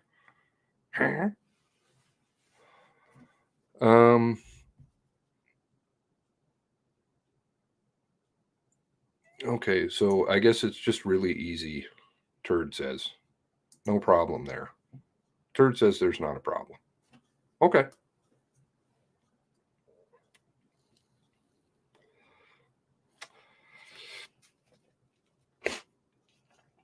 Could be replicated. Stumps are sticking out of the forest floor. Many small, very sharp stumps. 10:51, yet he just left Portapique. Yeah, he's going pretty fast. So that's 6 minutes to do a 10-minute drive, which would mean that he's going about 200 kilometers an hour. He's going to be passing police officers, and nobody would notice that. No, because he's heading the wrong direction. Okay, lots of passing, or just right outside the door, whatever. Makes me want to vomit. If I'm wrong about any of this stuff, I mean, I do have a conscience, and I will thoroughly regret, but it just can't be. It violates all logic. With the amount of snowfall in the area, March, April, really insulting our intelligence. Are we supposed to suck this in as truth? The chance of rebuttal, infuriating. I don't know. I think there's not a chance for lawyers to ask questions representing the families. I don't know.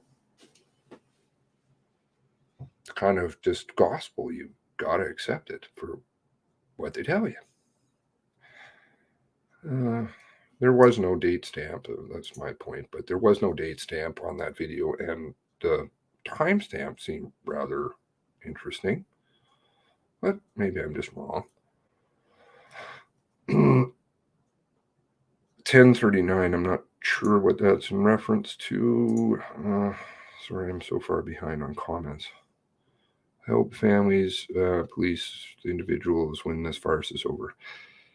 Well, there are families that are suing, and I'm highly concerned that there will be a settlement. And then if there is a settlement, well, that just means that it's over. Hopefully they won't settle, because then maybe the truth will get out. Discovery. Hopefully Tara can get something.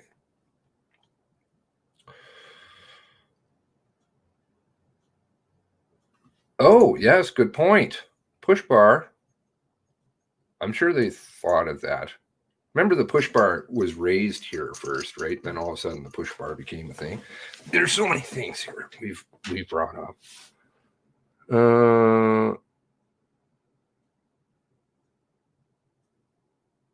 Was the 1040 was the picture looks like a screenshot. I think at that point I have to go back. I have to go back and watch this over and over. See, I've got a message over in the Discord here. Oh, shite.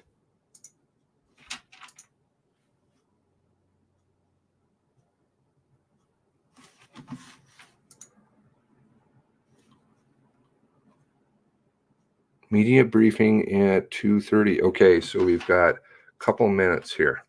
Thank you very much. I think it's running in another screen.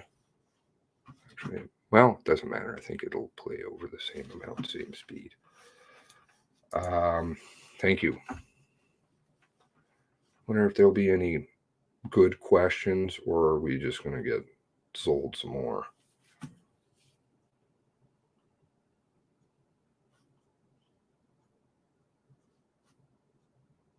This all does need to be picked apart.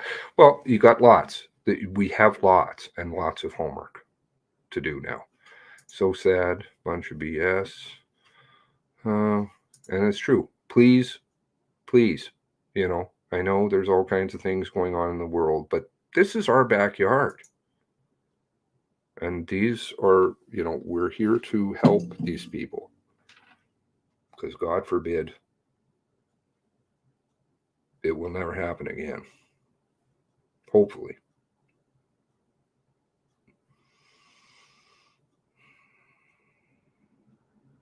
It's even harder to believe that one person did all this.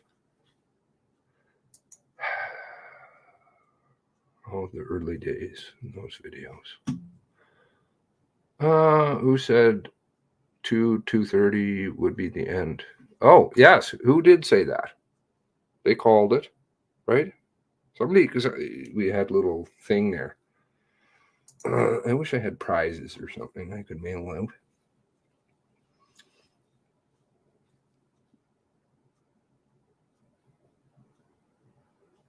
Wow, there's a just repetitive, can't believe it, total BS, kidding, unbelievable, wow is an understatement. Guess I missed something important, return from lunch. No, they're gone for the day. I knew they were not going to go the whole time. They know this is just, they can't. Huge international high level, look at government.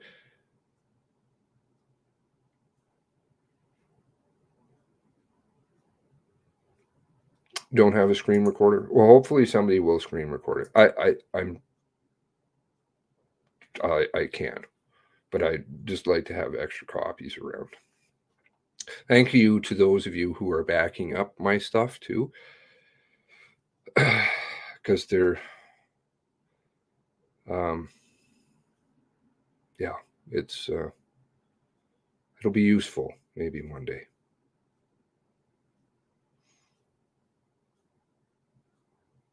Screenshot in the live chat comments. If you can't see, save the live chat, screenshot them maybe. Okay, well, excuse me.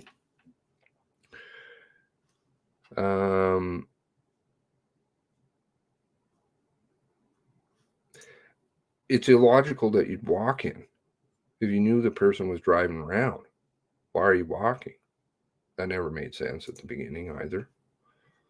Well, it wasn't right at the beginning. We didn't know that right away.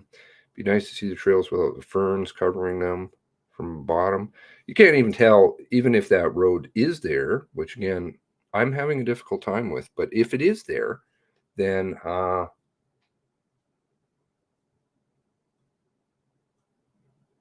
timing, why would you pick that? When was it cut? Anyway, it's just repetitive. I'm being repetitive. Nobody saw it. Bagley boot disappeared. Where are they? I mean, is that where? No download option on this video. It will be later. You can use other things, but that'll just copy the video. Hopefully I've got enough comments and things in here highlighted. They speculated at the time. Date stamp doesn't match camera. They said they speculated on the time, but date stamp doesn't match the camera number font. Yeah, see, this is the kind of thing. Great eyes. Like, it doesn't work. I don't know why, if they have technology like this, why can't they do a better job? Mr. Big Scam. Remember, that's what I said to the one and only reporter in the national media who contacted me. And way back, it was when May? No. I know the exact date. June? Something. Deleted my logs, too. They deleted my logs. I thought it was Mr. Big back then, but I've since, yeah, it's way bigger than that. Do we get to see the original statement the witness gives, or just take their word for it?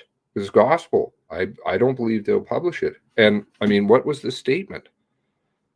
But now we're 4 minutes late on that.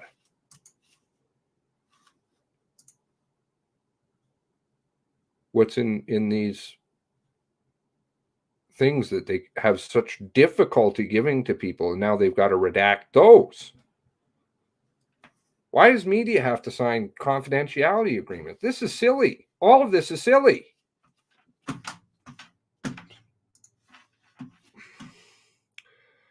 Did they ever find white Jeep? He didn't have a white Jeep that I'm aware of, but he had a black one. I gotta do a video on the cars. So many videos. Click share and copy link. Put it into MP4 converter website. That'll download the video. It won't have the comments other than what I've highlighted, but they use hypothesis like 15 times. Remember also he said that they've said repeatedly that they're still looking and hoping for more stuff to come forward. Well, how long have you had? What resources do you have access to? You still have no idea? Almost 2 years. August 2021, roads are already being cleared for development underway. 287 PBR, which have been sold by them. Trauma-informed approach, they're not going to give us the facts. This was a very expensive PowerPoint. There were reports going on until 2:30. Gunfire. 3 different people that I'm aware of. 2 of which are public, I think, and 1 of which that I spoke to. Still going on at 2:30. So I don't know if the RCMP would just be, sadly, hopefully that wasn't the case, shooting back and forth at each other. Again, the discharge of weapons, the exchange of gunfire, as Leather said, on the morning.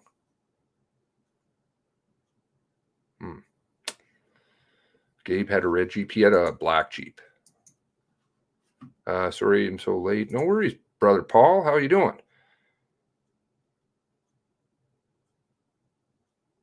Adult felon. Oh, no. My prayers are with you, sir. They can't say they went right past. They can't say he went right past the RCMP and got away. Yeah, so now he's got to drive through forests.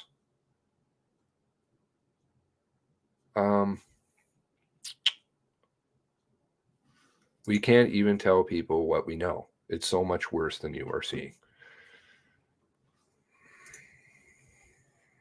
One day, know the truth, and the truth shall set you free. It's got to go through this process. Got to try and play by their rules. But in the end, the higher road. Tough one to walk, though, I'll tell you. Good for you, Tara. That would be epic if someone waited all this time with video proof that debunks their narrative. Oh, that would be, but there's got to be all kinds of stuff floating around. I know they clean up the Facebergs and all that other stuff, but if it gets in the right hands, the right people, it's going to go. These are government employees, so they're in a nice meal and write some books. Lots of people getting books. Interesting. Right, the small trees in the dark.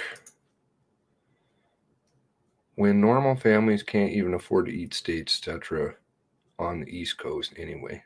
Does Zimmerman's statement check out about Blueberry Field? Lights on the roof, on that roof. Were residents at 134 Portapique Crescent, which abuts Blueberry Field, which abuts the Blueberry Field, the witnesses who saw Gabriel Wortman escape. The supposed escape was a vehicle. Somebody saw a vehicle. Of course, because you can't see in the dark. What kind of vehicle?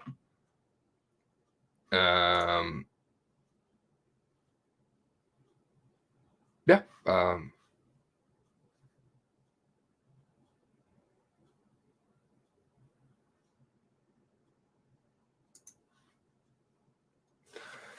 Push bar would probably been taken away from ground clearance too. Yes, there's another great point.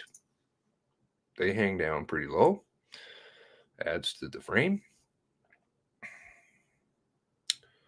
No one would take a car. Nobody was allowed in there. Lots of time to excavate. 401 through the 401. My oh my. If it was a beat up old truck, okay, let's have some fun.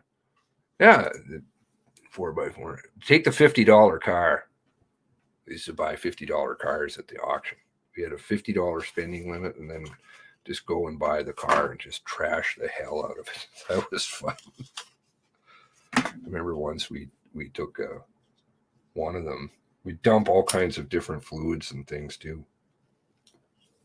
We were driving around one day and caught on fire in my buddy's field, and so then I don't know.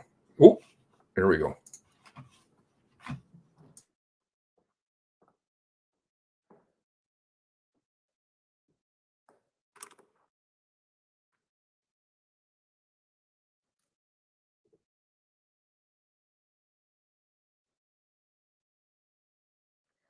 Hi, my name is Violet McLeod, and I am the Senior Communications Advisor for the Mass Casualty Commission.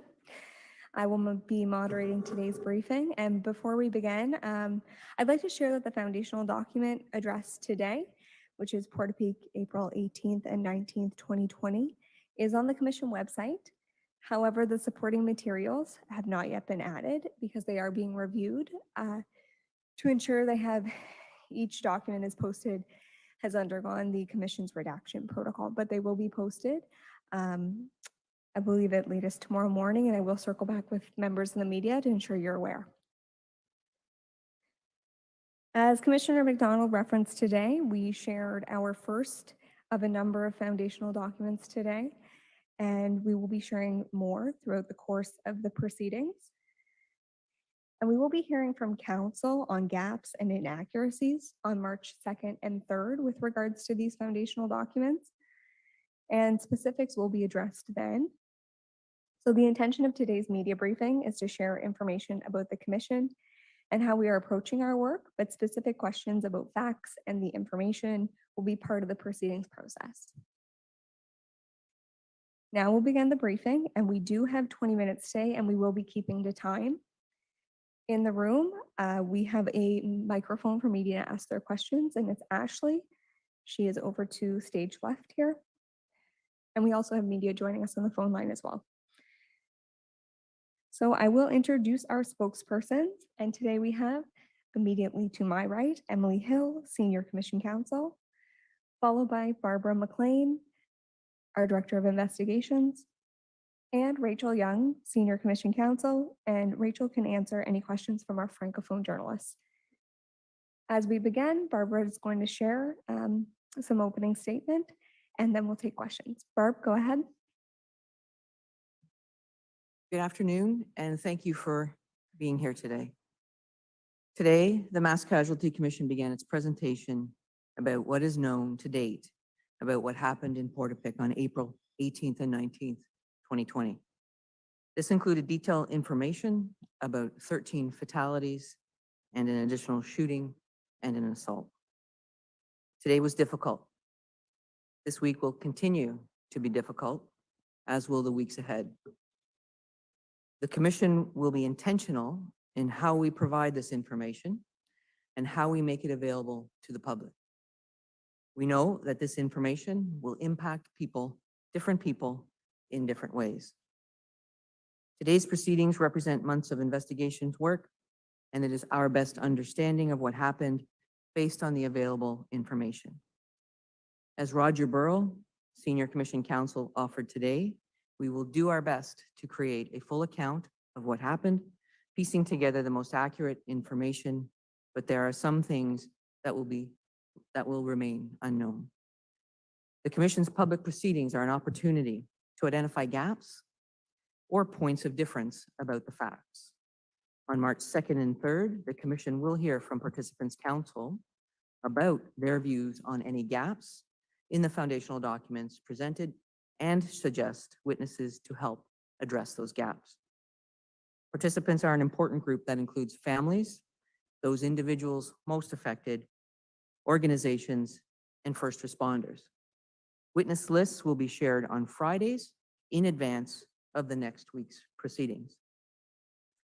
Tomorrow, the Commission plans to present 2 more foundational documents. These include the observations and actions of first responders in Portapique, which are detailed in foundational documents called First Responder Actions in Portapique and Containment Points in and around Portapique.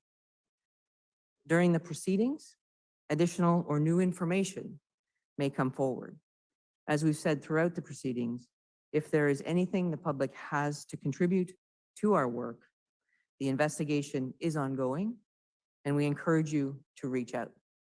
Our contact information is on our website, masscasualtycommission.ca. Thank you, and we will now take questions. We will do one question and one follow-up in the time we have today, and we will begin with Heidi Petriak with CTV. Hi, thank you.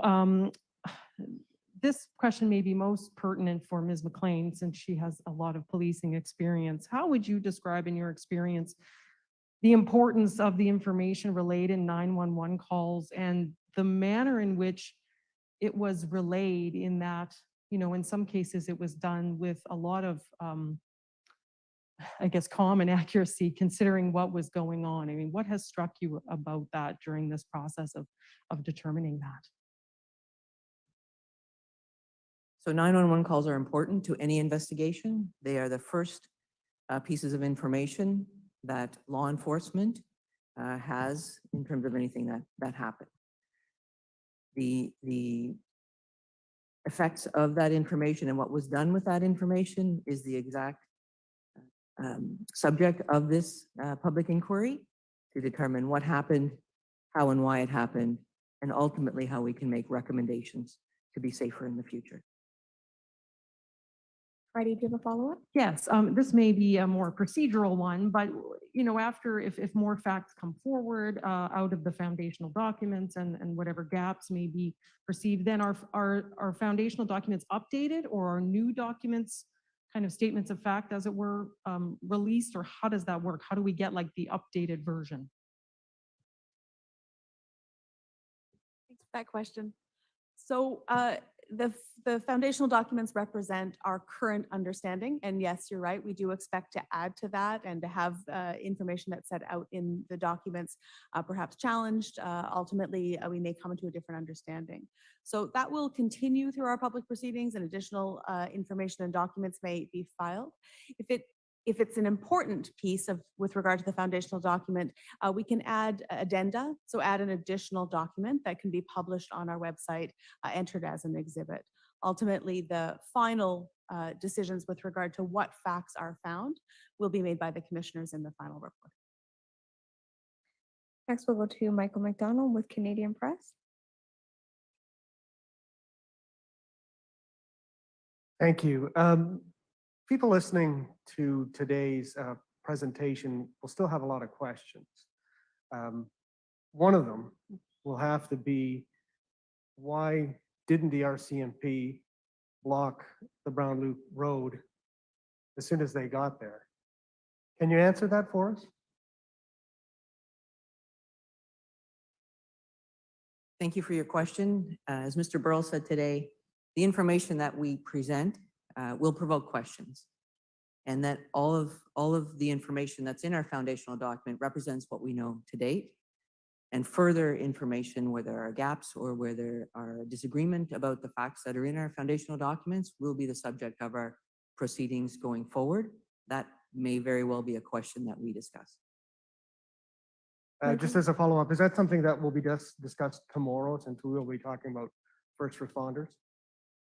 So tomorrow's foundational document will outline what the first responders, the actions that they took that night. In terms of any gaps or any witnesses that will be called, we expect that those discussions will take place with participants starting on March 2nd. We do have a number of media on the phone lines today, so we are going to go back and forth. I'd like to call on Greg Mercer, the Globe and Mail. Greg, can you hear us?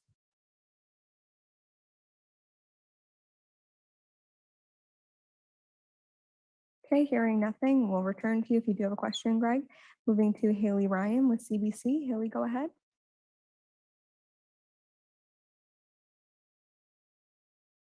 We may be having difficulty with the phone line, so we will return to it towards the end of the call. Coming back to the room, Kira Morella for Radio Canada. Thank you, merci. Est-ce qu'on pourrait parler de l'importance de l'appel des enfants qui sont restés presque 2 heures au téléphone avec le 911? Quel rôle ça a joué dans votre enquête? L'appel à 911 est très important. Les enfants ont fait des observations très importantes et les portions les plus importantes ont été présentées aujourd'hui par M. Burrow. Sure, go ahead. J'aimerais aussi savoir, vous avez dit la semaine dernière que Lisa Banfield ne pourrait pas témoigner tant que le procès serait en cours. Est-ce que vous avez espoir que ce sera fini avant la fin de votre enquête et que vous pourrez lui demander plus de détails sur ce qui s'est passé avant que le tueur commence sa cavale? L'avocat de Lisa Banfield a dit la semaine dernière qu'elle ne voulait pas parler à la commission avant le procès. Donc, comme vous avez vu aujourd'hui, on a de la preuve qu'elle a donnée à l'enquête de la GRC et on va partager ce qu'on a. Il va y avoir un document de base qui raconte l'histoire de Mme Banfield et l'agresseur pendant plusieurs années. Et ce qu'on va faire, c'est similaire qu'aujourd'hui, on va présenter le document de base au sujet de Mme Banfield. On va discuter avec les participants et après ça, on va voir s'il y a des choses qu'on doit savoir après ça. Next, we'll go to Francis Campbell, the Chronicle Herald. Francis, go ahead.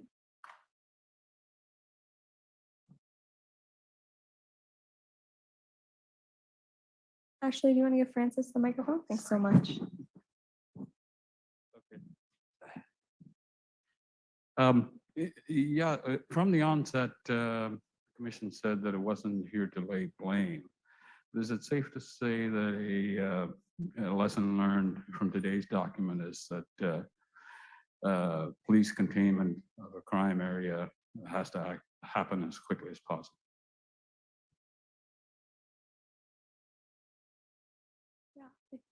You're exactly right. I mean, the commission's role is not to lay blame or to point fingers, but to look at what are the facts and what can we learn from them and what recommendations can we make to keep people safer in the future.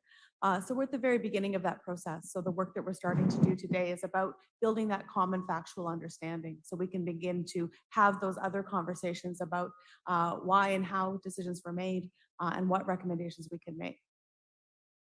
Francis, do you have a follow-up? We are going to try the phone line again. We have Keith Doucette from the Canadian Press. Keith, would you like to go ahead?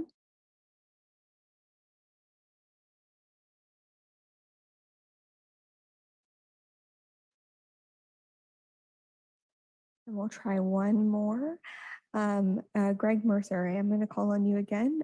Greg, can you hear us? Hi, can you hear me now? There we go. Please go ahead with your question, Greg. Yes, thank you. We couldn't hear earlier, so my apologies if this question was asked. And it's a question that's been asked a lot in connection with this event. But one thing that stands out when you read the first foundational document is just how many people told 911, told police that this gunman was driving a lookalike RCMP vehicle, and they identified him. And I'm wondering if at this stage you have any better understanding of why that information was withheld from the public for as long as it was.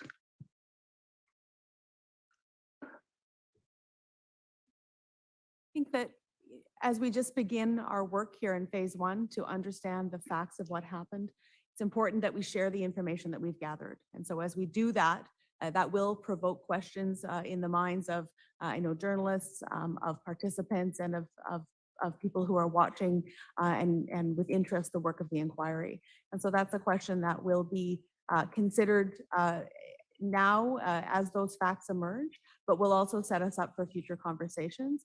You'll see that there are future foundational documents around things like public alerting and questions around how information is shared in emergency situations. Go ahead with your follow-up, Greg. I understand the process, but there are people who have been waiting a long time for questions. And what do you say to them? Be patient? So a lot of information has been shared today that the commission has gathered. So today we've added added to the information that the public is aware of, and that's going to continue tomorrow and through the process. And I imagine that those questions, which are really about understanding why and how the mass casualty occurred and how it unfolded, are at the heart of the commission's work and will continue to be addressed as we continue our work. But we do need to start with understanding the facts as best we can to set us up for those conversations. Next, we go to Haley Ryan, CBC. Haley? Yes. Oh, hi there. Can you hear me? Yes, we can. Okay, great. So there has been some criticism, as you know, about some transparency around the inquiry. But what are you hoping now the reaction will be from the public by releasing this level of detail and, this volume of information?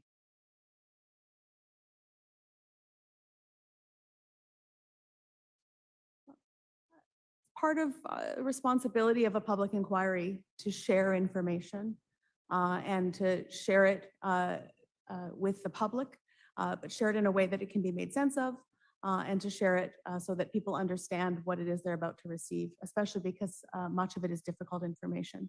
And so we hope that the public is following our work and understanding the way that we will be doing our work so that when they have questions that they want to have answered, they know where and how they can get that and they can see the roadmap. We know that there will be particular areas that are of particular interest to particular groups or particular individuals. And so we want to make sure that they know in the schedule when they can be paying attention, when they can tune in to get that information. So we hope that the very detailed information that is shared in a thorough way will continue to support our work as a public inquiry, ultimately moving forward to making recommendations to improve public safety. Haley, go ahead with your follow-up. And can you talk about why, given the sheer amount of witnesses involved in information, an inquiry is really the only way to share this? The benefit of a public inquiry, of course, is that the information is aired publicly. It also is an opportunity for participants to share their points of view. It's a unique process that way. And so the participants, including families, including government, including institutions, all those who have a perspective to share can join in the conversation, because ultimately to learn from this and to make recommendations, we need to understand everyone's point of view and understand the different pieces of information that everyone has. So public inquiry has a broader and more flexible mandate and has more flexibility in how it does its work. And that can make that collaborative process stronger and ultimately lead to better and more meaningful recommendations. Next on the line, we had Catherine Porter from the New York Times. Catherine, can you hear us?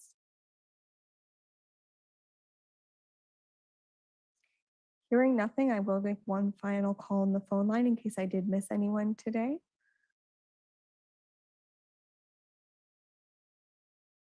Hearing nothing, I'll come back to the room. Graham Benjamin, Global News. Graham, go ahead. Hi, thank you. Just from today in the foundational documents, we very clear that we still don't have an exact timeline of everything that happened in Portapique. How concerning is that? And do you think that we'll ever really know exactly what happened that night? Yeah, I think one thing that came out of today's presentation is we were able to show what we know with a fair degree of certainty. And we were quite upfront with the public about what we don't know. And that's why you saw the description of a couple of hypotheses in terms of the movement. There just isn't either witness accounts or digital footprint or other types of evidence that could help us narrow down some of that movement to date. And I think what I think is important to reiterate with that is that our investigation is continuing, so that by putting what we know out to the public to date, if there is anyone who has information that they think can contribute to our understanding and therefore the public's understanding, it is not too late to contact the commission and have a conversation with our investigators. Graham, do you have a follow-up question? Yes, just feeding off my colleague's question before, we saw those are the 911 calls indicating that very clearly it was a person named Gabe and that there was an replica RCMP cruiser. It's very contradictory to what the RCMP said a week later. Superintendent Darren Campbell saying they're looking for a number of suspects. How important is it in kind of dispelling some of those errors that happened, not just that day, but a week later, and in the final report that you have and making those recommendations? I think what's important about the commission's work is that we put the best information forward and that it gets debated in public, that it's known to the public, and that at the end of this commission's work, the recommendations based on what has been discussed, what is known, is what we put forward as recommendations to help make Canadians safer in their communities. So the important piece is being public and being transparent about what we know, and then going from there together. We are coming up on time. We have time for one more question. Andrew Douglas, Frank Magazine.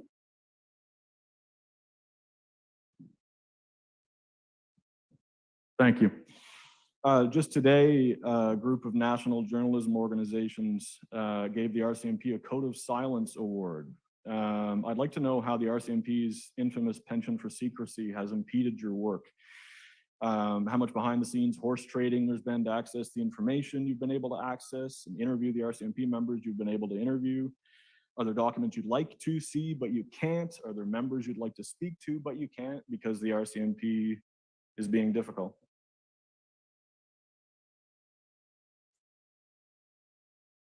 So what's important about the commission's work is that we have been reviewing documents, not just from the RCMP, but from any institution, any person that has information that helps us understand what happened. We continue to review that information. We've shared tens of thousands of documents with participants. We are putting the information that we have on our website along with supporting documents so that people can see. I mean, what you will see is what we know to date, but don't take our word for it. It is the sources of that information that we have will be there. We continue to interview people, including people from the RCMP. We continue to request documents, including from the RCMP and others. Our work is continuing. We are over time for today, so we are going to wrap. No, I do have a follow-up. We Thank you. did say one follow-up, of course. Please yeah. go ahead. I want to know, is the RCMP giving you difficulty in accessing certain documents? Is the RCMP giving you difficulty in accessing certain interviews that were conducted? The reason this comes to mind is because the source documents that you shared online with reporters over the weekend, some of the first responding officers were interviewed in the days after the massacres. And then others were interviewed 2 months ago, surrounded by lawyers. What's the public to make of that?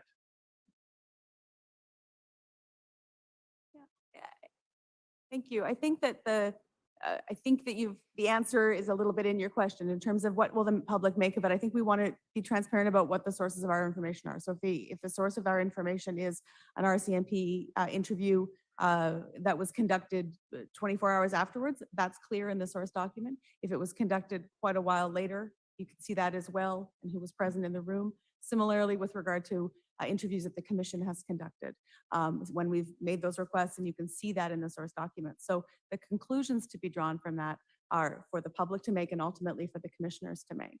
But we want to do our work in a way that shows our work that as we've been doing it, and that it continues as Barb McLean said, when we've asked for interviews and we had follow-up questions, we'll continue to do that work and continue to add into our foundational documents so that journalists and the individuals themselves can look at that and draw their own conclusions. So we are well over time today, so that's all that we have time for. We'll see you all tomorrow.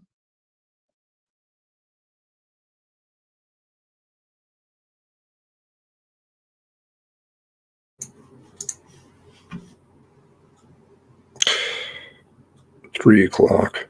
Still on payroll for another hour and a half, at least. could answer questions for another hour and a half. No.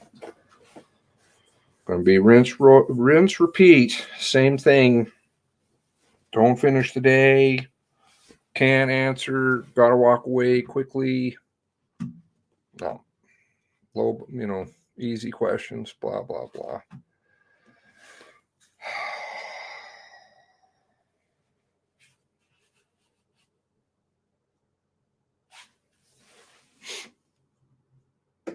Okay, well, lots of work to do.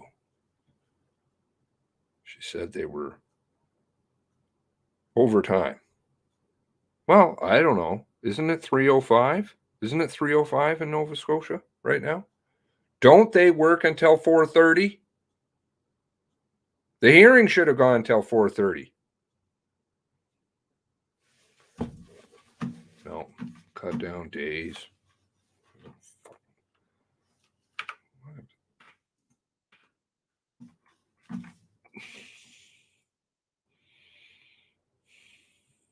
So if they're working, like, why does nobody say that?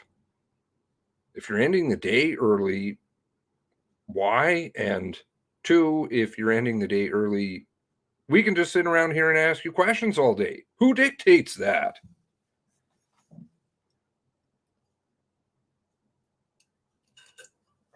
Who are the people that get to go and ask these questions? Are they pre-screened? Non-answers. Blah, blah, blah. Anyway, it doesn't matter. Doesn't matter. There's lots of information given out today, lots of things to go over, and this is why even with the shit that they're floating, it's better than nothing. And I think best just keep going with it. As much as it's vile, the more we get, the more we can go through. Lots of digging now, truth and all. Absolutely, lots of stuff. You're going to address the translation issue? Yeah, good. I don't know. Hopefully somebody can leave a comment below as to the French question there. It's kind of like that. Remember right at the beginning, they were doing that weird... it was so strange that one question about the relationship between the supposed assaulted person and the gunman in the press conference, and they had the little powwows and they couldn't quite figure out what to say and all this stuff, and that was all done in French. And there was somebody in the chat who was translating, which was awesome. A couple people, so thank goodness. Question. Oh, here we go. Well, you're good with French, are you, Ricky? That's amazing. Good for you. Well, not amazing. I mean, just fuck. Lots of people don't speak French. Are there any documents pertaining to the events of April 1819 Commission is aware of, does not have? That wasn't what he was asked. You're just asking that?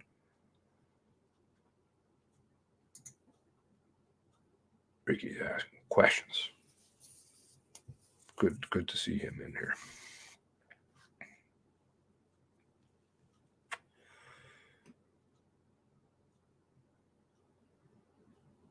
They need to prolong the hearing so they have time to think tank damage control.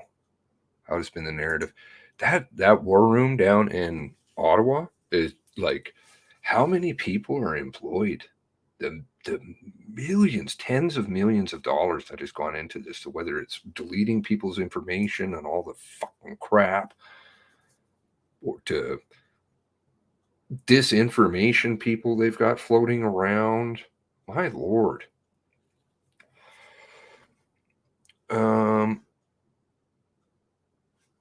Oh God. I don't know how you can stomach it. Good for you, Strawberry. Oh well. If I could give you somebody better, I would. Translated first question. Just working on the second. My French is not great. Oh, okay. Did you put it in there, Jay? Did I miss that? I don't think so.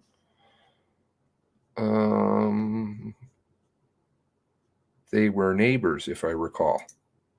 The French question? What was the relationship between, yeah. It was a very strange, and that was, I think that's a pivotal point. Goes back to that early Warmington article. Ooh, Warmington, what happened there? Bzzzt. Some funny stuff. I'm going to go through it at some point. The problems with the phone lines. New York Times couldn't get through. Well, the gray lady, I don't know. Media. But I think media is kind of shown who pays these people, who owns them. All the same people.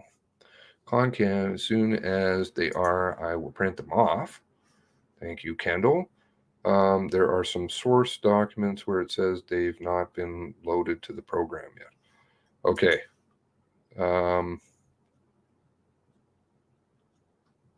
Okay, whatever that, somebody's mentioning something about me. I'll just skip past that. Can the commission describe the events that preceded lead to the massacre? Point to motive. Good question. Don't want to tell you anything about before, because that's the story. That's the real story. You know, this was the consequence. Lots of people lost their lives. What was it that led up to it? And how long did people know? And what was, if any, possible RCMP, CSIS, other involvement, or other agencies outside of this country? If they're going to go to this extent, I'm telling you, this is so big. I've never seen anything. I've studied a lot of shit. This is outrageous. They start late, didn't offer to make up for time. No, they don't. It's just like canceling sessions. They don't tack them on at the end, 2 months worth. Are they going to say Gabriel Wortman was looking for Lisa Banfield? Oh, yeah, that didn't come up. You mean when that he was on the prowl? Then just innocent people got in the way? That he thought they might be at their house, or she might be at the house. Government owns the media. Mutual fund companies. They seem to own a lot of shit. Mutual fund companies need to be banned. Long term. Get rid of them. They own everything. There you go. Boom. Here's one. 100%.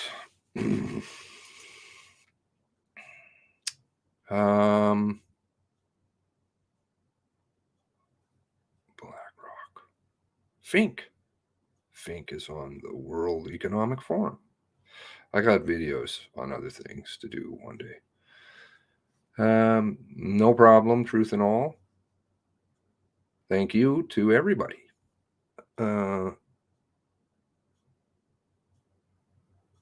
Try to use FaceTime. Well, it's interesting how the U.S. is not. I would have thought they may have.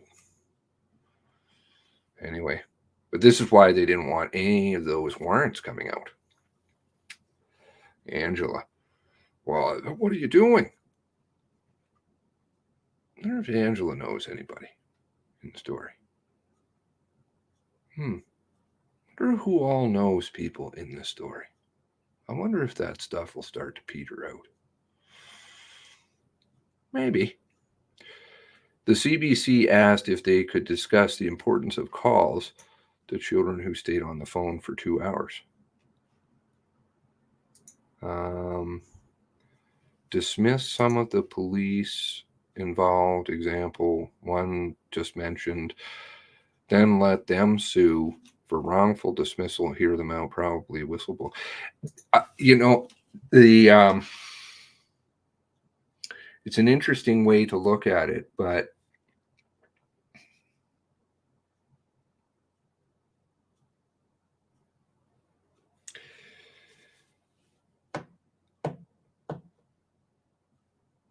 there's going to be a lot of people, I would suspect, who have some very dirty consciences in the future, very dirty. And that'll lead to bad things.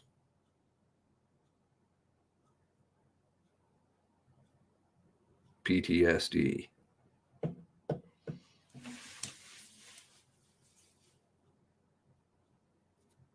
Or other things. And that's really sad.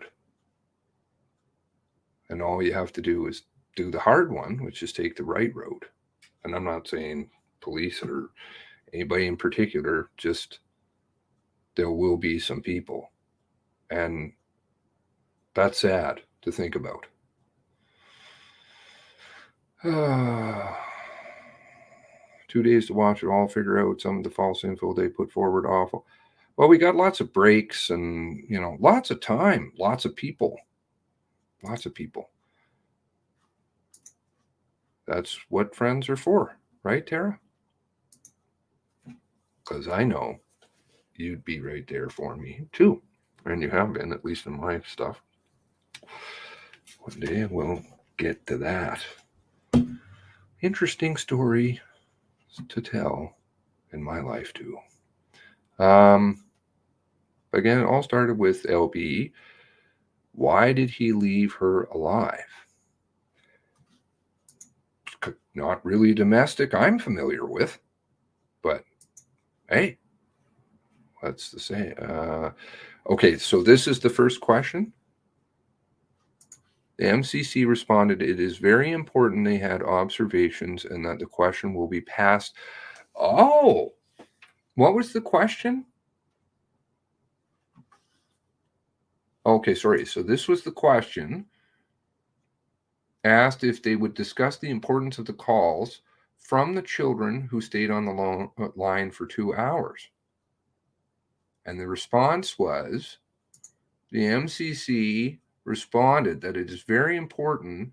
They had important observations, and the question will be passed along to the Mr. Burhill, the lawyer. Interesting. Thank you, Jay. Amazing. So that's the first question. We got one more, if you don't mind. Thank you ever so much. We're all français.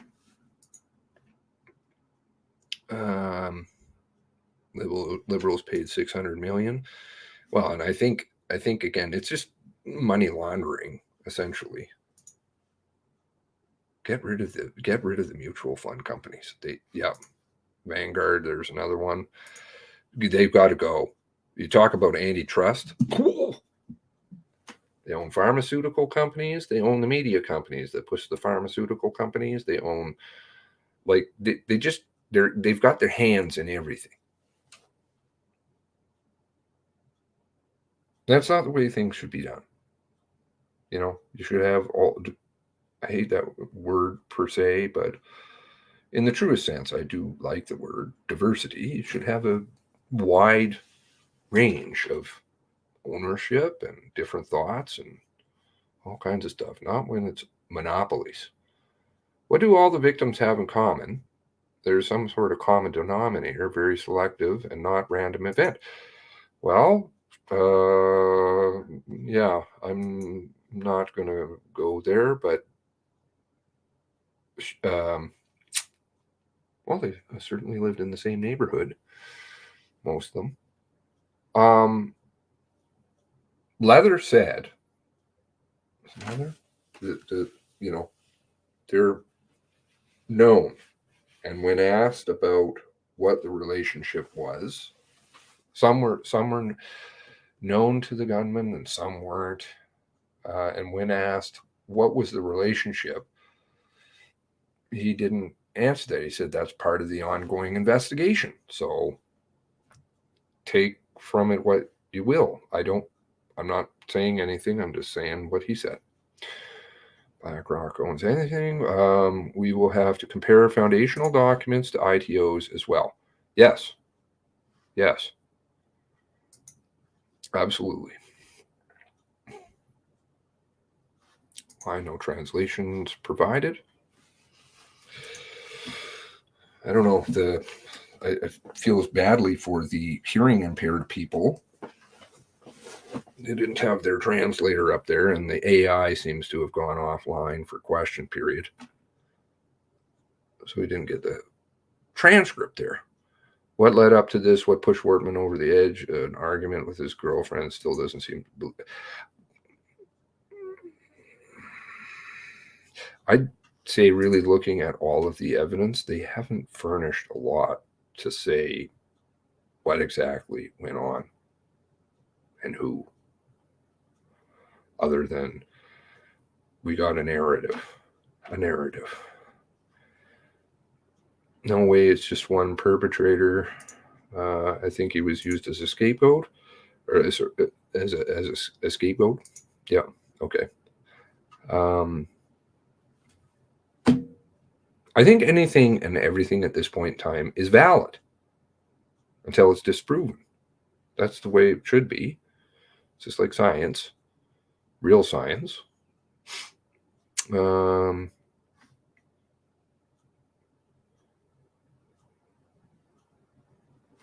Leads towards planned.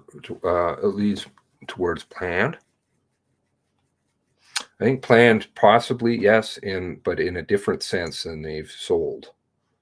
Scientifically impossible that there was one person. It defies logic, but again, as much as it's heinous, these kinds of things could be replicated. And hell, for $13 million, as in you can allot certain amount of time for events. You could literally have houses and burn them down. As horrible as that is, and drive around, drive routes, time it out, go through forests. I don't think it's going to work. It just won't. One pissed off boyfriend goes nuts, kills neighbors, and remains heightened state for 13 hours. Hold on. He went and had a sleep. How one does that, I'm not exactly sure.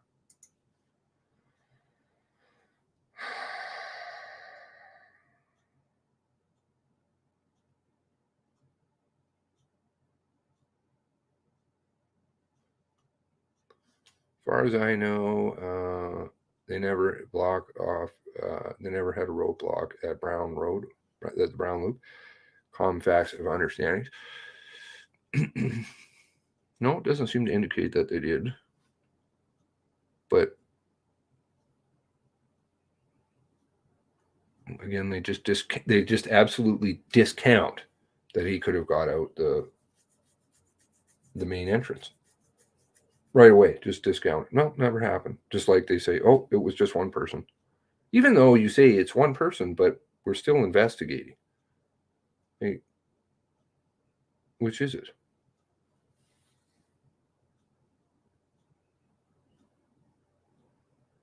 The devil doesn't give refunds? No.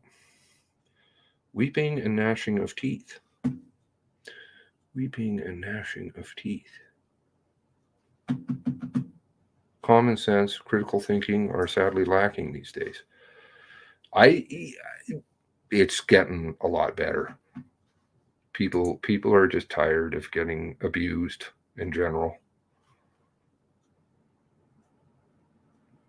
And the trust is gone, which is a real sad side effect of this. They've been saying that for years. When this starts to really go down, nobody's going to trust anybody anymore. Look at us anyway now. Just wait. Hate to say this, but wait and see with RCMP officers. Yeah, totally true. I mean, in one sense, it's such a, but you can't be part of something. You just have to say no. but the suffering that people are going to endure as a result. The victims list is going to grow exponentially with time, sadly. Like I mentioned before, I believe this was something life-altering. Well, it certainly was life-altering for families, right? We've got families in here right now, plural, and welcome, and God bless you all. I'm curious about that too, Carla. Hope karma pays a visit to these. Okay, yeah, well, everybody's entitled to their opinion. I don't like to see anybody hurt. I don't. But judgment isn't mine to make on anybody. I'm just a person. Just a little old human being. But I think there is something much greater, God. And even though that's a repugnant word to some people, there is something bigger.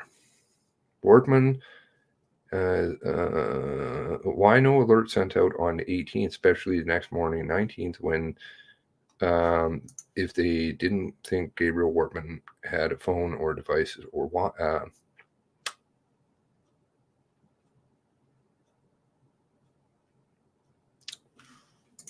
going to go there some point here.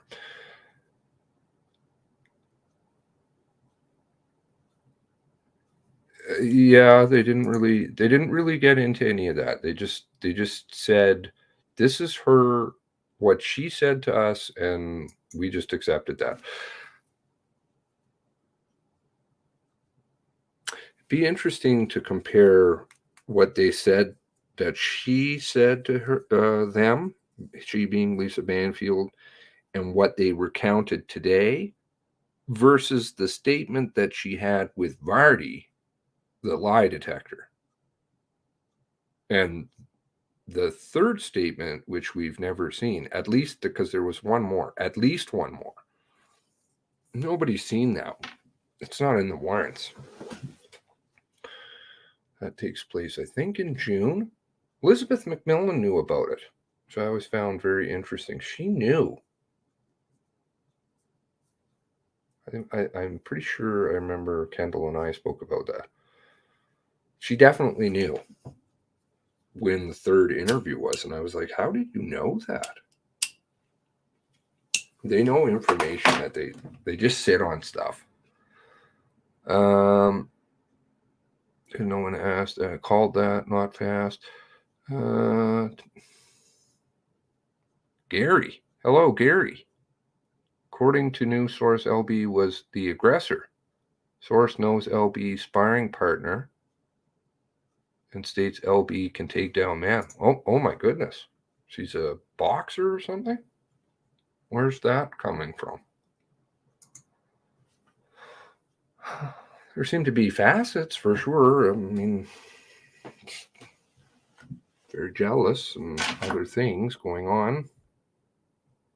Has a bit of something going on there. But again, not mine to judge. Just read what's there. Our current premier is on board with BlackRock doing money in Bermuda, published in the Paradise Papers. Interesting.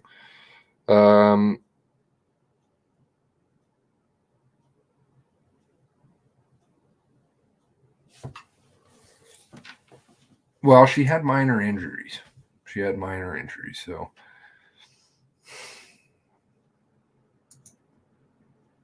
nail scrapings, soiled nails. Okay. With what?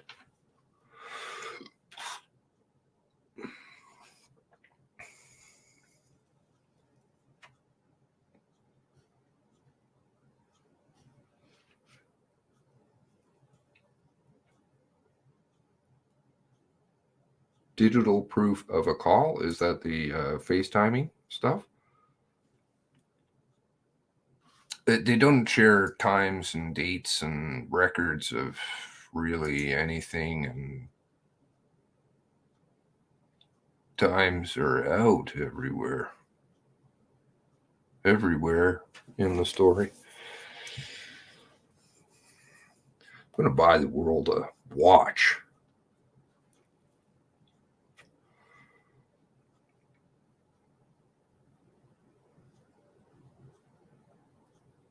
Oh my, okay, I'm really far behind. There's lots of stuff here.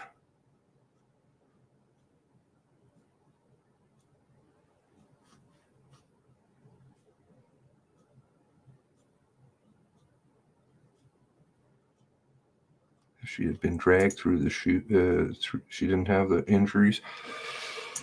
Hospital reports, there should be lots of them, should be doctors, should be nurses, should be all kinds of people, should be previous assault reports, should be many, many, many different things. Neighbors, people, aside from Brenda, aside from stage 4 dementia,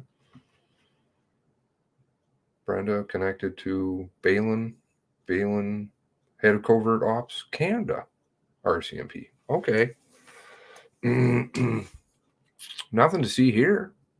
At least 1 degree of separation. I'll clarify that. No trust now. Yeah, sad. Very sad. Very sad. It's all coming to a head. This is discouraging, but at the same time,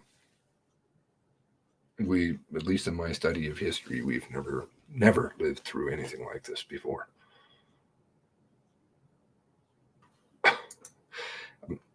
I just try to be I don't know. Yeah, you get always mad at me about it. I'm tired of seeing people hurt.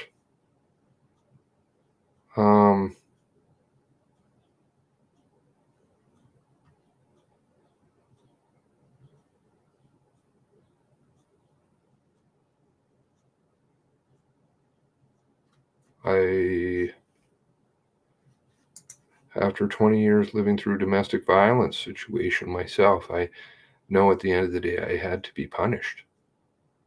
If not physically, then hurt someone important to me. Well, I don't know quite how to read that, but I feel terrible for anybody that's in a domestic violence situation. That's bad. Can't we all just get along? Be nice to see Kevin Von Bargen's statements. Yeah, that would be good. Be good to see a lot of statements.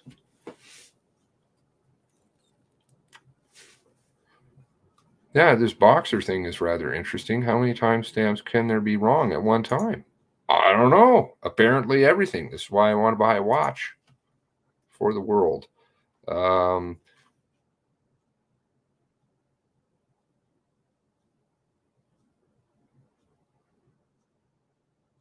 Yeah. Well, I'm so sorry. I'm so sorry to hear of situations like this, like abuse of any kind. Kids, women, even guys get abused too. I mean, I don't understand it. Relationships between men and women are volatile. That is a reality at times. But I think there's appropriate ways. Most people know. So the perp targets friends of Lisa Banfield in order to hurt her. Puts paranoid. Could that be plausible?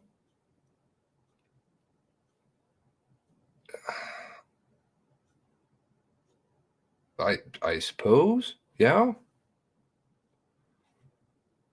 She was a very jealous person, though, which is not, I don't think is indicative of somebody who's an abuse victim, but maybe I'm wrong. Certainly would, you'd probably get hurt because of that, I would think, which would not be good. Yep, the only mass spree killer to ever have a sleep in history. At least that I'm aware of. It's not as though I'm aware of lots of, I don't pay attention to this stuff a lot, like in terms of murders and things. Bigger cases, a couple of things I looked at, but Didn't seem that she was, but just say, didn't seem like she was from what I've heard, but again, what are we hearing? Just kin that she hung out with.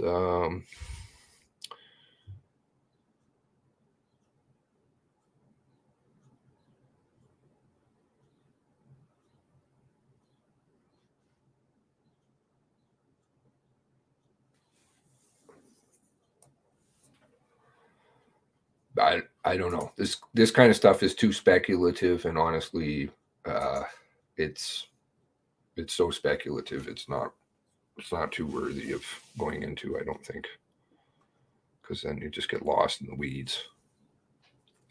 Lots of places to get lost in, and they try and misdirect and lose people.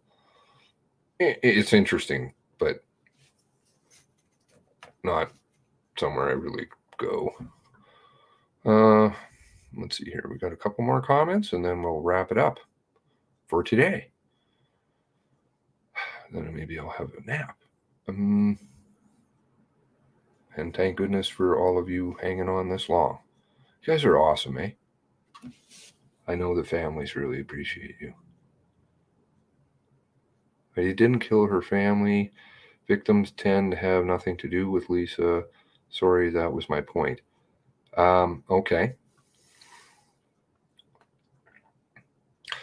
She's had some interesting reactions. Suing was a really interesting one, which essentially was suing the families. Okay. Everybody's different, but she didn't want to lose access to money or any other women coming around him being able to touch his money. Whose money is who? Do you know who had more bank accounts? Oh, she did. Lots more. She certainly knows how the banking system operates. CDIC, 100 grand. She knew it right away. She knows money. Maybe all LB, unless she was just sheltering his money, which is possible.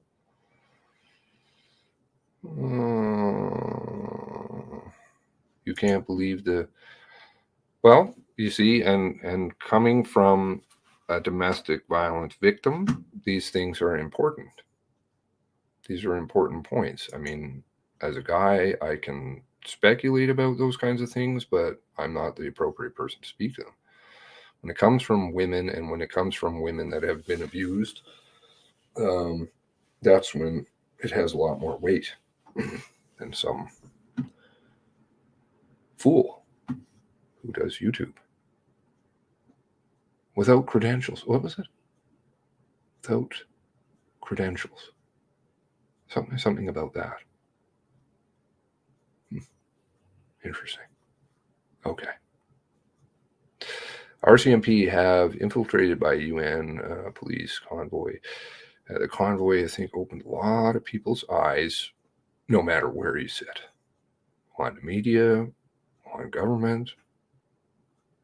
Wasn't a good scene.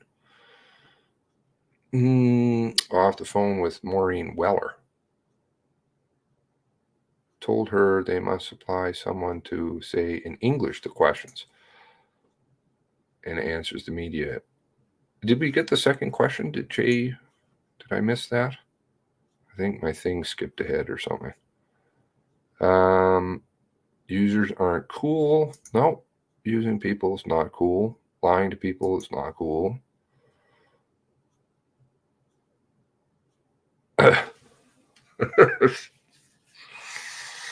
Oh gosh. Jesus, don't go there. No, Todd. Who's paying for her lawyer? Good question. Asked again, when will the MCC do the right thing and call Lisa to testify, as she is at the very beginning of this tragic event and previous. All the events that led up to this is where the true answer lies. I don't know anything, man. I know less than I did yesterday, and I've forgotten way more than I learned. It seems that that's why I have good people who help remind me. It seems that she was the one in charge of that relationship. I would agree. Just given on what I've read, but that is just an outside person's opinion. 100,000 towards legal fees thanks to MCC. Okay, yeah. Maureen said these issues were brought up by people in the room. Also, very interesting. Thanks for Truth and All for phoning. I tend to not phone. I just make videos. Public health agency spied on 33 million cell phones. Cell phones. Celebrate. Project Wide Awake. Bad news. We had phones. I remember a time when there were no phones. It was an interesting time. It was a quiet time. More quiet. Not saying that he wasn't an abusive douche, just what set him off that night. True. I don't know. There's some really interesting stories right there at the beginning, and some interesting comments from people who have names, like full names. They are people, you can find them. They had, maybe a different look at things, and not saying that what they knew was gospel. It's just interesting to note. Who was Lisa Banfield going to call the days she followed Gabriel Wortman to? Who was she to call? Very good question, and that is one of lists of things I have to get to. But the answer to that is the police. Now, I've said that before. Why, if the money is illicit money, would you be phoning the police? That makes no sense.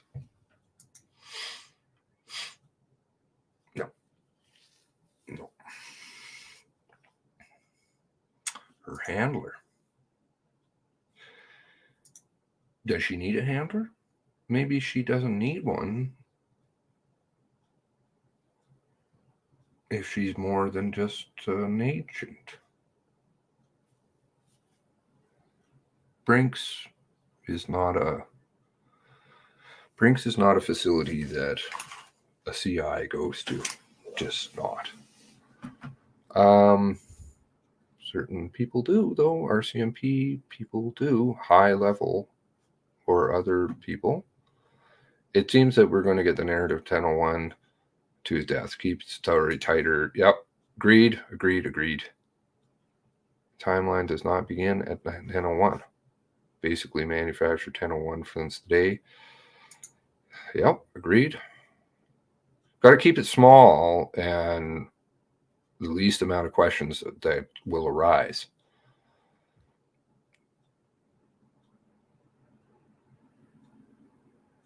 Maybe she's the handler. Oh.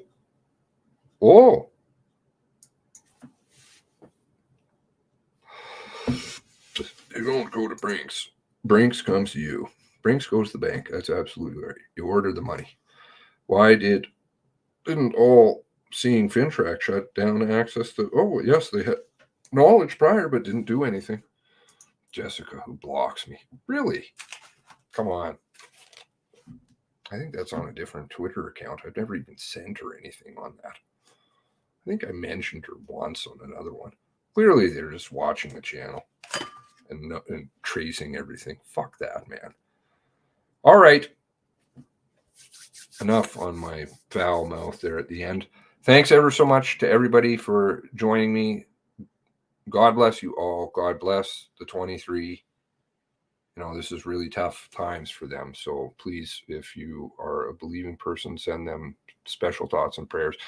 And special thoughts and prayers to us all, right? You all. I don't like to lump myself in with great people, but special prayers to everybody, okay? Because you guys are doing really tough work and keeping the story alive and helping. You're truly helping. And you should be really proud of yourselves and just keep it up, because when people are down, that's what we got to do. We got to help out. And hopefully we won't be down at one point. God bless you all. God bless the 23. We'll see you tomorrow, I guess.